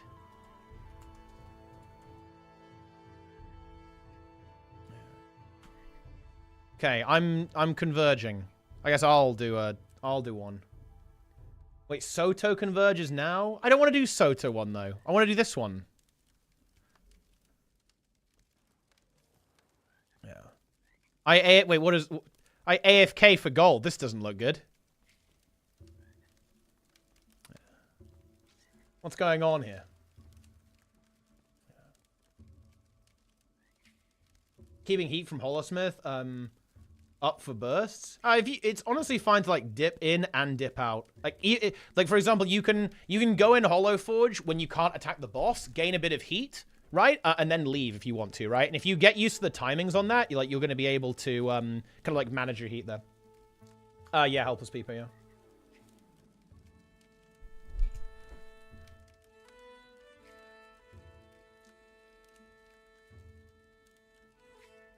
But yeah, it is true though.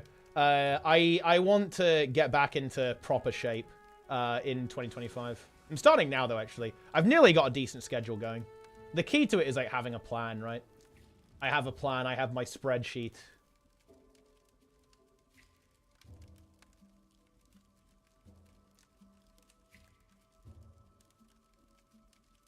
But it's a little bit different.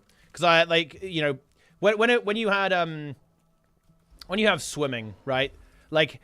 The thing is, I could do whatever the fuck I wanted, man. Like, that was the, like the cheat code, right? I was doing so much swimming, so much exercise that nothing else really mattered, right? It didn't matter what, you could just, like, full YOLO and it was fine. Have to be a little bit more tactical, right, now, these days. Okay, I have 5 people. Yo, dude, Eel, see, dude, Eel is always here. Like, I don't know, wait, surely Eel has to, wait, is Eel watching the stream? Because Eel always just, like, sniffs out any group I make. Eel immediately activates. EU or NA? I'm on EU right now. I'm just going to open. I'm opening my convergence. Let me in.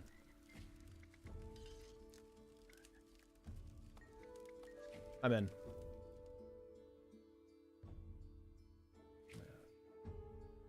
Was getting caught part of your plan? Of course. Community Month never. Community Month will be happening. Community Month is going to be happening in 2025. That's one of the things that I want to do.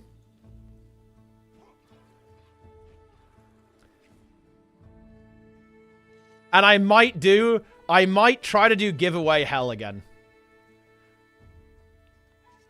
I might talk to the Barons and do giveaway hell. And bear in mind, guys, do you guys remember giveaway hell?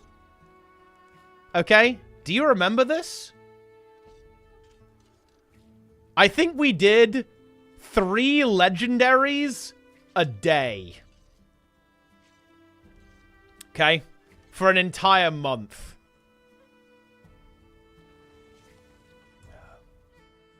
Yo, Slugstream is December 26th. That's big, actually. That's huge.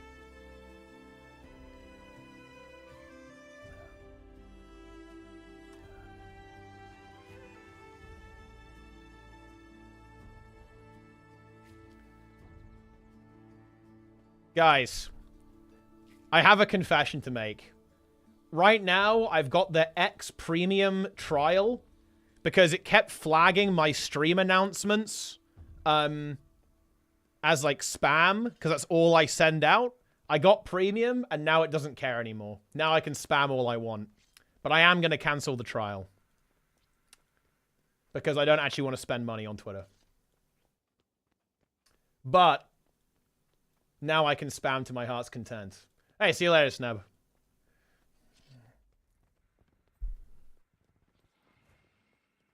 Who paid for those legendaries? It was actually a very big donator. So basically, a massive donor donated 100 legendaries to the Hardstuck Guild Bank for Community Month. Yeah. It was huge. Ah, Magris is here. The Eternal of Mount Balrior. Cassiano? It wasn't Cassiano, actually. No, it wasn't Cassiano.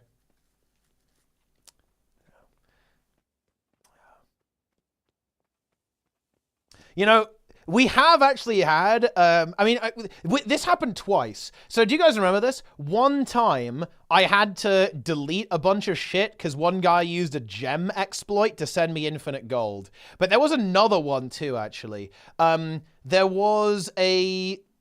was the situation. Someone sent me 30 legendaries, and I was like, whoa, what the hell is this, right? And I actually contacted ArenaNet about this because I was like, okay, I'm not even accepting this, right? And they said, oh yeah, those are all bot legendaries. We're gonna need you to delete those, right? And then yeah, we had to delete a bunch of legendaries that were being donated to us because they were just completely infested with bot gold, right? It was like full massive bot operation. I believe I deleted them on stream. It was fun. It was a good time, guys. It was fun. Oh, yeah.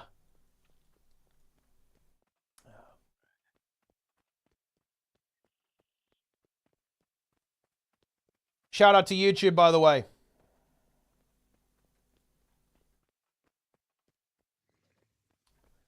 Dude, look at my chat reader. What the hell is this? Restream.io. Congratulations, you've received 1,000 messages today with Restream chat. And it's just sent that message. I mean, I felt they're padding my message count by spamming that hard, no? What is this? Look how many times it sent that message to me. I can tweet. There we go, I can tweet it out as well. But that's how I see the chat. Ah, oh, man. One of these days, adequate. You know, there is no good solution to put chats together. Like, I'm going to have to make this one day, or I'll just force Reynolds to make it. But what I really want is like a chat like this that also works like Twitch chat. Because what I really like about Twitch chat is that the alerts are inline. And what I mean by that is that the sub notifications are in the chat so I can read them as they come up, right? And it's the same, it's very space efficient that I can read the subs as the chat moves, right? It's really, really nice. And on Restream, that doesn't really work. It kind of does, but it's scuffed. It doesn't show the sub messages properly. It just doesn't work properly, right? Not good. Not good. And yeah, also there's no emotes on Restream. You can see here, right? I can't see the emotes. So there's no good solution to actually have like inline chat and have all the notifications as well. That shouldn't be hard, should it? Not really. I mean, theoretically not. But it also needs to show. I want it to also show YouTube as well, right? And that's where it's in. You have to. Yeah, the YouTube API is kind of annoying to work with. Like every time I've tried to do stuff with it, it's just a bit of a pain, right? You got to get Twitch in there as well, and you got to do YouTube, and you got to make all the notifications from Twitch and YouTube go in line as well. You got to make. And the weird thing is that you'd have to, I don't know how you'd have to like make it work with 7TV, I guess. I don't know how that way you'd even do that, but I don't fucking know. It might have to be a mod, like a Grease Monkey script maybe for Twitch chat. So it like directly modifies it. So 7TV works on it. So you actually have like a script that modifies it and also starts to like pipe in additional messages and notifications from YouTube or something like that. I don't know. I'm not sure what the approach should be. On this one. But who knows? Dude, everyone join this convergence, by the way. Come and converge, guys. Converge. Dragon Hunter, huh? Eel. Eel is locked in, I can tell. Standalone thing and just join the RSC probably isn't trying to mod Twitch chat. Yeah, but then it's kind of a... Well, I guess... Yeah, I guess you'd have to just do the emote implementation yourself, I guess, then. That's kind of annoying, though. Like, how would you... Well, like, I guess there is basically a... You can get what emotes are enabled, right? Because it is public. So you can... There might not be an official API for 7TV, but you can definitely get, like, a bootleg API for it. Like, it's definitely doable. 7TV surely has an API? I actually have no idea.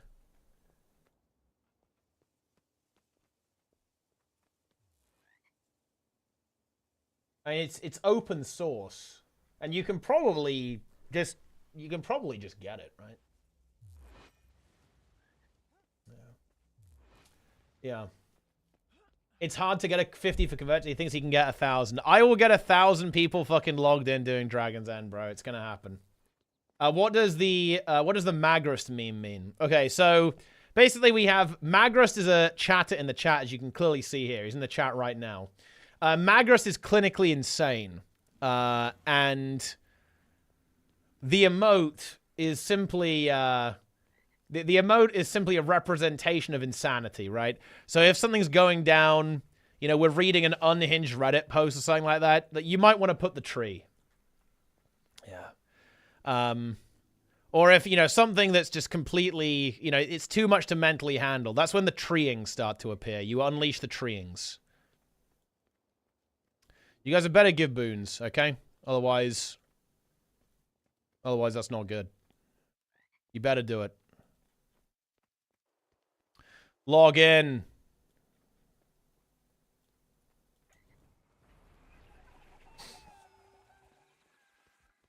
Sokos is in the chat.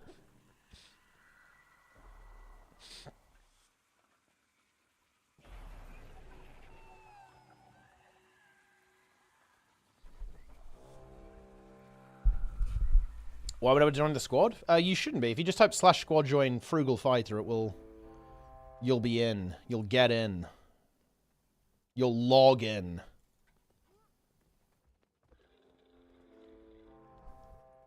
Wait. What? Wait. Basil? Wait, this is not like the actual Basil, no? Surely. I don't think so. Right? Ranked God.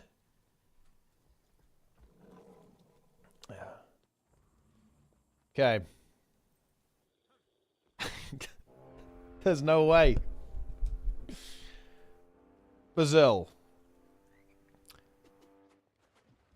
Yeah. I'm outside informing people on map chat about Converge. That's big, actually. That's huge. I'd like to converge. That's good. I mean, look, people are wanting to converge. We love to see that. Network error. You're probably on NA then. We're on EU. If you're on NA, you're not getting in.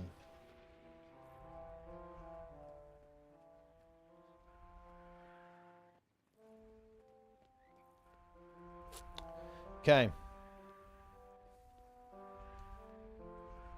We actually have a lot of quickness now. The quickness has arrived.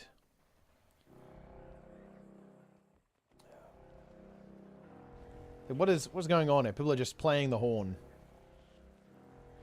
The fuck is this? Impressive.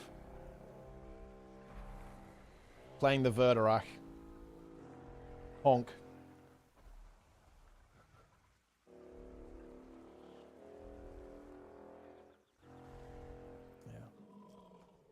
Yes. On the topic of New Year's, I will mostly quit this stream or lurk anonymously. Interesting. Why?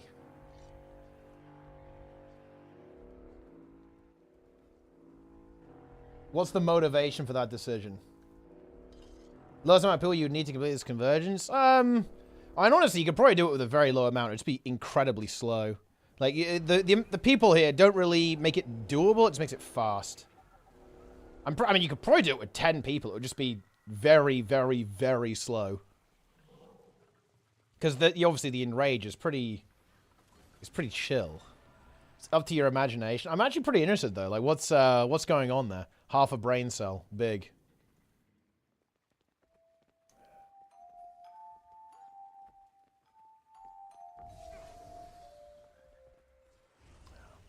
Log in. Another Herald? This is hype. Lost the interest of brainlessly chatting. Yeah, I think that's fair.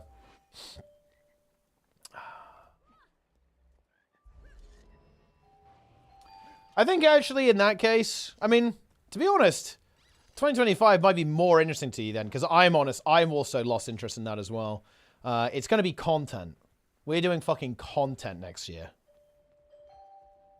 Obviously, I would say that.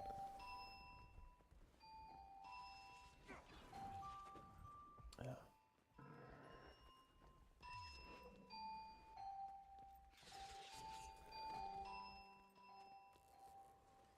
I might still be here, you won't notice? Yeah, that's fair enough. Right time I've converged. Before now I was diverging. Ah, well, it's a common mistake. Now you'll be converging. When an event is up, yeah. No, I mean, I'm definitely very restless as well. I know exactly what you're saying, right? Like, that's the kind of, like, malaise that's been, like, plaguing me all year, really. Like, I'm very aimless, right, in terms of streaming. I need to... you know, Zero to Hero was keeping me going, right? Because I had, like, an aim. I had, like, a thing I wanted to do and make. But Zero to Hero is just finished, right? There's nothing else to do, really, on Zero to Hero. I have definitely felt a huge amount of malaise when it comes to content creation. And just streaming in general. Our tale starts as most do, with deceptively No, I need things to do again. We need objectives. Zero to Hero was good content. Yeah, it was. It was really good. I actually liked that series a lot. It's exactly the kind of thing that it's exactly the kind of thing that I like, because it's entertainment, but it's also useful. It's also functional as well. And that is something that I particularly enjoy. our distant memory was glad to have the Wayfinder's assistance. Something most of us lost due to time. Yeah, it is. It is. You know, I was just really surprised that I was surprised that I beat it so quickly. Like, that's I admit it did throw me a little bit, because, you know, originally I was planning to do this series for a very long time, but the truth is, I beat the game, right? I beat the game very quickly, quicker than I thought. 420 YOLO Swagster. 78, thanks to the Prime. Nice.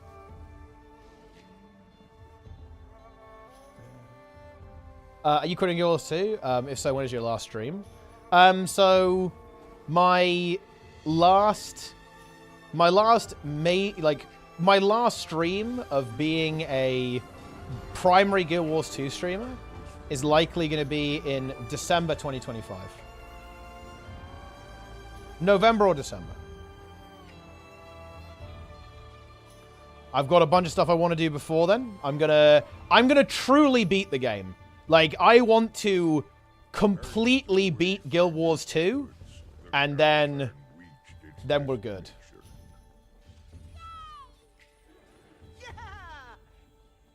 Or my version of Guild Wars 2, right? Like the version of the game that you know, I'm playing. I'm playing my own private game, and it involves tournaments and stuff.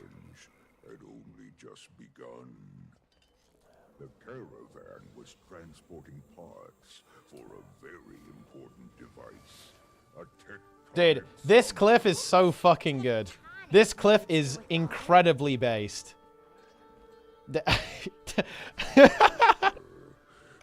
Dude, MSC goes off with... Okay, so what's going on here? This is like a green circle. You have to soak it, or you know, you die, basically. So, Darren's Darren's didn't realize that Embassy was immune, so he can just do it on his own. He runs over to help Embassy soak it and just dies. And then Embassy runs back over. Oh man, that's funny. Yeah. Incredible. As our intrepid band of heroes set up camp, an Astral Ward lieutenant approached the Max saw this? Yeah, it's very fucking funny. was Visha Honestly, dude, Darren's his base, man. I honestly would love to play, like, I mean, Darren's might zoom a little bit. I think that, honestly, the raid arrows would drive him insane, I think. But yeah. You there! Stop dawdling and make yourself useful. Oh, are we not on the LFG anymore? We're actually not. Hang on. Let me, get that going.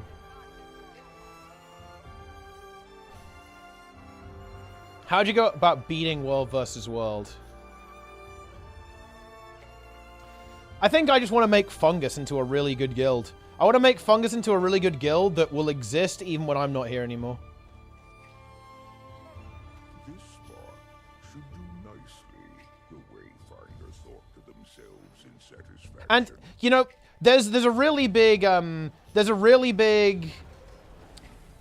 there's a part of me that would love to do like some like streamer content. So, you know, like have streamers GVG each other. But that who, right? Like who could do that, right? Like there's nobody there's no streamers left really who could do that. You know, me and Lynn were kind of talking about maybe cooking up something a bit like the Gillinor games actually for Guild Wars 2, but it's just non-viable really, you know, it's not really possible.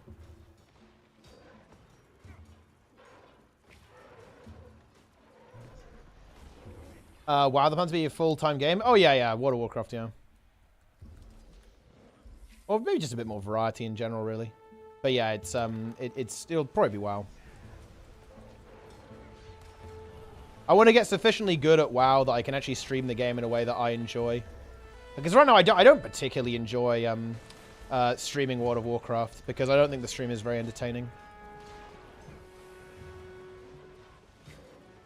Because we're not good enough at the game for the skill to be interesting. And I can't talk while playing because the game is hard and we're doing hard content, right?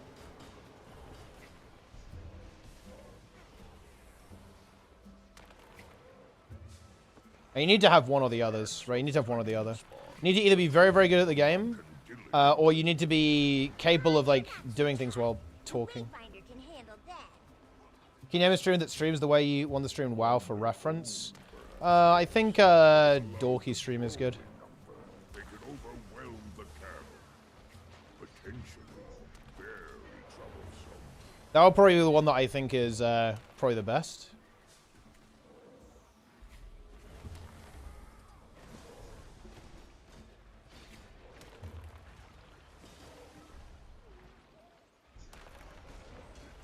And actually, also, One Azeroth TV. I think his stream is actual fucking content, dude. The guy is a content warlord. Holy shit. I like that channel.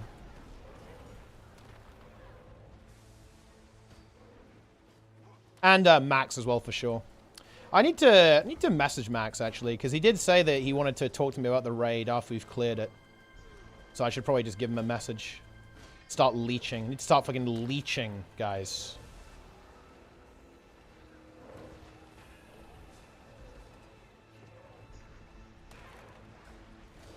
Gromnak? I mean, Gromnak is... look, I don't know what's going on there. Like, it's fucking unhinged, okay? There's some, like, crazy shit going on.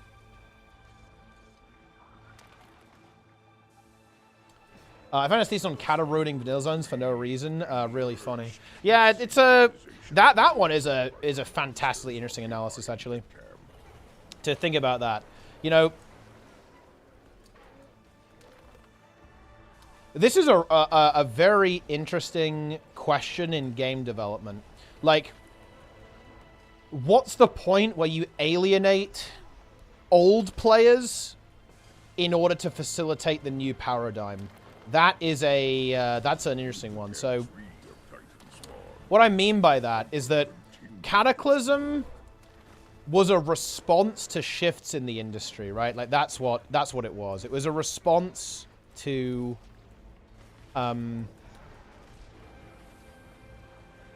it was a response to player behavior changing and the demographics changing as well. And it ended up alienating a lot of players who really liked how the game was at the start, but they were not the majority of the player base anymore. Yeah, PoE 2 is similar to this, right? Because PoE 2 is very different to PoE 1. But it's not really the same because it's a, like PoE 1 still exists, whereas like Vanilla WoW didn't exist until they brought it back. That's why what they're doing right now with Vanilla is very intelligent, because it means that you can have both versions running at the same time. Very similar to like RuneScape 3 and old school RuneScape.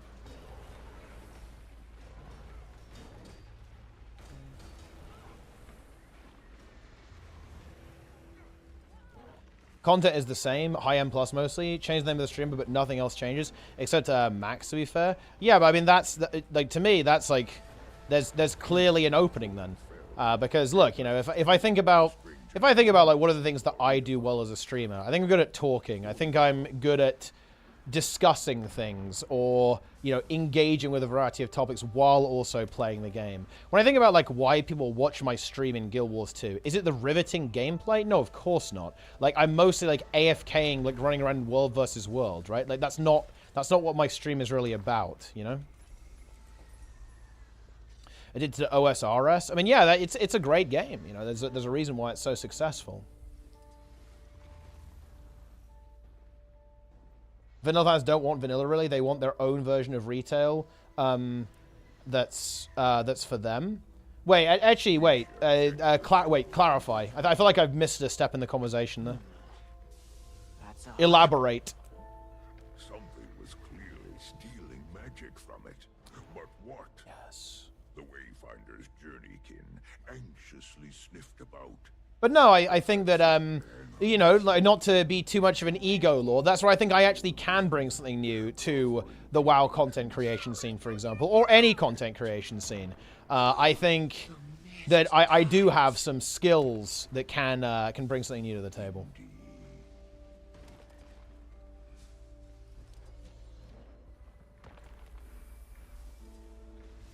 Vanilla fans wanted Classic Plus, then just vanilla.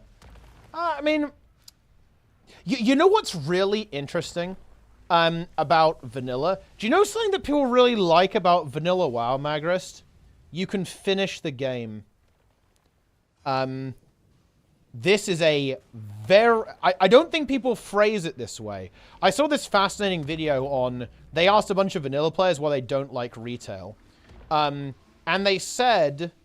One of the key things they said was, and this applies to Guild Wars 2 as well, by the way, they don't like the fact that in retail, your progression isn't permanent, right? Whereas in games like Vanilla WoW and Guild Wars 2, your progression is permanent. And that works fine, as long as you don't release too much content. Because if you keep all content relevant forever in a game that releases a lot of content, like loads of raids, for example, like, think about what that actually means. What that means is that you're gonna have to gear your character through every single raid or like farm every single lockout forever. That's a bit of an interesting one.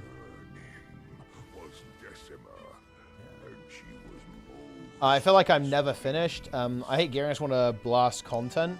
Yeah, it's an interesting one, actually. You can definitely be done with your main, I think, in retail pretty easily. It's like pretty easy to get to like max eye level in that sense. But yeah, it does take a while to get to that point, and then you have to, you know, you get to do it all over again. What if Blizzard... the interest lied in the concept. What if Blizzard continued vanilla? Well, yeah, the thing is like, what does that actually look like? Oh, dude, I'm trolling. Like, what does continued vanilla actually look like? Because if you go vertical progression, then you have to do every raid in order to gear your character. But if you do horizontal, then...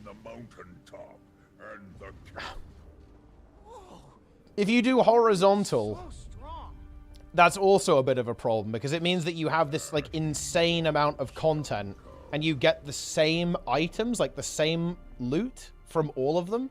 That's a bit of a problem, right? Like, that's a bit of an issue in, like, a game like Vanilla WoW that is very vertical. Because, like, Vanilla WoW is incredibly vertical, by the way. I don't think people realize how vertical Vanilla WoW is. When you have full Nax gear, you are a fucking god. I don't think people realize this, actually. Like, okay, so I had full Nax gear on my Thunder Fury geared Fury Prot Warrior. When I was farming Winterfall Firewater in Winterspring, I would one-shot people in PvP. I mean one global. I would get 30 rage, land one bloodthirst, and it would one-shot players who don't also have comparable gear. This is Vanilla WoW. And what I'm trying to get at here is that a lot of the things that people want are mutually exclusive. They want new content and new gear, but they don't want the old items to be obsolete, and they don't want the old content to be obsolete, right? But they still want to have, like, new gear to go after. Now, Guild Wars 2 solves this. You just don't have new gear to go after, right? Which, in my opinion, based, okay? But the thing is, the truth is, guys, most people like when the number goes up. Like, most people prefer vertical progression. You can see that in the numbers, right? People prefer this, right? They like the number going up. So, people want vertical progression, but they also don't want vertical progression at the same time. It's actually a weird one. Yeah.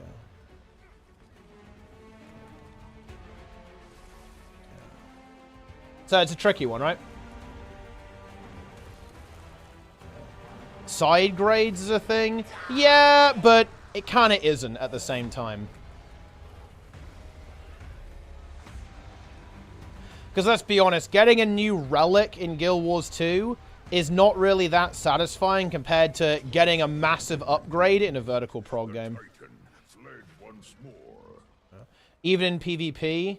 I think PvP might be a slight exception, but I think even there, maybe. Yeah, I'm not sure though, actually. I haven't really thought about that. But for PvE, yeah, people like it when the number goes up. PvP maybe less so, but I think even then, I do think people like it when they get stronger. Yeah, they get better gear and better items and stuff, like, you know, better power-ups.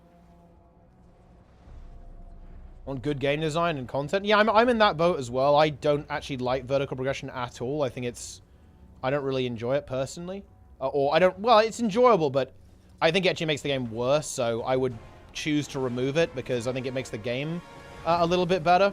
But you know, it is funny to think about this. Think about this.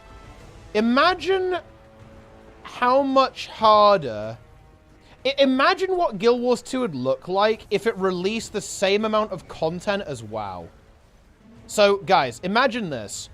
Imagine instead of 8 raid wings, we now had 32 raid wings. Or rather, I think it's 33 now, or even 34. And each of those wings had 9 bosses. What does that look like for getting a group, right?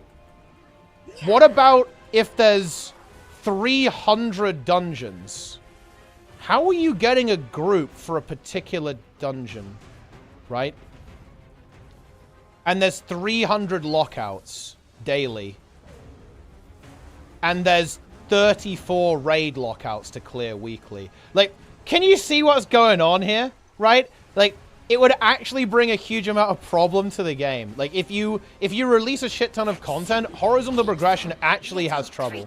I think WoW already Guild Wars 2 already actually has this problem. Like, for example, certain maps that aren't as popular don't fire as often because the players are actually quite spread out. This is something that I actually believe that ArenaNet need to address. They need to address players being spread out because this hasn't really been an issue because, like, until recently, in my opinion, but there's actually so much content in Guild Wars 2 now. It is actually starting to spread people out a little bit too thin in some places that is causing a couple of population issues on, like, the less popular content. So I actually do think that they need to address this. I think they are doing a decent job of this with like the Return to stuff. I actually really like those bonus weekends and stuff like that, like bonus weeks. I think running that is basically their solution to this problem. I think they do need to do more actually to keep some of this older content more active.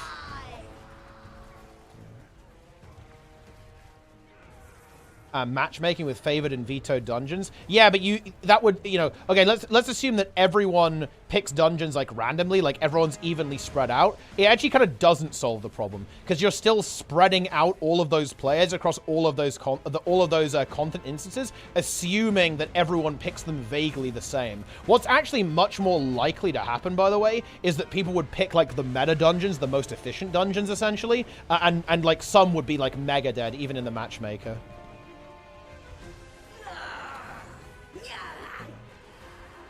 Zaishin mission for me? Yeah, you'd have to... I think something like that would be good, yeah.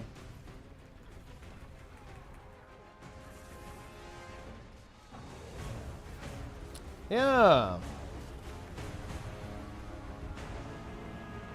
Yo, plays for the second... Dude, he streamed again and then raided me again. I fucking love that shit. Planix my king, Planix my god. You got the fractals? Yeah, but you cut... I mean, you do have the fractals, but that's actually not...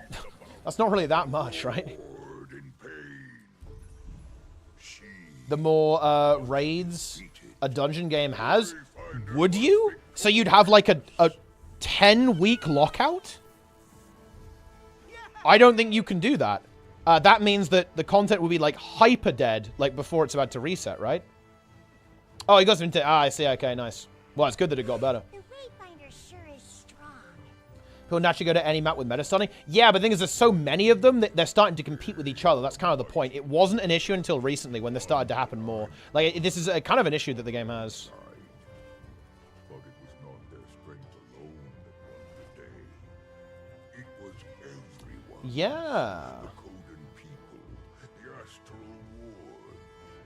All of us putting aside our differences and fighting the insurmountable. Is a huge bummer. Yeah, I mean, Salt Ocean is definitely ripe for a rework. We join some World vs. World this week? Yeah, I'll be here. I will be here. We will pump. I'll also try and get a lead in, maybe on Thursday or something.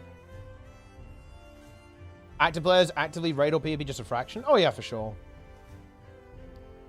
Not everyone will have the expansion. Well, yeah, of course, but the thing is, think about this.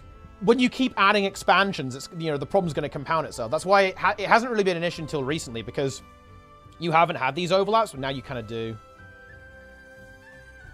Good job, team. Wait, why is slash squad not working? Yes.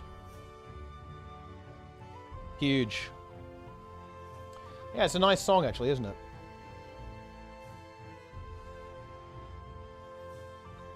But you see what I mean, right, guys? Like, the idea of a game that continuously adds more content and also keeps all of that content relevant, it only works if you don't actually release that much content, or at least it becomes very problematic if you do it. You kind of have to go the seasonal approach, which by the way is what WoW has done, right? Like, you know, it's actually not.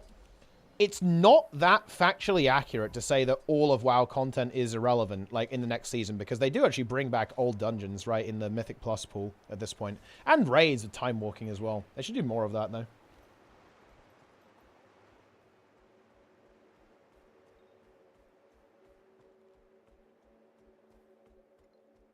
A unicorn scenario? Yeah, it's the same thing with, like, people want more vanilla WoW, but they don't want it to change vanilla WoW in any way. These are kind of like mutually exclusive ideas. You can't really do that.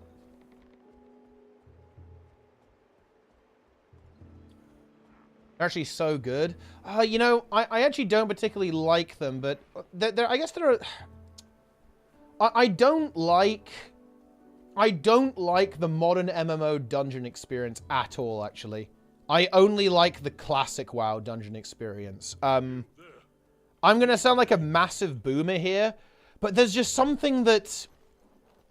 There's something that feels very wrong to me with how fast you do the dungeons in modern MMOs. You know, I don't like that modern MMO dungeons boil down to gathering up the trash and one-shotting it. You know what I mean? And, like, running through and AoEing everything down, and the boss fights take, like, 5 seconds. There's something about that that it really rubs me the wrong way. You know what I mean? I can't put my finger on it, to be honest. I don't know why. I don't know. I don't have the words for describing why I don't like it. I need to think about it, but I know I don't like it. I think it might actually just unironically be an immersion thing. Like, it feels like I'm playing a game. I like in video games when the game tries to convince me that it's real. Do you know what I mean, guys? I don't like it when the video game breaks the fourth wall. And I view modern MMO dungeons as breaking the fourth wall. They are saying, this is explicitly here so you can see loads of numbers pop up, right? And just blast through this and get the loot at the end. I don't like it when the game does that. It's the same reason that I don't like... I hate it when games say rewards. I have come to genuinely loathe that word. Because they're like... When have you ever seen this, guys, in marketing?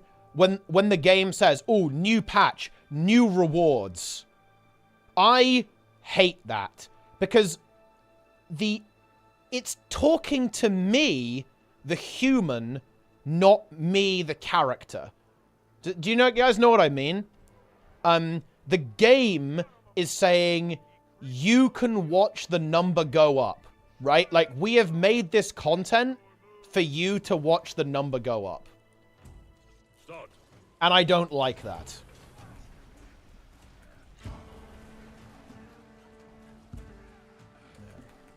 Actually might pop off. Honestly, I really should. I really should. But I'd have to articulate it properly.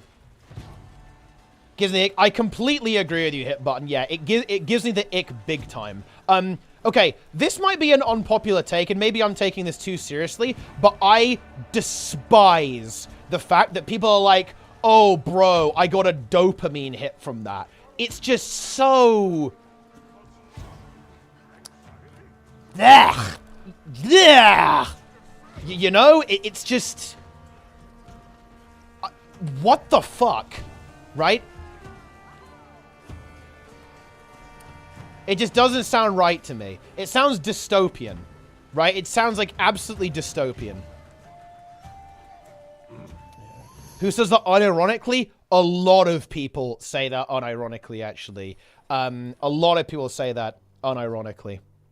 It just sounds inherently dystopian to me because it's like... it's almost saying the quiet part out loud. Like, obviously, it's fundamentally true. At the end of the day, guys... you know, we are bags of chemicals, right? You know what I mean? That's what humans are, right? You know, if you do something that your brain says is good, you're going to feel good about it, right? Like, you know, that's just the nature of things. You know, if you get a promotion or you do a really good job, right? You get a good exam grade, right? Or you beat a really hard boss. Like, yeah, okay. Like, if we want to be super verbose about it, like, your brain is giving you a chemical and it makes you feel good, right? Like, that is objectively true, obviously. But it's this idea... It's this idea that you are deliberately manipulating your brain chemistry. Like, the primary goal of playing the video game is to basically press the happy button. To me, that is dystopian. That is just... It isn't a... there's something that's deeply inhuman about that. Or like, deeply wrong. You know what I mean? About that entire concept.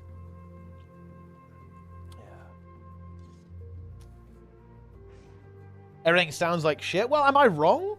I think Zlint knows what I'm talking about. Like, do you guys know what I'm saying here? Do you guys know what I'm talking about? Achievements is a better word? No. Achievements suck. Because achievements are fourth wall breaking, right? There's actually nothing wrong with the achievement system. Like, I want to be very careful in my criticism here. I'm not saying this sucks. I'm saying the concept of this sucks. Like, what this is something that I'm fundamentally opposed to in gaming. Because it's a fourth wall break.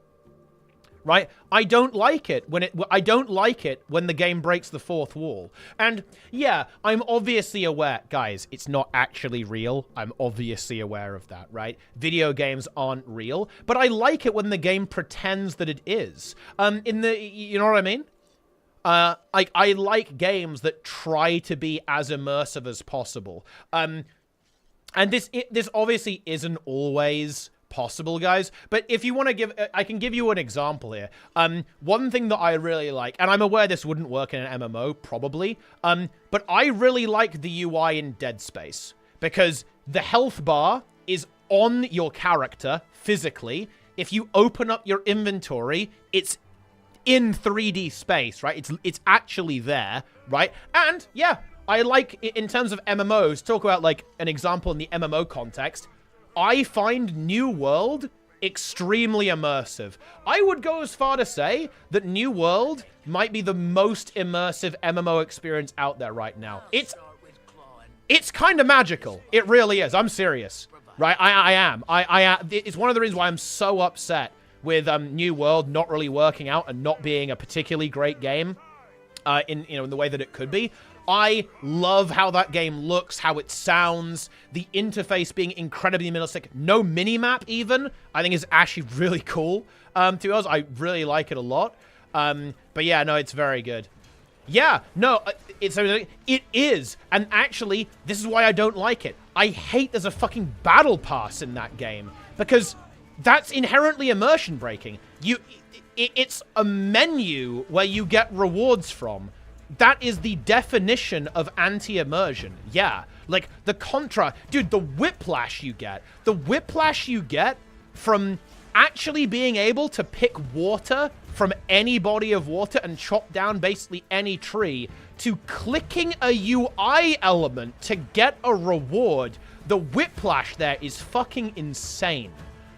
Between those two things. Yikes.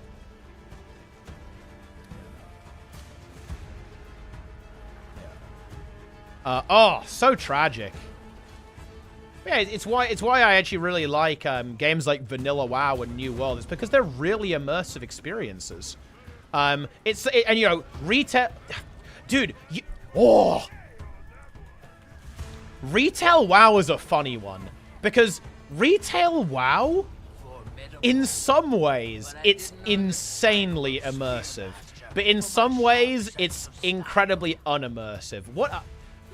It's a very... Retail WoW is very interesting, actually. It is a very interesting game, to be honest, with the way that they handle things. Because when I played through... I will admit this, guys. I'm not really one for story and MMOs, but I was really into the BFA story, actually. When I played through that, I was leveling my mage. I leveled in BFA. Dude, I was really getting into it. It was like, yo, this is actually pretty fucking immersive. You know, you do the dungeons, right? And, like, the dungeons are kind of involved in the story, right? And there's, like, all the voice acting and the different characters and stuff like that, and you're traveling all over the world. It's really good. But then the game turns into, like, a really weird lobby simulator as soon as you get to max level. But then you go in the raid, and the music is fucking insane, and everything looks incredible and sounds amazing. It's weird. Retail WoW's a weird experience, to be honest. Really weird experience. Yeah, Guild Wars 1, there's something really magical about Guild Wars 1. I think it's actually the stillness of the game that really helps it out. Like, that's the one thing that I always found very striking about Guild Wars 2. And this is kind of a side effect of it being... Guild Wars 1, rather. It's a side effect of being, like, an older game. But Guild Wars 1 has this serenity to it, right? Like, this stillness. It makes the game look incredible. Like, some people say that Guild Wars 1 hasn't aged very well, but I'm not sure if I agree with that. I really like how that game looks. And you know what's really cool about Guild Wars 1 is that when you go into a dungeon, like, the mini-map kind of resets every time. You're kind of like, you have this almost like exploration experience every time you do it. Obviously, eventually you just know like where to go, obviously. But like, man, yeah, Guild Wars 1 is a really, really immersive game, actually. Really immersive game. Same as vanilla WoW. Yeah, the art direction in Guild Wars 1 is fantastic. Like, the art and music direction is incredible. It looks great. It sounds great. I think it holds up pretty fucking well. You know, you're actually... I know what you mean, Zlin. You're actually right. Like, not being able to sequence break does help with immersion. Although I think it can be achieved with stuff like that. Like, for one thing that I really like, actually, in New World is climbing. Dude, I want to see fucking climbing in every new MMO. Climbing is based. Malfunction doesn't align with the things that are being said. It's weird because you know what's really weird is they are in some cutscenes but not in others. It's very interesting that they have some kind of budget memes going on there. In some cutscenes they are synchronized, others they aren't.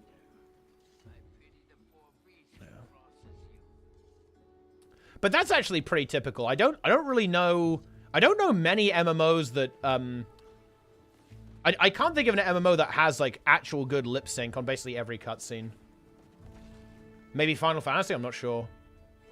I mean, WoW does in all of its pre-rendered cutscenes, and some of the in-engine ones, too. It's weird. Like, some of the in-engine ones do.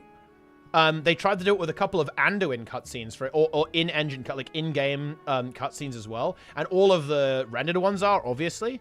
But it's weird. It's like a budget thing. I don't know.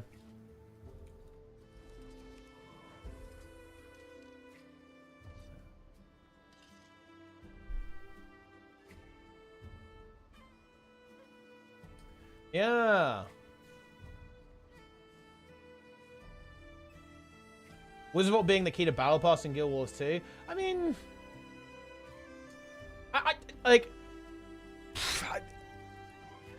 I'm not a rewards guy, so I'm in a really weird spot on this. It's like, I'm not sure. I don't know if I'd call Guild Wars 2. I don't think I'd call it a Battle Pass, really. But I also don't really care either. It's like, it doesn't really matter to me that much, like, what it is. It's just, you know, I don't know. I'm not that...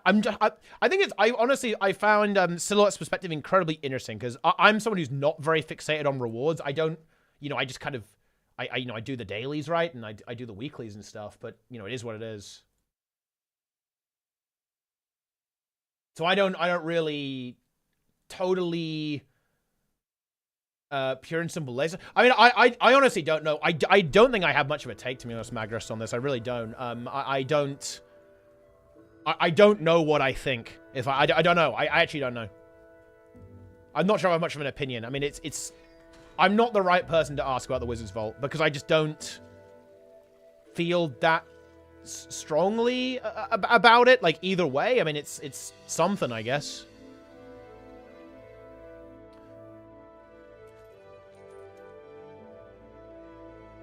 You know, about ease of adding rewards. I think it would be better. I was really hoping they would, like, every season you'd have a different selection of stuff you can get. I am a little bit disappointed in that. It would be kind of cool if they gave you different sets of materials that you could get and, like, different things, but it's basically the same every time, which I think is a bit low energy. It would be kind of hype if you could get, like, an equipment template sometimes and, like, different things from the gem store. That would be really cool.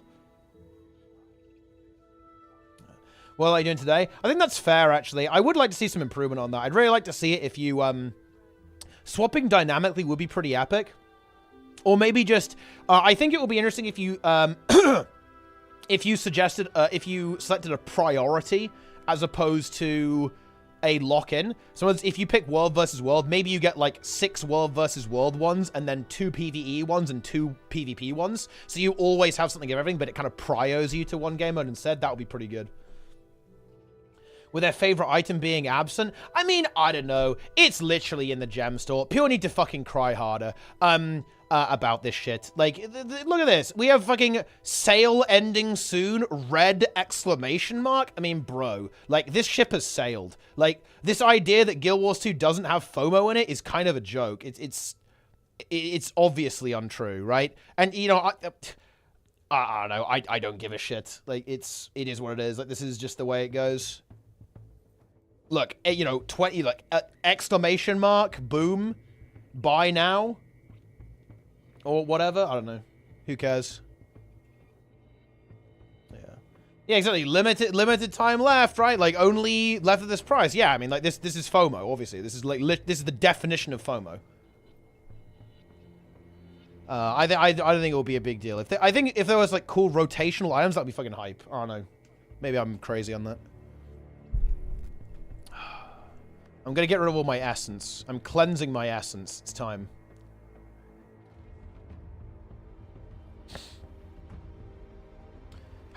Yeah.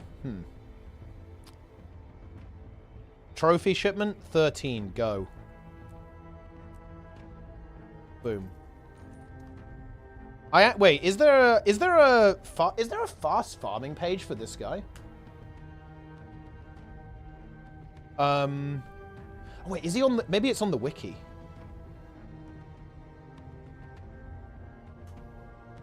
Yo, Blemios tier 1.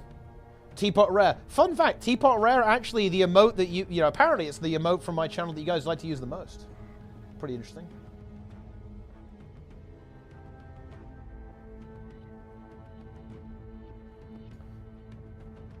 Is this a thing on fast farming, guys? Currency conversions. Oh.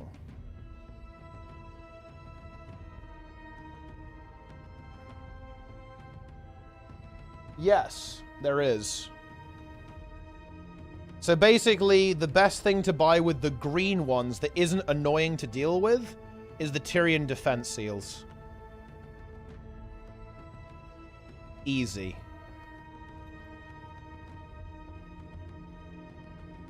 Tyrian defense seals are the best for the green ones.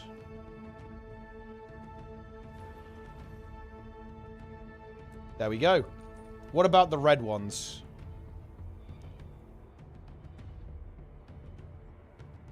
It's all, yeah, it's Tyrian defense. So Tyrian defense seals are the best things. Yeah, Tyrian defense seals are what you want to buy. Ooh, dude, that's a lot. Look at that. Huge. So how many defense seals have I got now? Probably quite a lot.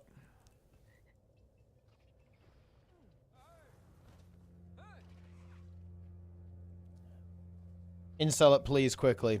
Donate to the Hardstuck Guild Bank. Don't even sell it, bro. Just put it in there. Okay. Alright. So how many of the seals have I got? 2,000, dude. Shadow of the Colossus. I actually haven't. No, I am aware of it, though. I am aware of it.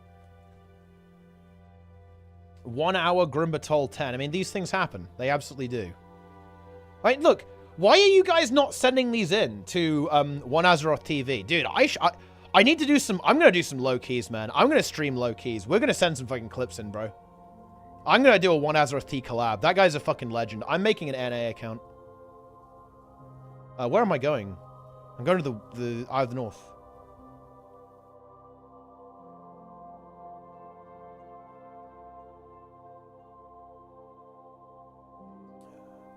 Bone skin a KP to defenses? Wait, can you actually do that?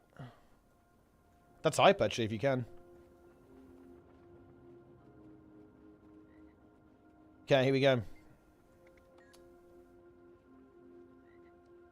Should I buy the Coden ones? Which ones are the best ones? I'm clicking on this. Whoa. Dude, the Tengu supply box is actually the best. Coden is actually significantly worse. Interesting. What's in the Tengu one? Ah, okay. Wait, ooh, interesting. Charge lodestone. That's like where a lot of the gold comes from, huh?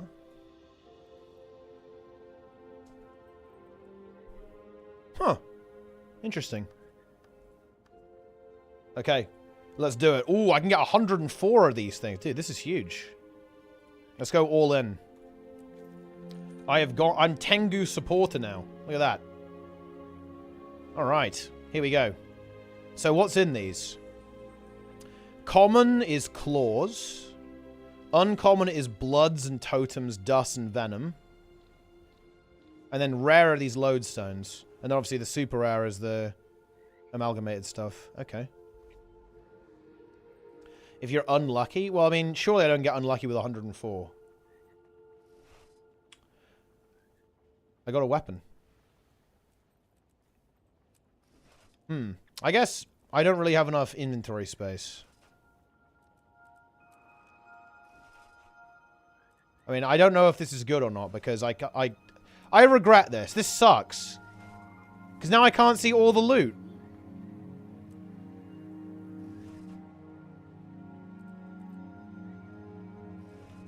This is the worst, man. Well, that's my fuck up. I have nobody to blame but myself. I really can't blame, you know, I can't... I mean, I've got nothing. I'm gonna be real. It's... Oh, wait, you can't sell these? Huh? Huh? What the hell is this? This is bullshit.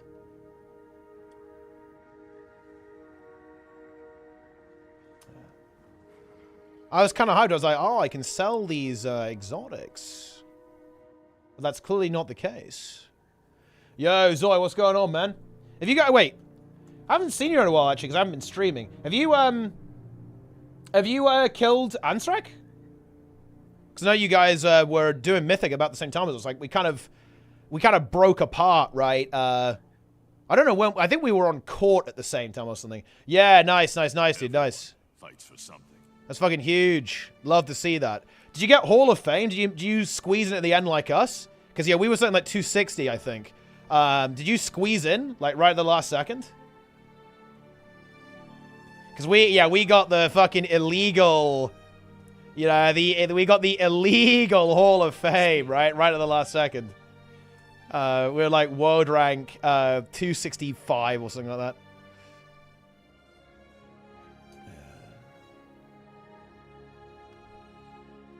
Hell yeah. Yeah, I love that. Nice.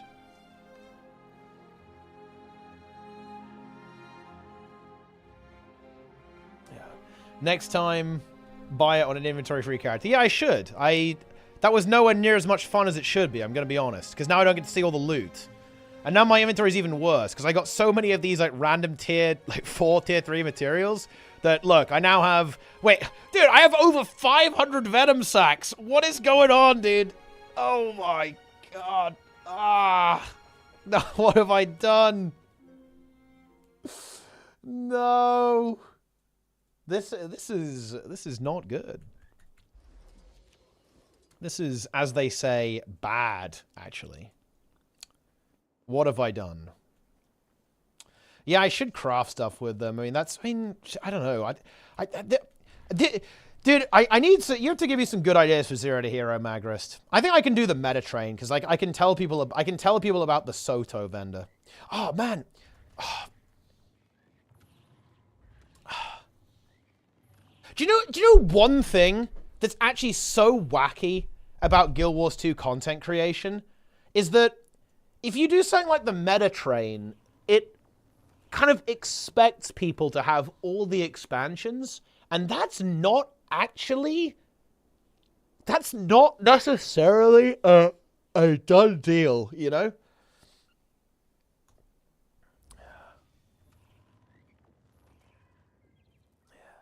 Did I just cringe? I do want to do some build stuff. Look, I really want to do the whole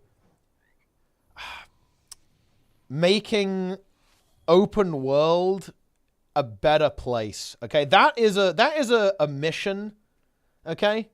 That is a mission that I could get behind. Like, I could deal with that. You know?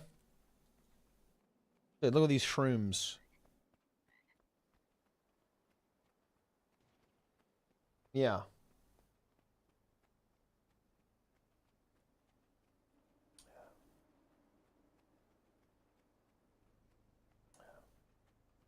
We can increase the DPS of NA.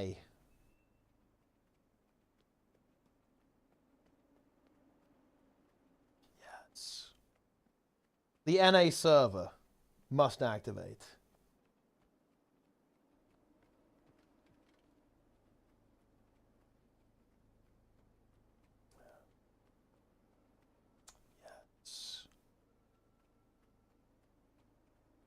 Only get given another Dragon's Den or Dragon's Sand gets released. Oh, dude, it's so fucking sad. Look, okay, you know what, dude? Maybe they add another Dragon's End with the next expansion. That would actually be the perfect fucking year. That would be the perfect year to actually unironically, like, retire for me. That would be so fucking good. Don't give me hope, guys. Don't give me any fucking hope that the next open world meta will actually be insane. Because I'll definitely still be playing the game a lot for the next expansion, right? When that comes out.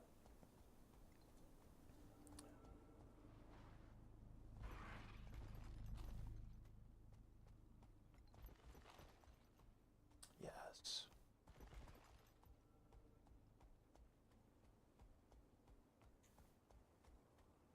We'll see. Healthy, spry, worldly. Why, you seem like someone with a nose for adventure. The WoW begins early? No. The WoW will be beginning anyway. I'm going to be streaming Guild Wars 2 and WoW, but I just want to... ARPG fan? Not really, no. Not really my style. Go back to strikes. I mean... well, I mean, it really depends, like, how much dev time it took to make Wing 8. Like, this might be development-wise efficient for them, right, to do it this way. Because they don't have to do a map. They have a raid instead. So maybe that's efficient with the convergence. I'm not sure. It's hard to say, right? It honestly depends how much effort it takes them to make the raid. Because, I mean, bear in mind, guys, Jamthea Wilds is giga asset reuse, right? It is like omega asset reuse. Like, it's the same... It's Titans, Titans, Titans all the way down. Titans in the convergence, Titans in the story, and Titans in the raid, right? And Titans in the open world, too, right? So it might be efficient. We don't know that it isn't efficient, actually, for them to operate in this way. So could they do another raid every expansion? Maybe. That might be development efficient-wise. Chilling Spellbreak is quite fun and underrated. DPS build is overshadowed by its low DPS mentor. That is a good point, yeah. But, okay, I don't want to shoot this idea down, Magrust, actually. I really don't, because I want... Before I say this, I want to make it clear, I completely agree with you. But Juan Punch actually did this, and he got a brain-dead response on the subreddit. Let me actually see if I can find the video. Maybe if he's in the chat, I think he was a little while ago, he can maybe link it to me. But he did do this. And the response was brain dead. If I'm going to be completely honest with you. People were not interested in hearing it. They were like, nope, it's actually trash. It sucks. Sorry. No. Purple class better, therefore this class unplayably bad. That was legit the high upvoted comments. And he was in there arguing, trying to defend it. Right? And I believe even other good players were as well. But it's just... Oh. The only way I can say it is that people are straight up anti-vaxxers, man. Like, the Guild Wars 2 community is anti-information. It's, I've never seen anything like it. It's... Yeah, people just are anti-learning, anti-information in the community. So making that type of content is... It feels very unproductive to do it, to be honest, because people don't want to hear it. You know, it is what it is.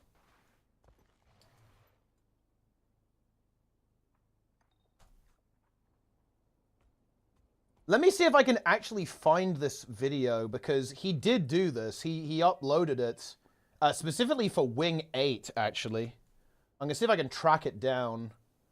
Ah, yes, here we go. Yeah. So he uploaded this video of him playing Spellbreaker and actually performing really well on the build.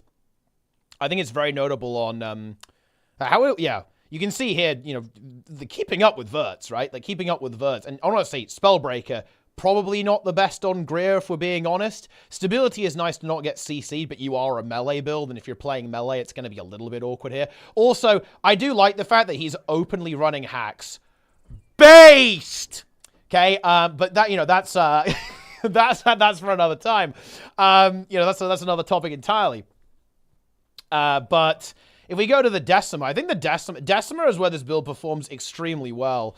Because, of course, this build is insanely tanky, right? And has permanent self-stability. You can see here that he's giving himself stability very consistently from the defense trait line, right? And having that defense trait line is really good here. He's able to heal himself a lot, right? As you can see that. While also doing really good DPS. And people were like, ooh, well, dude,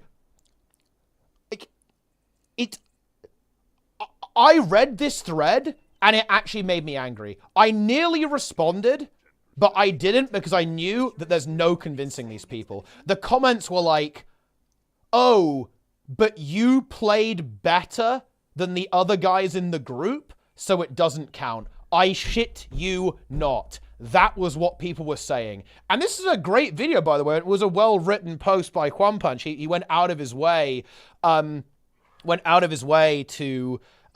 you know, to share this build and say, yeah, this is a really sick build, right? You can play this and you can do really well as a melee character, right? As a melee warrior character on Wing 8, on the new content, right? And yeah, people said, well, guys, I don't fucking, oh my God. Oh my God. They said this unironically, okay? I shudder to repeat this. They said, your damage was much better percentile-wise on Wingman than everyone else in the group. Therefore, it doesn't count. So actually the build isn't good. You just played better than everyone else in the group. And it's like, oh my God. Oh my God. Oh my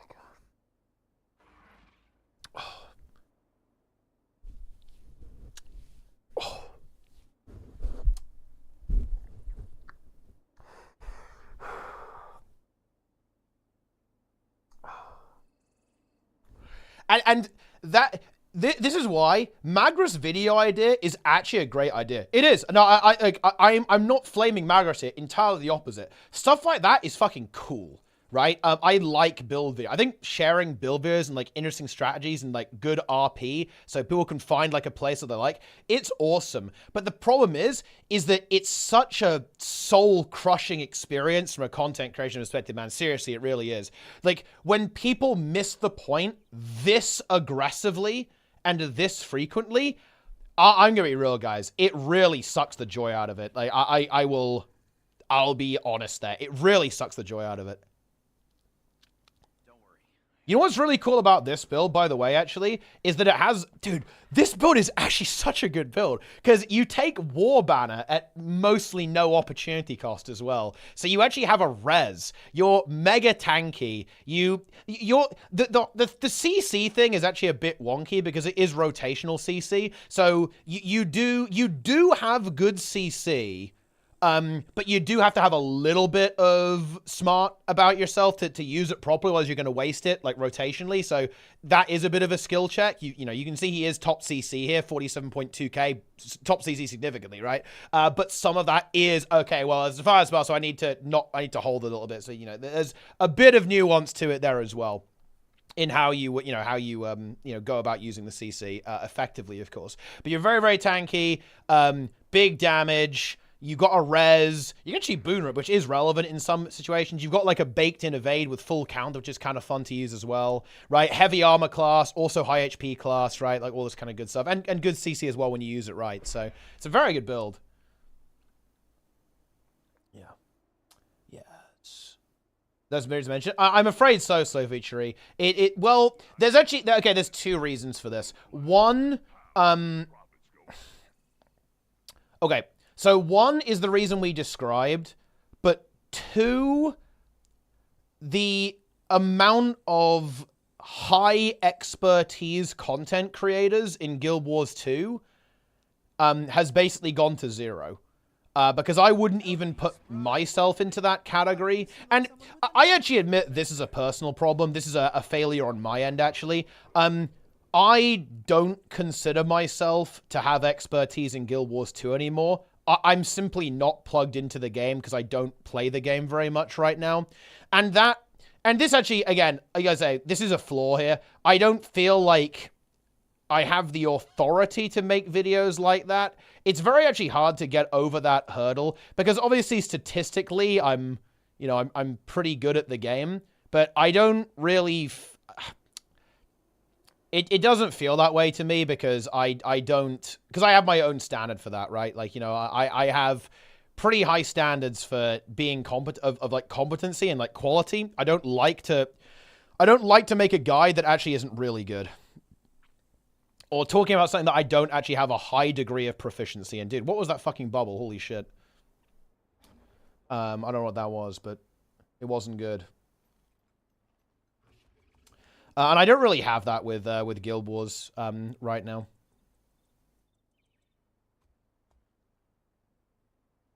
But, maybe, who knows? Maybe we'll get over that.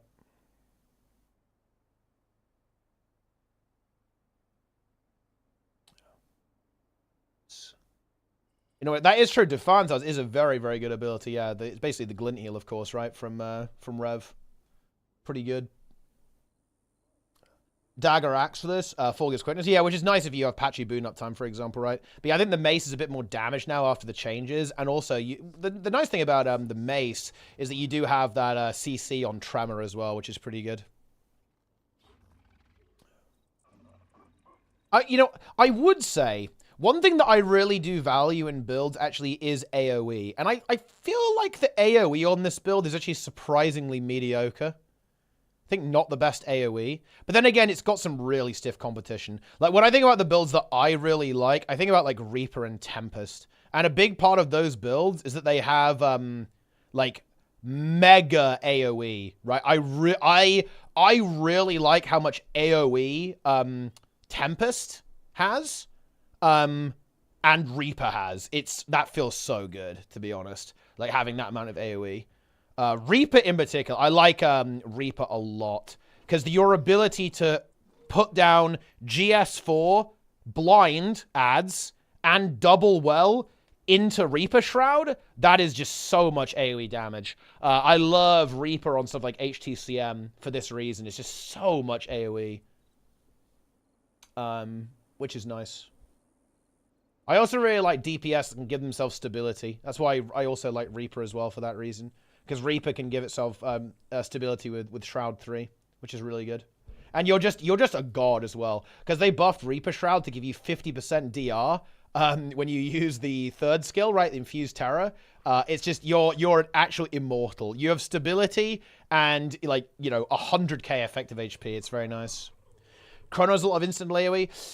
Yeah, I don't think Chrono's AoE is very good, though. Because Chrono is weird, and Mesmer builds in general are a little bit weird, actually. The whole thing about Virtuoso, yeah, I guess Spear is like big cleave, actually. But the whole weird thing about Virtuoso cleave, it's actually very specialized cleave. Like, people go, oh yeah, it's got mega AoE. Only sometimes, if things are in a line, if they're close together, when you can, like, line up your dagger attacks and your blade songs. So, Ceres, basically, is, like, where Vert AoE is really good. And kind of HTCM as well. It's pretty good there as well, if you get, like, a clean burst off. I guess with Spear, it's pretty insane, actually, because, like, Spear is a really good cleave weapon. But before Spear, I feel like it wasn't as good as people made it out to be. Like, compared to some of, like, the mega cleave builds, builds, like, you know, stuff like Vindicator, for example. Weaver, I think, as well, actually. Like, before Power Creep, Weaver burst AoE was fucking tasty, man. Same thing with Reaper as well. And now Tempest. Now Tempest is just crazy. Like, Tempest Cleave is just insane. Like, just slamming down those air overloads, and, like, if you can get your Lightning Orb to line up, you just evaporate everything. GS power every guard DPSO. Wilburn runs sword now. I mean, I don't actually know what's going on right now, but I mean, I think, isn't it like spear, sword on Willbender currently? I'm not sure. But I mean, spear has good burst AoE too. So it's kind of similar. Oh, it's GS spear. Oh, you got a lot of AoE then. You have a lot of AoE in on Willbender if you have great sword and spear. And Guardian's always had good AoE, though. I mean, look, like, no meme, dude. Like, think about Dragon Hunter, guys. Dragon Hunter has very, very good AoE. Because you have the symbols, you have the traps, and you're also very bursty, right? Like, you fire out your Spear of Justice, right? And you just, like, line everything up and pump. And just destroy everything with mega AoE. Yes. Dog Hunter. Your AoE is stationary. That is true. And it's also relatively small. It's like kind of small AoEs. Rather than like very large AoEs. Which is kind of what's going on with, you know, with Tempest. I mean, Tempest in particular is so nice because of how massive the AoE is. Like, it's like a 360 radius giga AoE. Very nice. And also just so many of the Scepter abilities just slap as well. Like, getting a Dragon's Tooth into a Phoenix combo is just incredibly juicy. And then, boom, you go Air Overload into Lightning Strike, into Phoenix, Dragon's Tooth, Attune Air, Lightning Orb. It's like, bro, that's big. That is big. Huge.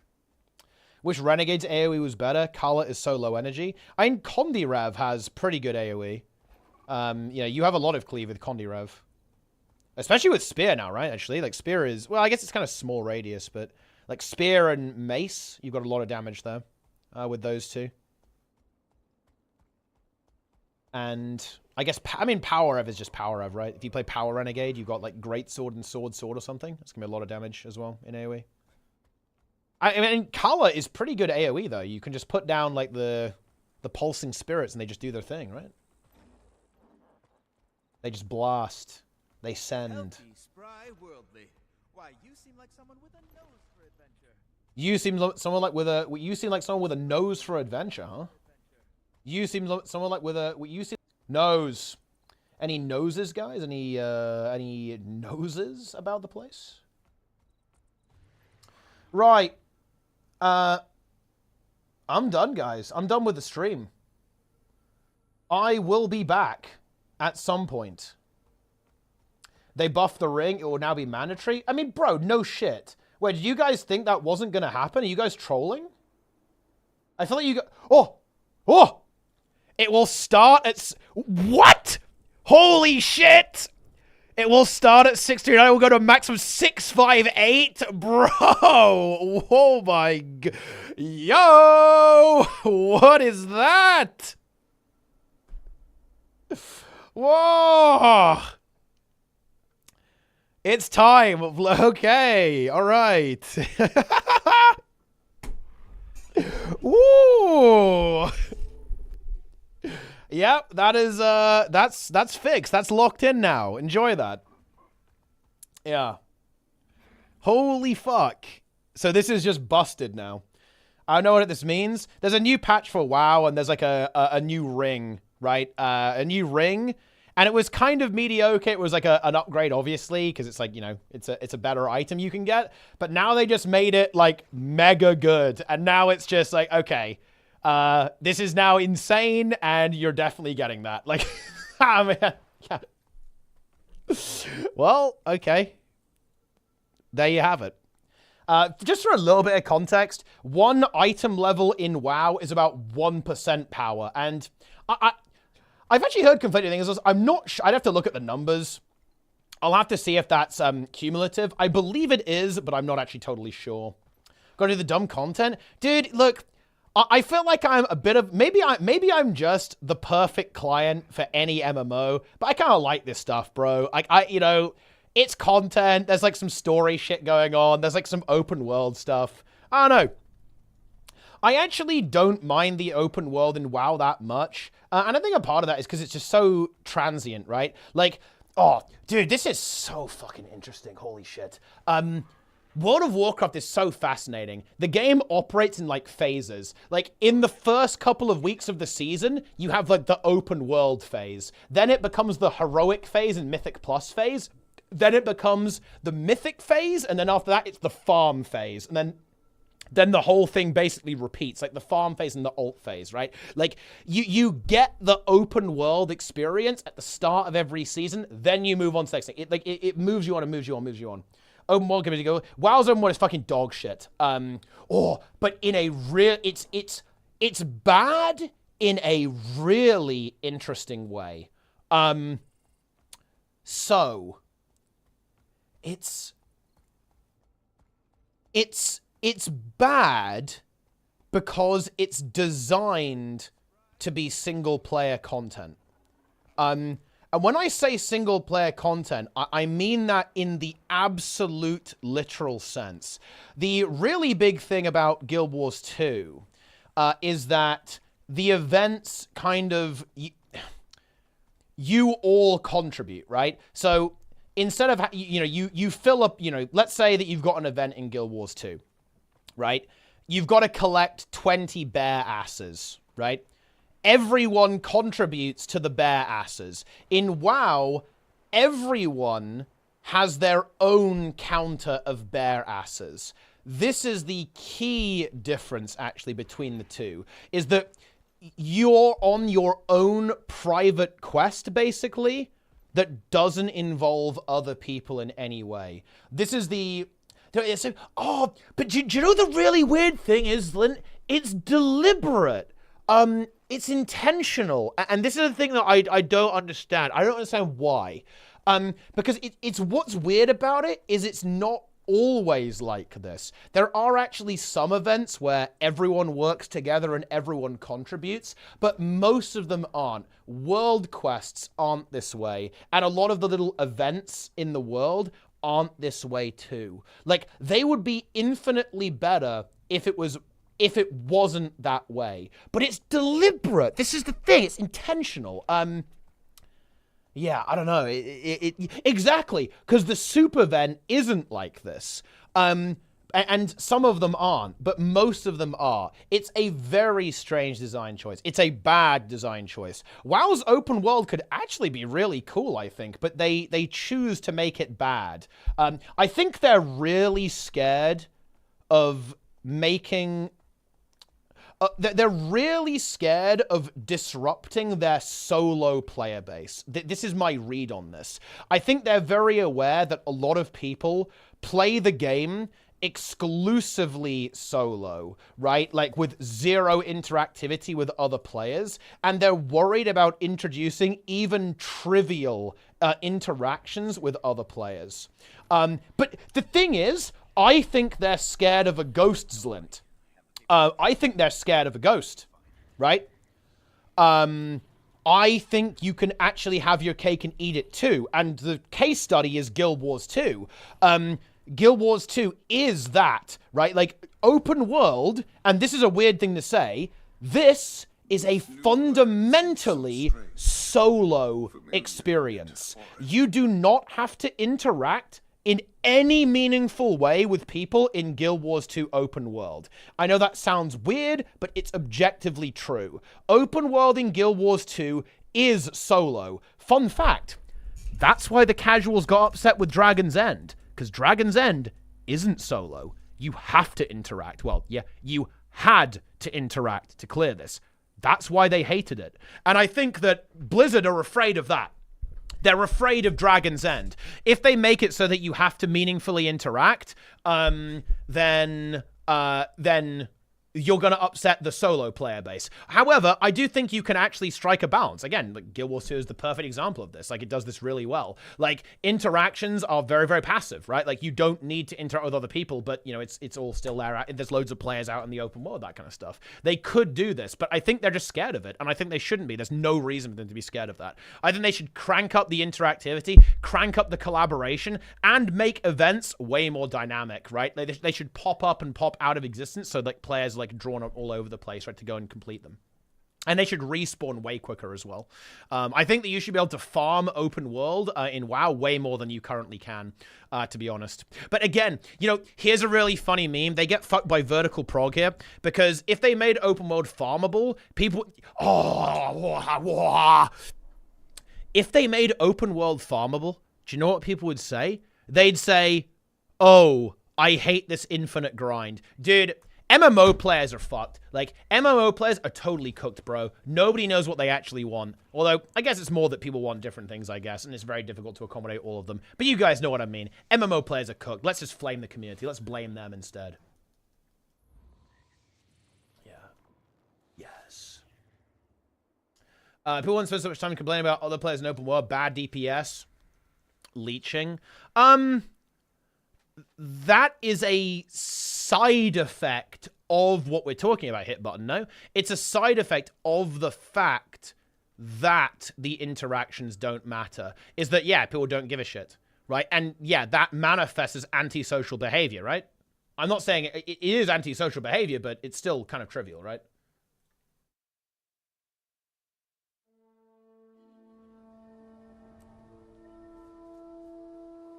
It's actually a social experience. It's not solo. No. It's solo for most of the people who play it. I don't know. No, I don't think that's what that shows. It shows that some people are... No, it actually is the exact contrary. It shows that people are frustrated that it's not more social, no? When people complain about leeching, they are complaining that people aren't respecting a social contract, right? Yes, that's what people are complaining about. They're saying, I wish people viewed it as social, and that they respected the fact that it's a social thing, and that there's other players out there. There's like other players. I think it's not even really a social thing. It's more like people are frustrated that you almost, like, some people don't even consider that the other players are even other players, right? Like, that's what's going on there. Like, when you leech a meta event, you have zero respect for every other player there. I think we can all agree on that, right? Oh, wait, what the fuck? Okay.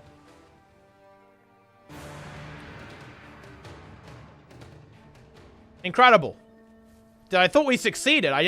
Wait, tidal? I saw the tidal wave message. I was talking to chat, right? So I was like, oh, tidal wave, that's normal, right?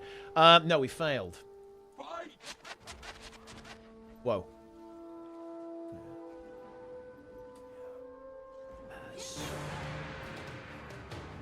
Dude, the tidal wave is optimal. Look up the fucking Tequatl world record, bro. Tidal wave is optimal. Do I need to do something to salvage this map? What's the scenario here? Do I need to actually do something, or can I just get away with not doing anything? We good or what? Whoa.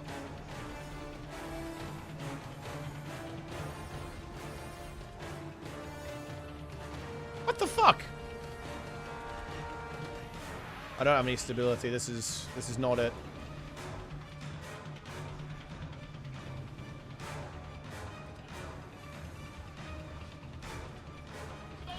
It's gonna get the fucking bone shield, bro.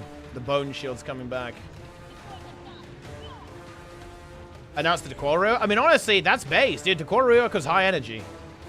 I respect that. That's what I want to see. Mistakes into miracles.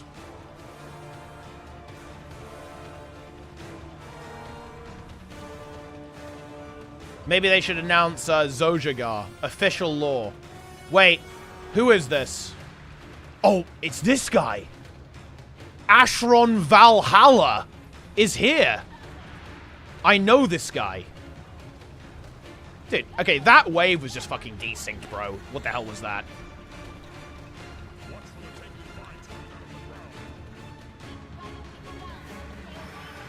I mean, he's a PvPer. He queues ranked. Let me tell you that. It's what he does. He plays ranked PvP.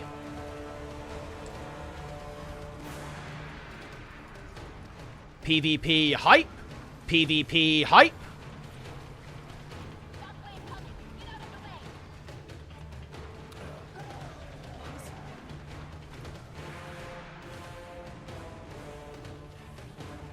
Dude, we're all getting juiced on Wednesday, the new ring. Oh, I have to play the new WoW, but we gotta go get the ring, bro. And get the gems and shit.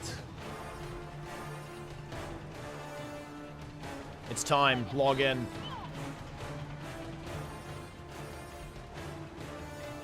We gotta get the ring, and then we do 1 billion DPS.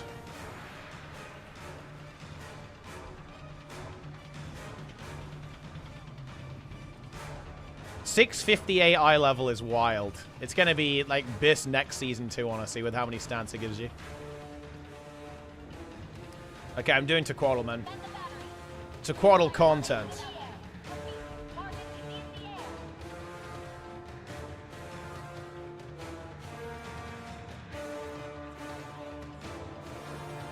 How would Guild Wars don't have added quests to them? Let's see, what have we got?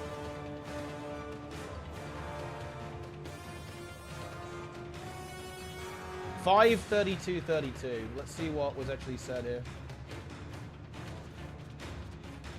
Key from a boss inside the dungeon. Bring a rogue. A level 30 rogue can have a high enough level in lockpicking to open the back entrance, and they will absolutely do so if you link them the Trip Runner Dungarees from the quest for killing the final boss. Okay. To say these pants are desirable is an understatement. These pants are basically best in slot until level 60. You're guaranteed to get them from the quest, and the quest can even be shared. Once again, dungeon quests have a net negative impact on the dungeon proper, which is actually interesting. I think it's absolutely fair to say that the concept of Gnomergon was a success. Players understand that Stratholme isn't one large instance, but 2 instances in one area. However, Gnomergon is the first dungeon in the game to do this, and it should have been designed in a way to push players to engage with it as such. Here's how I would tutorialize this mechanic. Make a quest to kill the Electrocutioner 6000. The reward is a selection of decent blue items and a key. The key is required to access the back entrance of Gnomergon as well as proceed past the boss. If players don't bring a way to break or pick the lock, they have to leave the instance and will likely call it a night. I would then have the quest to kill the final boss be a part 2 to the Electrocutioner quest, with best in slot gear ideally up to level 45 for every class. So this actually is a really cool concept that I do actually like. Having a dungeon where you're expected to not be able to clear it in one go is actually so cool. It's such an epic art. My favorite one for this in WoW is actually Alderman. Because the start of the dungeon is like level 35 even, or something ridiculous, and the end boss is level 47. It's actually a giga RP experience, because if you go in there at the appropriate level, you go, holy shit, we can't delve any deeper, we're gonna have to come back stronger. It's very fun RP, actually. Yeah, it's very cool RP. How people want to full clear a single time only?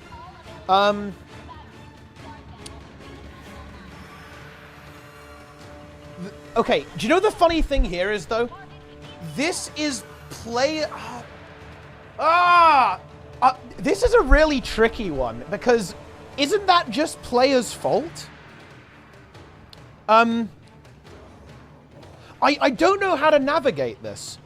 If you don't like playing that way, then don't. It's kind of a weird meme. It's like,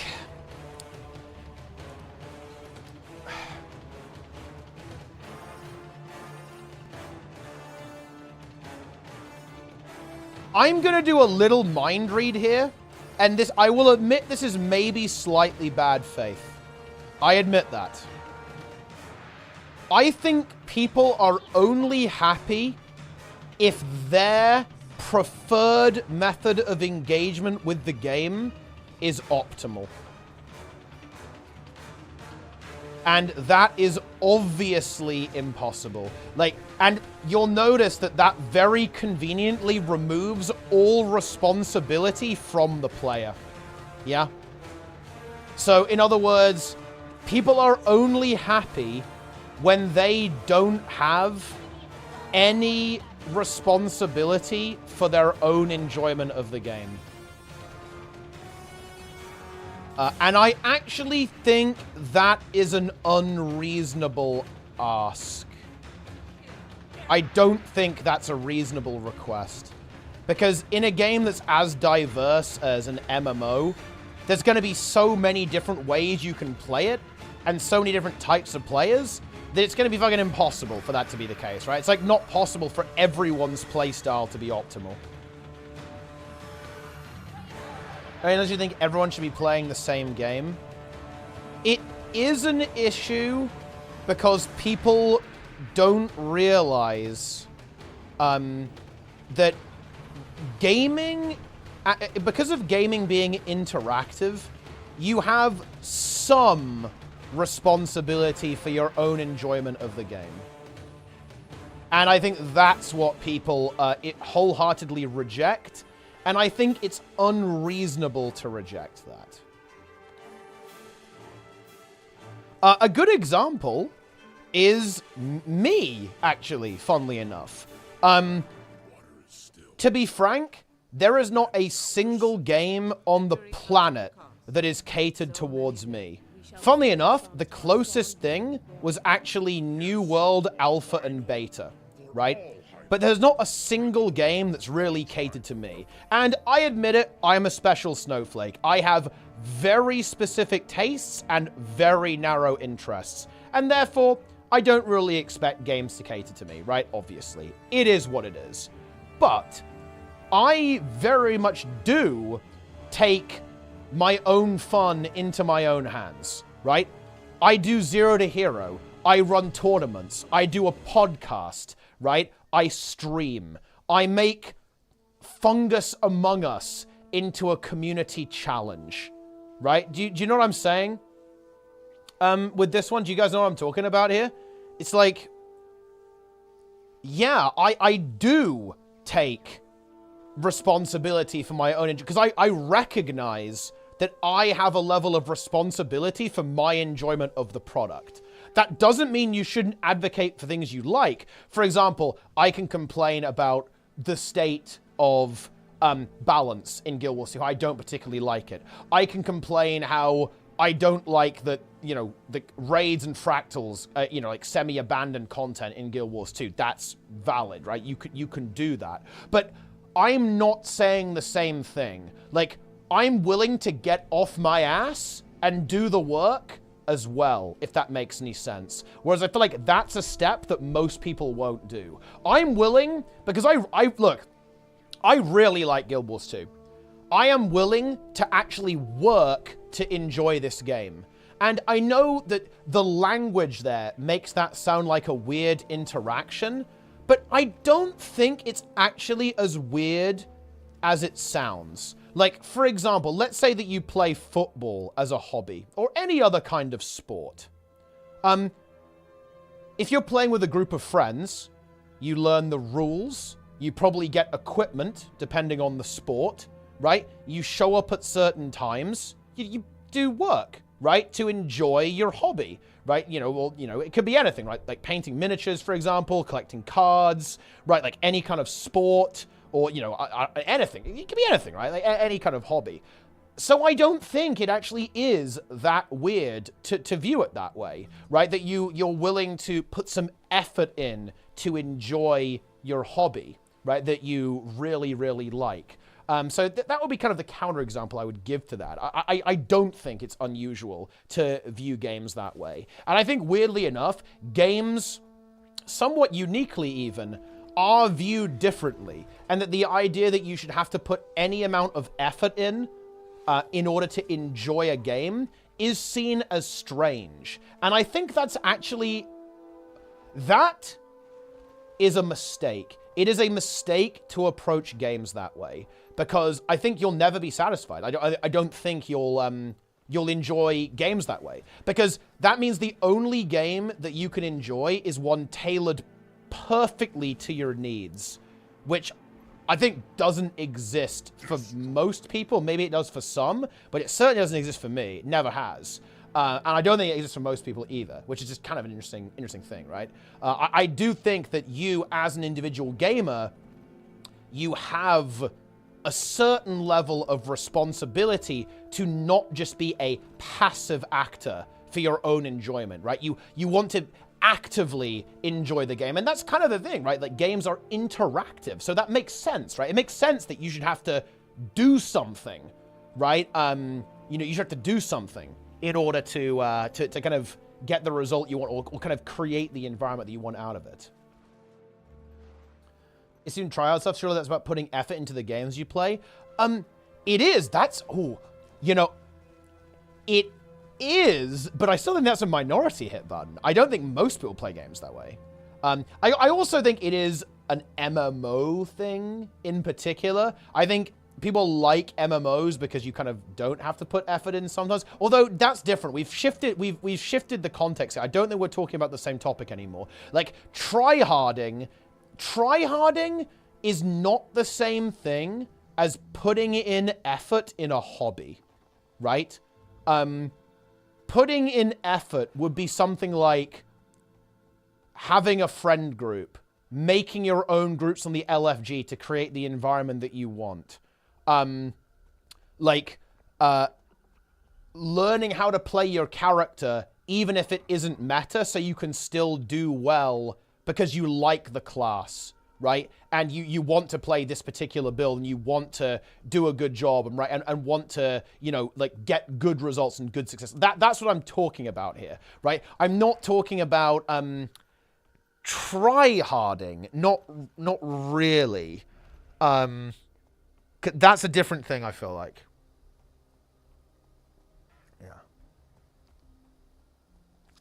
Yeah.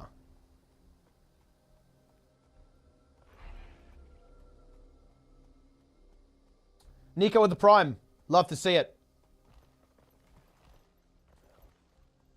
And I would kind of lead into this hit button. I would say you're actually right that people do kind of get bundled into tryhard culture, but they don't like it.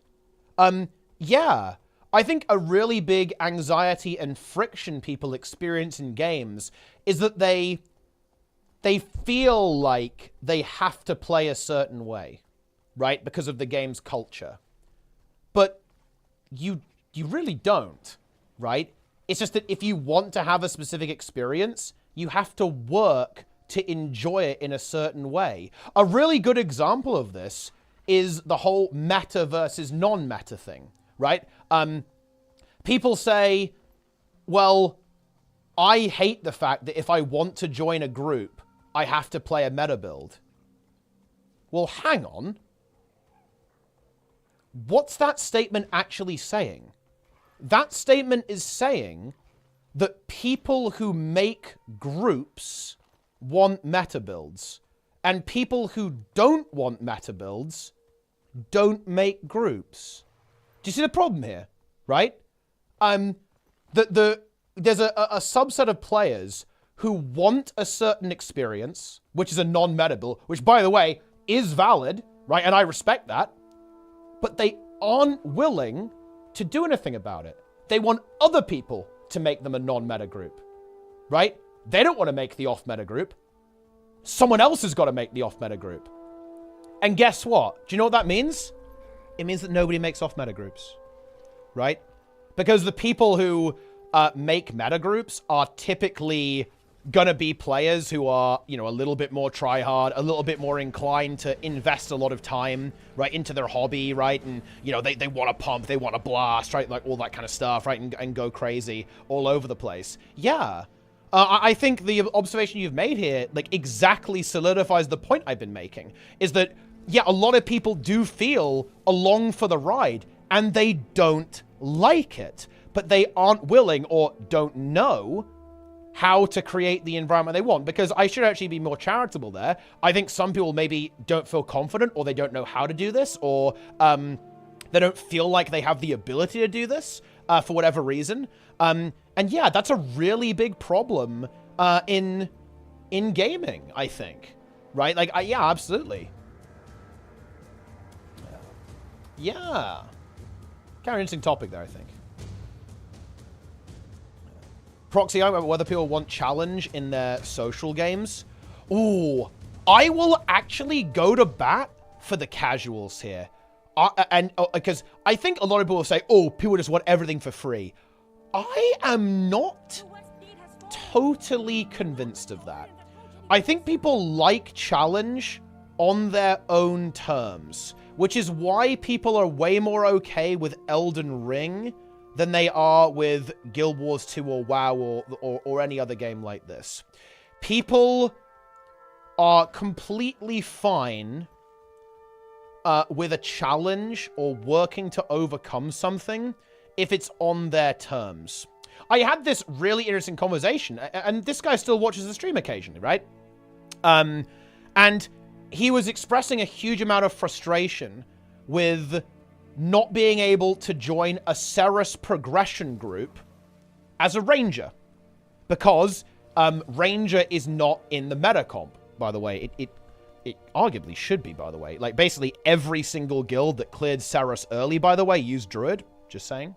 But that's neither here nor there. The thing that's interesting about that is that the difficulty wasn't the problem. It was that the player had to change their behavior in order to engage with the challenge, right? And they felt this way about HTCM, I believe, too, because at the time Ranger was not, wasn't in the best spot, I believe. It was quite a long time ago. And that is a really interesting thing to engage with. And I think that's actually very common.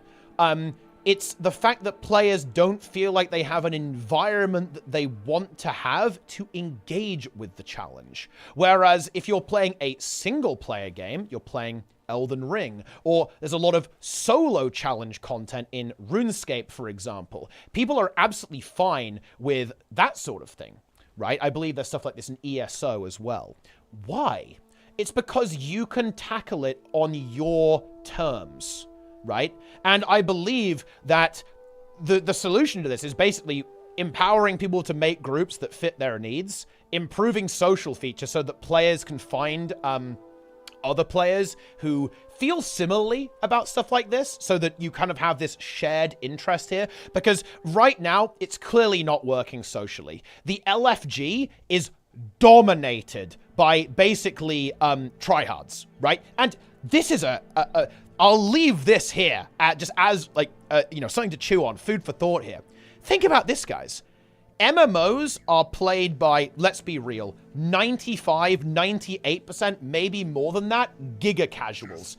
Even the uber tryhard, mythic raiding, super hardcore, ultimate WoW and Final Fantasy. Dude, like, mythic gets cleared by like 0.1% of the player base, right? Okay? Like, it's a tiny minority. Even heroic, by the way, doesn't actually get cleared by that many people. I think it's like 20% usually. End up clearing heroic. So think about this. The culture and the environment is dominated by an extreme minority of the player base. Because not all of those 20% who clear heroic are going to be, you know, tryhards. A lot of them will be there like, well, fuck me, I've got to do this to get the item, right? They're not actually people who particularly even enjoy the experience even, right? Like, they just want the loot, right? And nothing wrong with that, right? But that's the way it is. That is interesting. And where am I going with this? I'm going with this is that the systems in the game, social systems, has failed the majority of players in a pretty major way. because it doesn't facilitate these people. For whatever reason, they're not feeling like they can make their own groups. They don't make their own groups. It's too difficult to make groups. They don't have enough time to make groups, right? Or whatever. We'd have to do some research into like what exactly is going wrong. Would be an interesting, you know, to actually interview people how they feel about this, right? But yeah, this is a big problem. It is a really big problem in modern MMOs. And it didn't even get solved by bringing back easier content, by the way. The exact same thing happens in Classic WoW, by the way. Classic WoW is dominated by meta-oriented, like, semi-speedrun culture. Right? Like, you want to clear Molten Core as quickly as possible. In Season of Discovery, it was like, boom, we want to clear Blackfathom Deep's Sunken Temple. Zoom, zoom, zoom, zoom. Get it done. Grind, grind, grind, grind, grind. And, you know, even in really easy content, this is actually a big whiplash thing about trying retail World of Warcraft. And actually Guild Wars 2 as well. Guild Wars 2 has this too, by the way. If you join, like, a dungeon to level in World of Warcraft, or even a dungeon or a fractal as a new player in Guild Wars 2, do you know what happens? Yeah, people like zerg through the content, like with all of this built up knowledge of like, oh yeah, this is the way to go. This is how you do this. This is the right path through this to get there as quickly as possible, right? All of that is going to be happening even in the entry level content, right? And yeah, I really would love to see MMO companies try to tackle this, right? Like, how do we create environments who want to experience the content differently? And I'll admit, I actually have a lot of sympathies for this perspective, because actually I am a player, at least on the first time through, I love to smell the roses. If I'm going to go through a dungeon, you know, I want to fight all the mobs. I want to see all the sights, right? And investigate all the little secrets and take my time. That's how I like to play these games. It's why I very often, you know, play with friends, right? Because that does give me the environment that I'm looking for. I'm a big fan of the old school dungeon crawl, right? Like the vanilla WoW stuff. I've done a lot of kind of group play. I really enjoyed playing the dungeons with my friends because, you know, we don't go crazy. We don't need these, like, you know, crazy speedrun strats or anything like that. But I also love a good speedrun as well. Right, all that kind of stuff. But yeah, I would love to see MMO companies try and tackle this issue and improve the social structures in such a way that people are actually able to have the experiences that they're looking for. Because right now they kind of aren't. Right? It's weird. And this is a big reason why there's so much tension between different player groups. Because weirdly enough, I do think that casual players, in many ways, are very underserved by modern MMO systems. And the thing is that you can't blame anyone for this, in my opinion, because I want to be really clear. Making a group, a meta group, or like a speedrun group, is not wrong. Because they're doing what you should do. They're doing what I want everyone to do. They're saying, I want to have a speedrun experience, and therefore I am creating a group that suits my needs, right?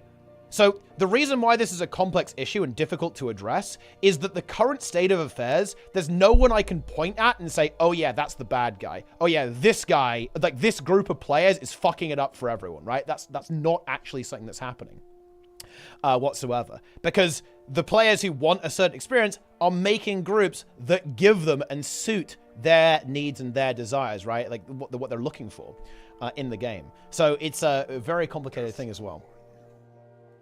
But yeah, there you have it.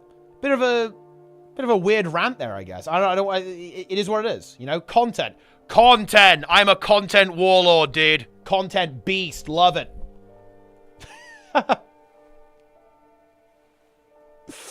Oh no.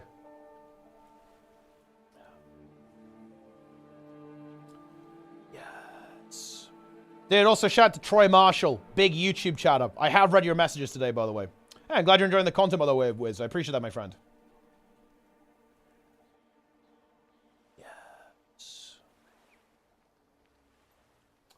Anyway, I said I was going to end the stream, and I am. I am done. Hopefully back tomorrow with some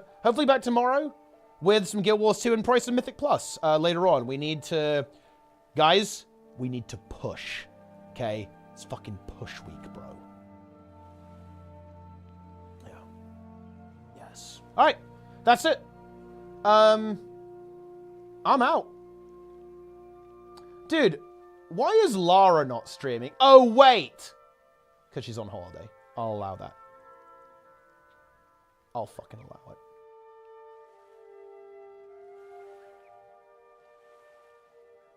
But anyway, I'm out of here. I'll see you guys later. I'll hopefully be back tomorrow if my schedule actually works. GG's, boys. I'll see you next time.